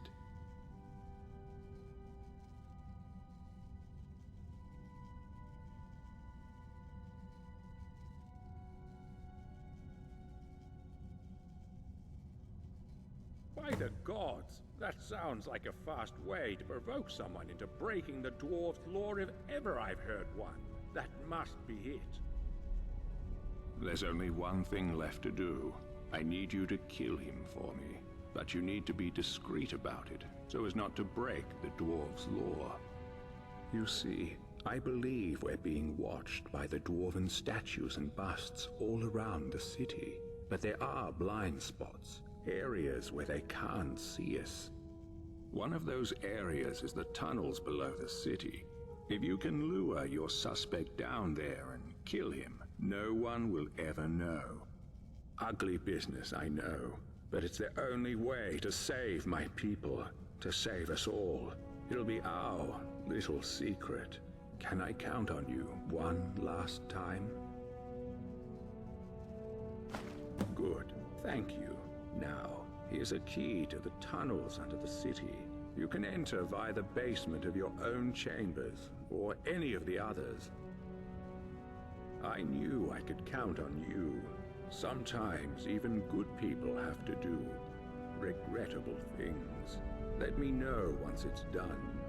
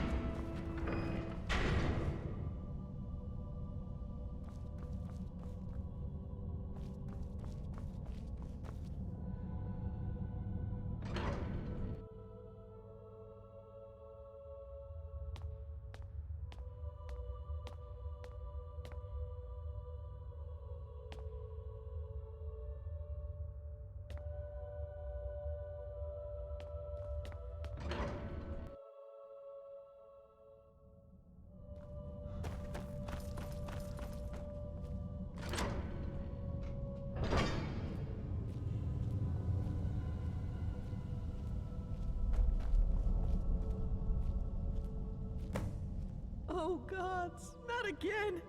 Please don't hurt me! Thank the gods! Quickly, you have to let me down before that monster comes back!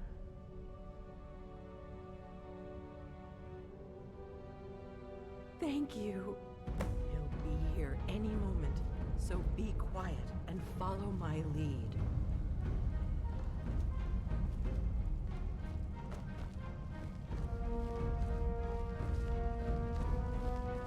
What's going on in there? There you are, you filthy pig! What?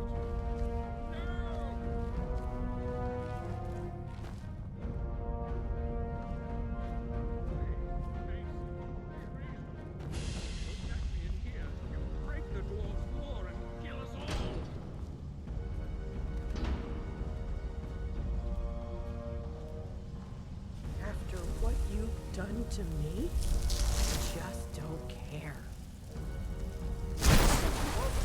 It looks like a way.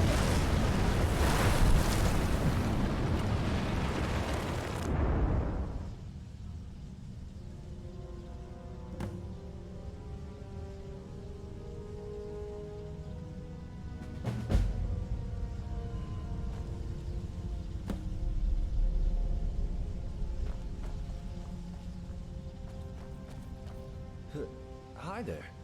You gave me a bit of a fright. I thought I was in here alone. Well, that's a relief. Say, I didn't catch your name. Really? That's strange. I was just reading an old journal I found here. It was burnt, but the last entry mentioned someone with the same name.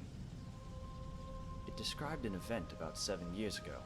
Someone with your name appeared in the city out of the lake house, led some kind of uprising against a tyrannical jarl. breaking an ancient law and triggering some kind of catastrophe. It said most of the city folk were evacuated. The stranger disappeared in a flash of light.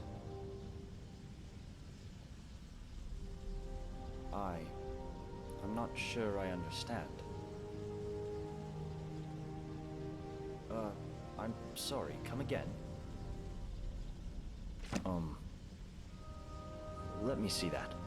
Gods. This is my handwriting. I have spent a lifetime in this place, going around and around in circles. This is horrible. But I don't understand how I could have written it.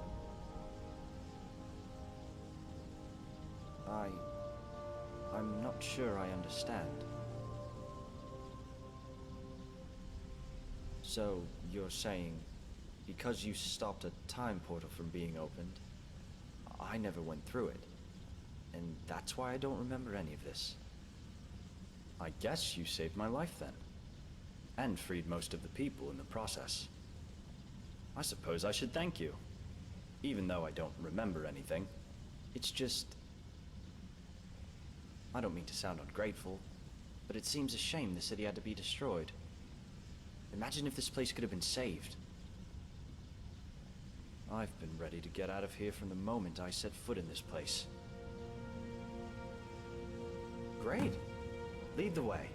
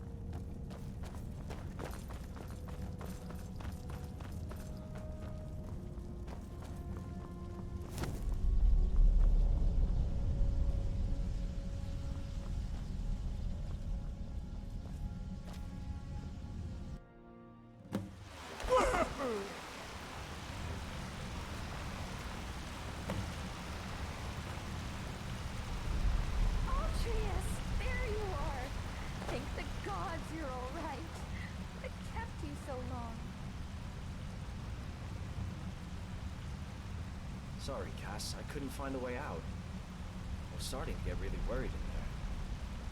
But your friend here worked it out, somehow. But it's the strangest thing. The city was completely evacuated, except for one corpse in the bathroom. Frozen solid it was. But it's empty for a reason. We should get as far away from it as we can. As soon as we get some rest, anyway. Well, all right. But first, let me thank our friend. Thank you so much for bringing him back in one piece. I really thought I'd lost him. Now, I promised you a reward. This is something I always carry with me, and it's become very dear to me. I'd like you to have it. Thanks again. My brother and I are in your debt.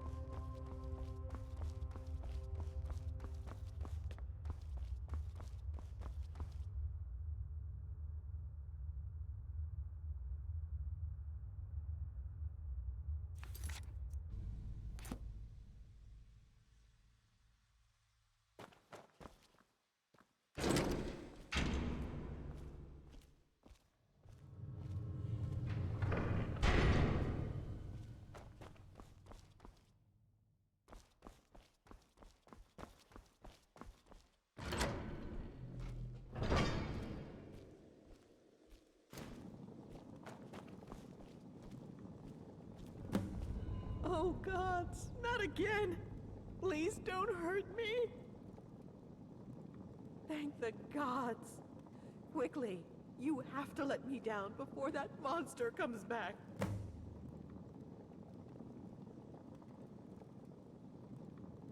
What? Why not?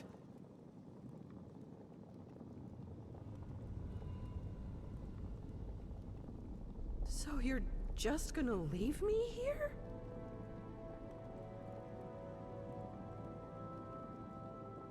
What?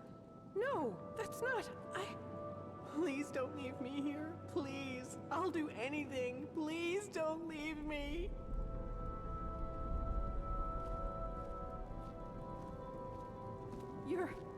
You're gonna let me go, right?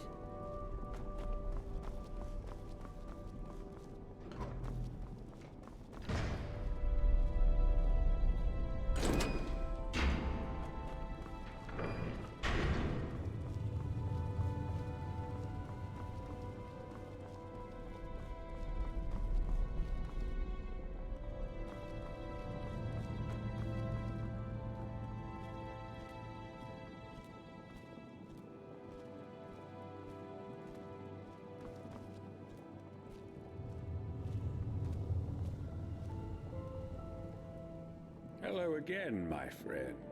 Any word about the matter we discussed?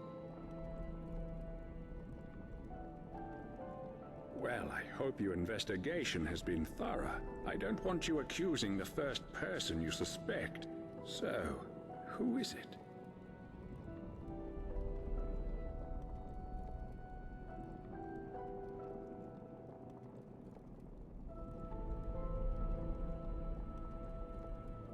By the gods, that sounds like a fast way to provoke someone into breaking the dwarves' lore if ever I've heard one. That must be it. There's only one thing left to do.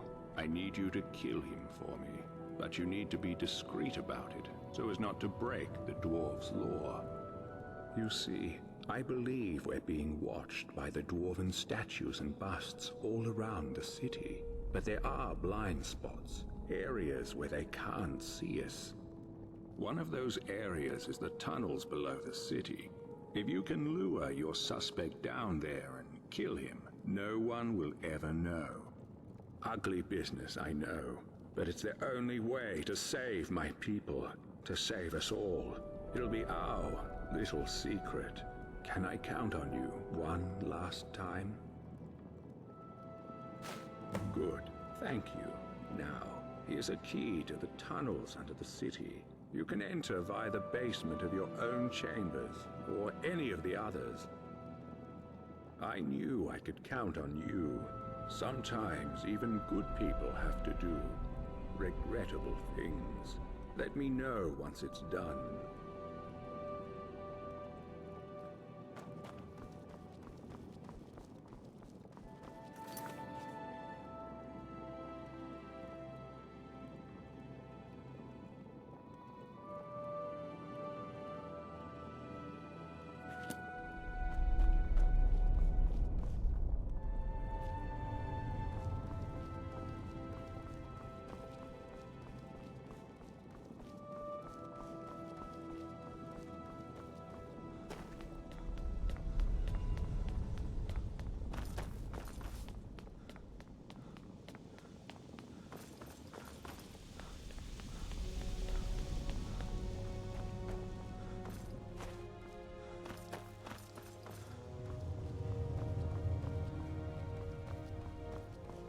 Working hard.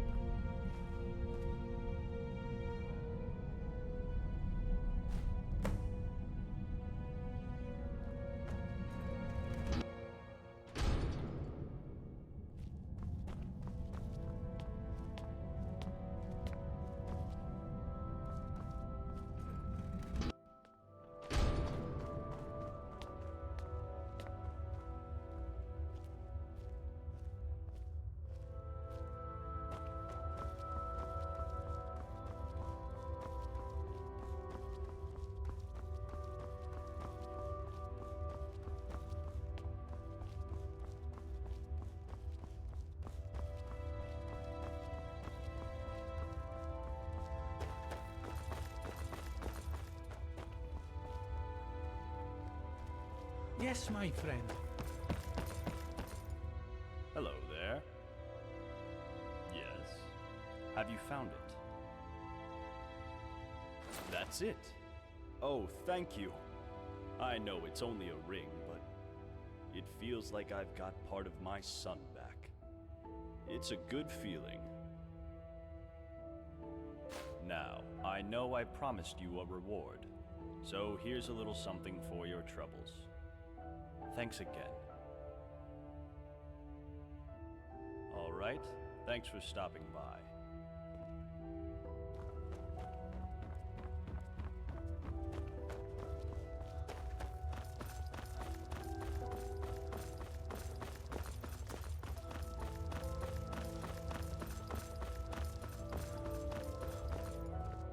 What can I do for you, my friend?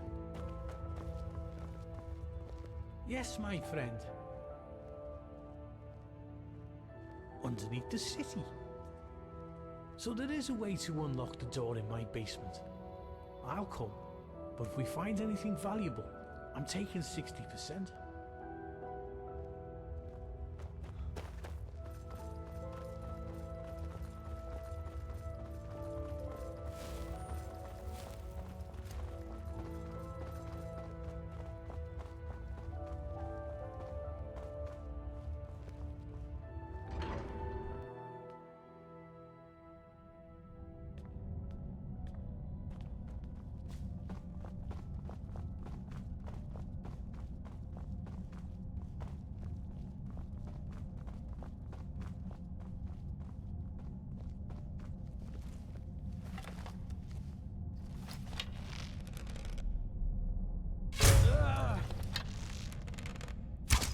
If I die, I'm taking you with me, murderer. The many shall suffer for the sins of the one.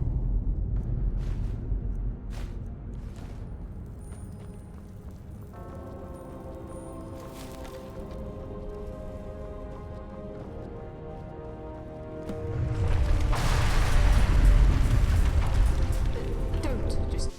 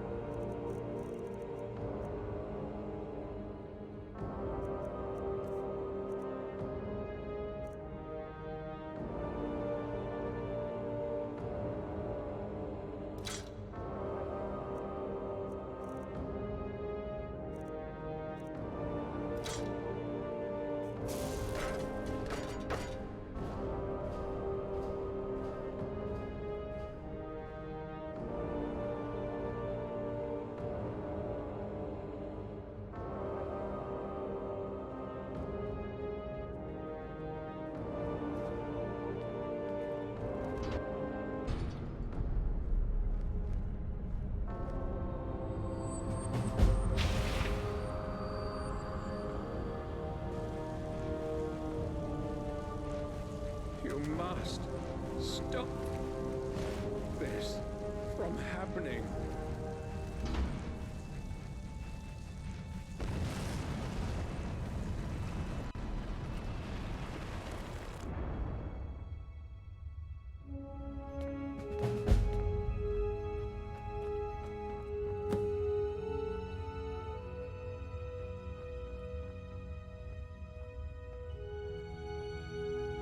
You there? Where did you come from?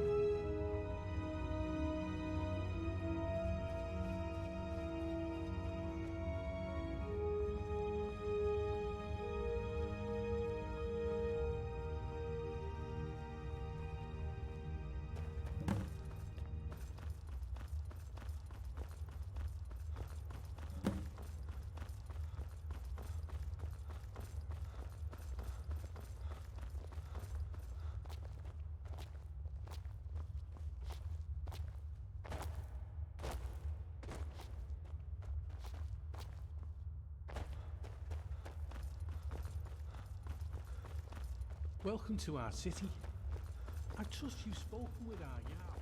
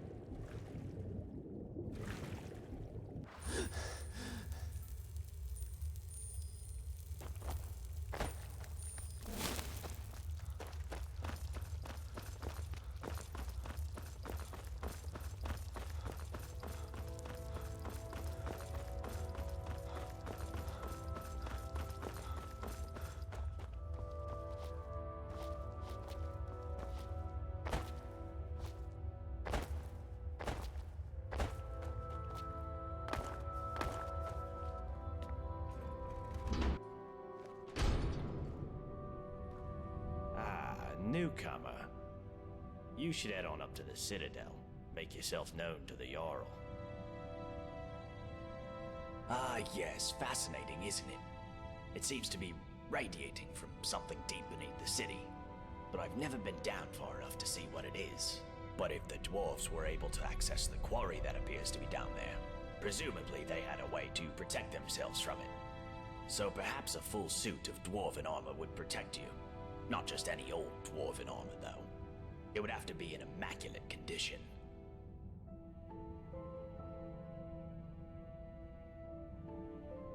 Brilliant. What did you find in there?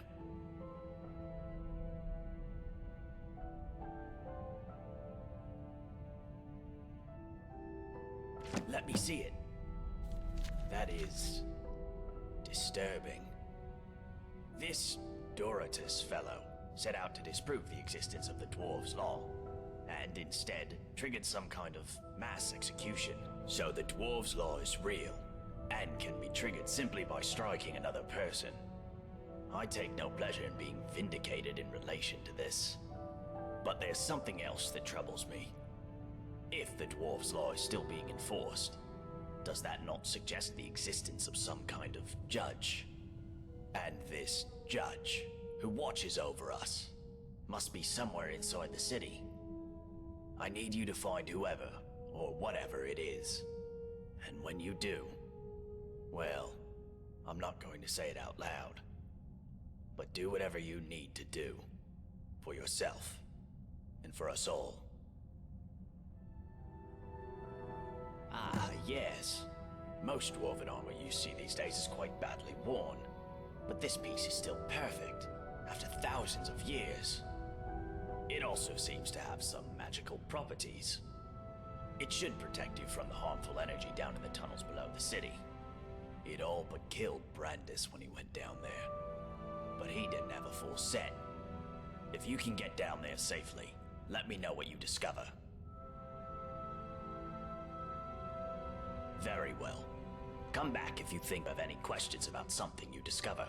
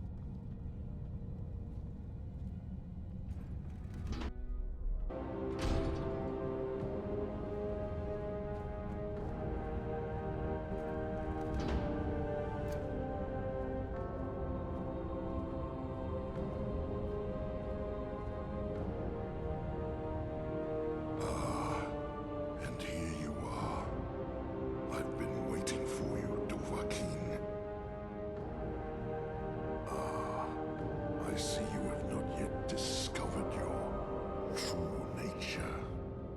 It seems I know you better than you know yourself. Of course, to me, your memories are an open tomb. To begin with, I know you are the leader of the band of murderers called the Dark Brotherhood. And I know you are a brazen thief, compulsively stealing from your own kind, without remorse or restraint. I know you have slaughtered countless beasts of the wild in their natural habitats. I also know you have come from the future. And why is that? Is your desire for power so great that you would break even the laws of time for it? It makes no difference.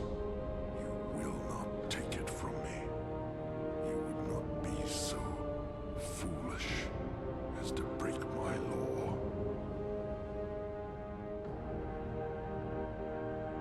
I mean, my law.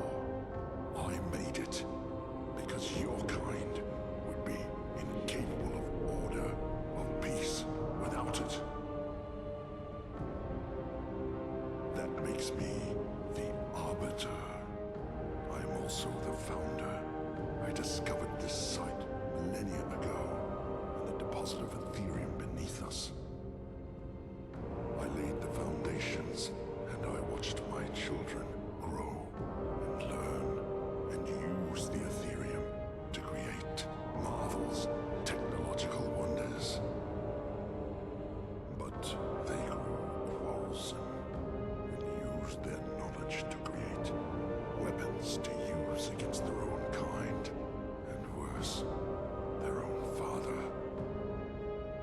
So I confiscated their weapons and declared my law that each and every one of my children would live in perfect order, or they would not live at all.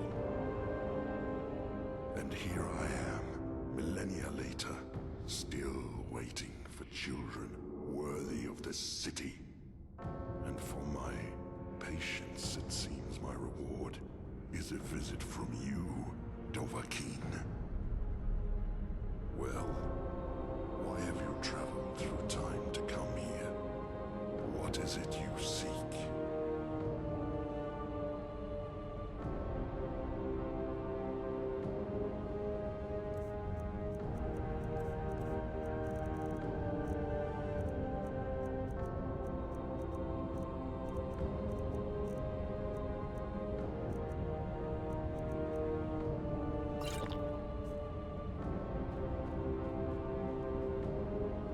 Now, you come here, hands stained in blood, and seek to lecture me in matters of law. And yet, you speak with such conviction. I cannot deny my curiosity is piqued. Very well. I will hear you out before I decide your fate. Choose your next words carefully, Dovahkiin. What is it that you made worse?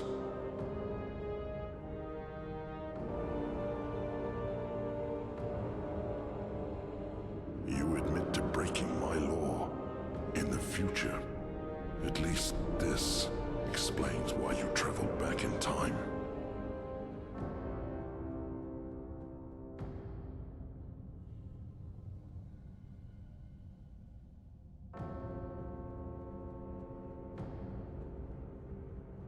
I warn you, tread carefully.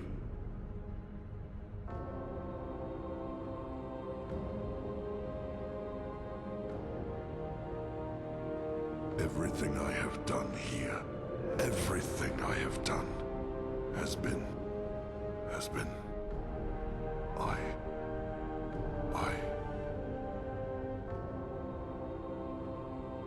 I know. I will not be talked into abandoning millennia of work by the likes of you. I think it is time I silenced you once and for all.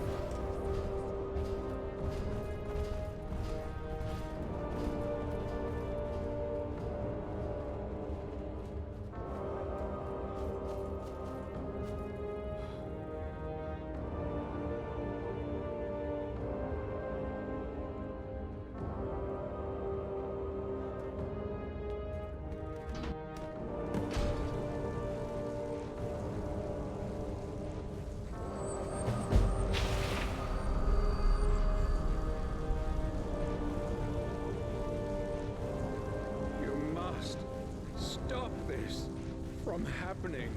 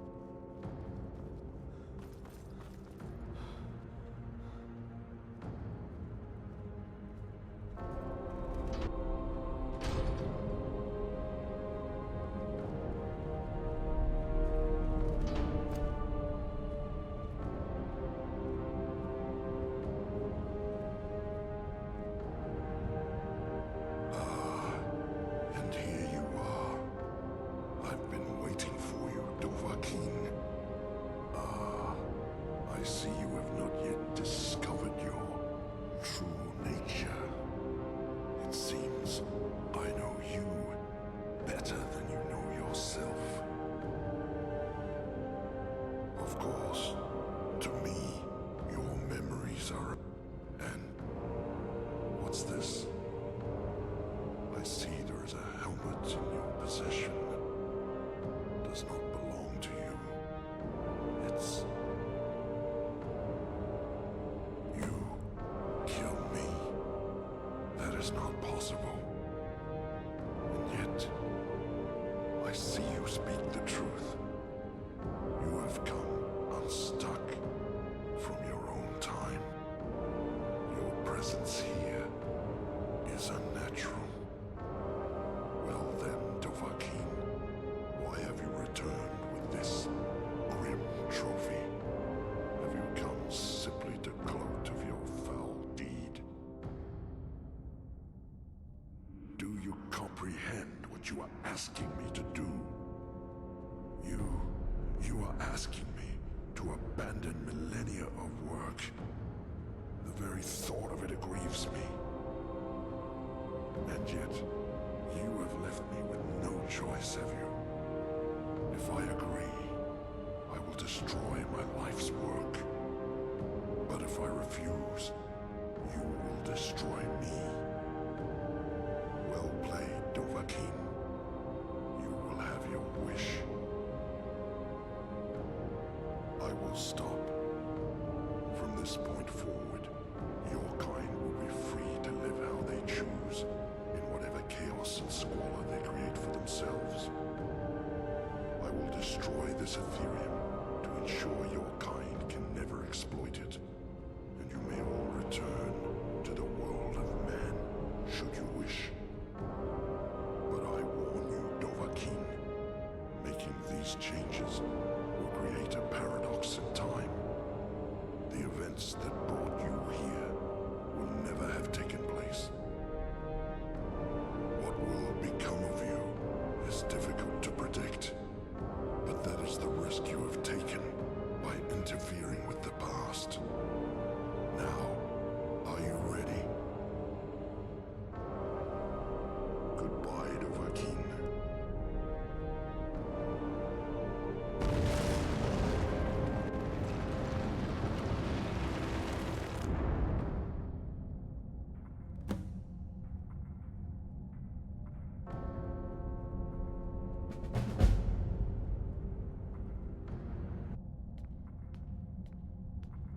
Hey!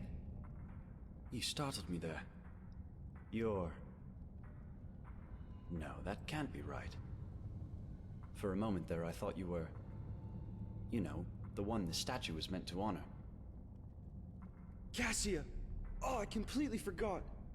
I asked her to wait for me at the top of the lift, and... I guess I got so tied up in this place that I lost track of time. I'd better head back up and let her know I'm alright. Hey, do you want to come with me? We can chat along the way. Great.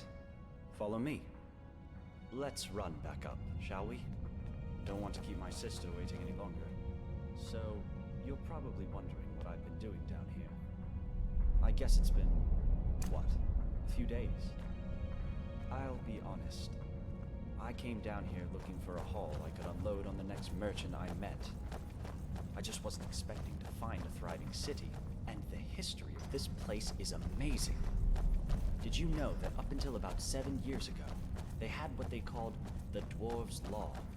Apparently there were inscriptions warning that if one person committed a crime, everyone else would pay for it. But they were all trapped in the city with no way out, so they lived in fear that someone would break the law and get them all killed. Then, one day, a strange man appeared in the city out of nowhere. They say he just walked out of the lake house, like he owned the place. And he wore this spectacular dwarven armor. A lot like the armor you're wearing now, actually. And a few people saw him walk into this quarry, into a field of deadly radiation. Like it was nothing. Like it hadn't killed people before him. And then, the ground started shaking, and golden statues were collapsing. And inscriptions were crumbling all over the city, all at the same time. And the sun under the ground, which used to light up the entire cavern, bursts into flame and explodes. And strangest of all, the cavern roof opens up like the petals of a flower, and there's real sunlight for the first time in thousands of years. So of course, people start wondering, did he just walk down here and single-handedly dismantle whatever was keeping the Dwarves' Law going? Who was he? Was he still alive? So Bro, the local scholar, goes down into the quarry to take a look. But now the whole place is empty. But all the way at the bottom, sitting alone in the darkness, is a statue of a stranger. Oddest tale I ever heard.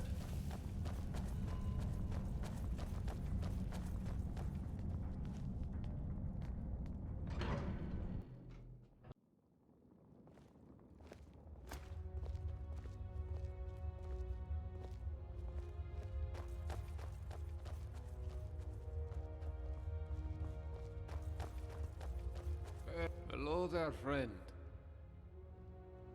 Can't complain, my friend. You know, not long after they executed Metellus, turns out he was behind Macy's disappearance. They made me Jarl. It was a bit of a shock, to be honest. But I guess they wanted someone who wasn't at all like Metellus.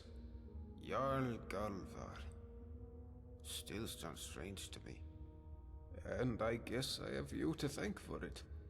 If you hadn't freed us from the dwarves' laws, Ulrin could never have overthrown Metellus. So, thanks.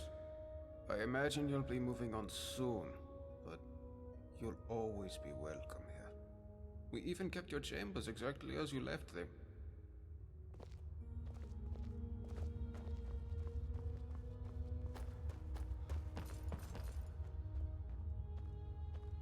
Wait, are you wearing? Strange. Better, now that I know I'm not being watched anymore. Still, someone has to protect this place, and that someone is me. So you might have taken down some old dwarves or whatever, but if you start any trouble here, you're going to find yourself toe-to-toe with me.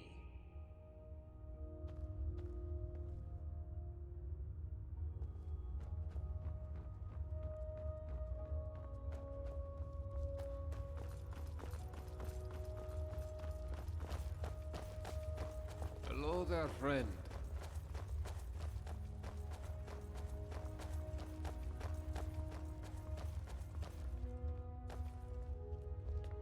Hello, neighbor.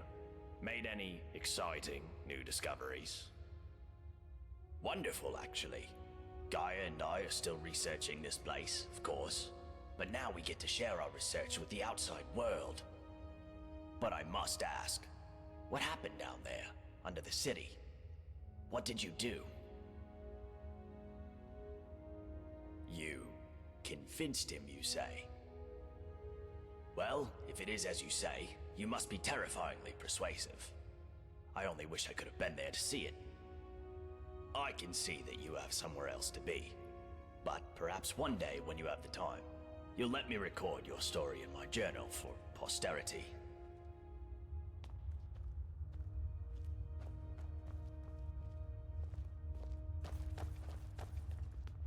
Oh, hello. Do you like my fancy new clothes? You mean, after the sky opened up, and the old Jarl died, and we got a new Jarl. Jarl Galva is nice. He gave me a house and these new clothes. Okay, bye-bye.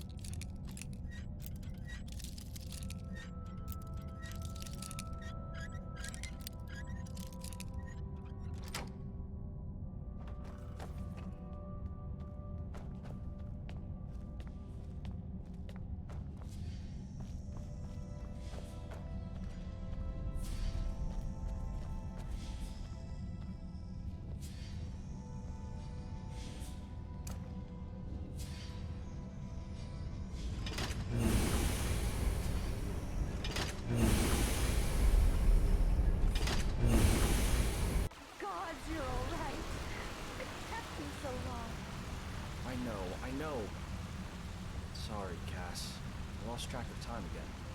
It's just that this city is so amazing. You have to come down with me and see it for yourself. I promise. It's perfectly safe. Well, all right. But first, let me thank our friend. Thank you so much for bringing him back in one piece. I really thought I lost him. I can't thank you enough. Now, I promised you a reward. This is something I always carry with me, and it's become very dear to me. I'd like you to have it. Thanks again. My brother and I are in your debt.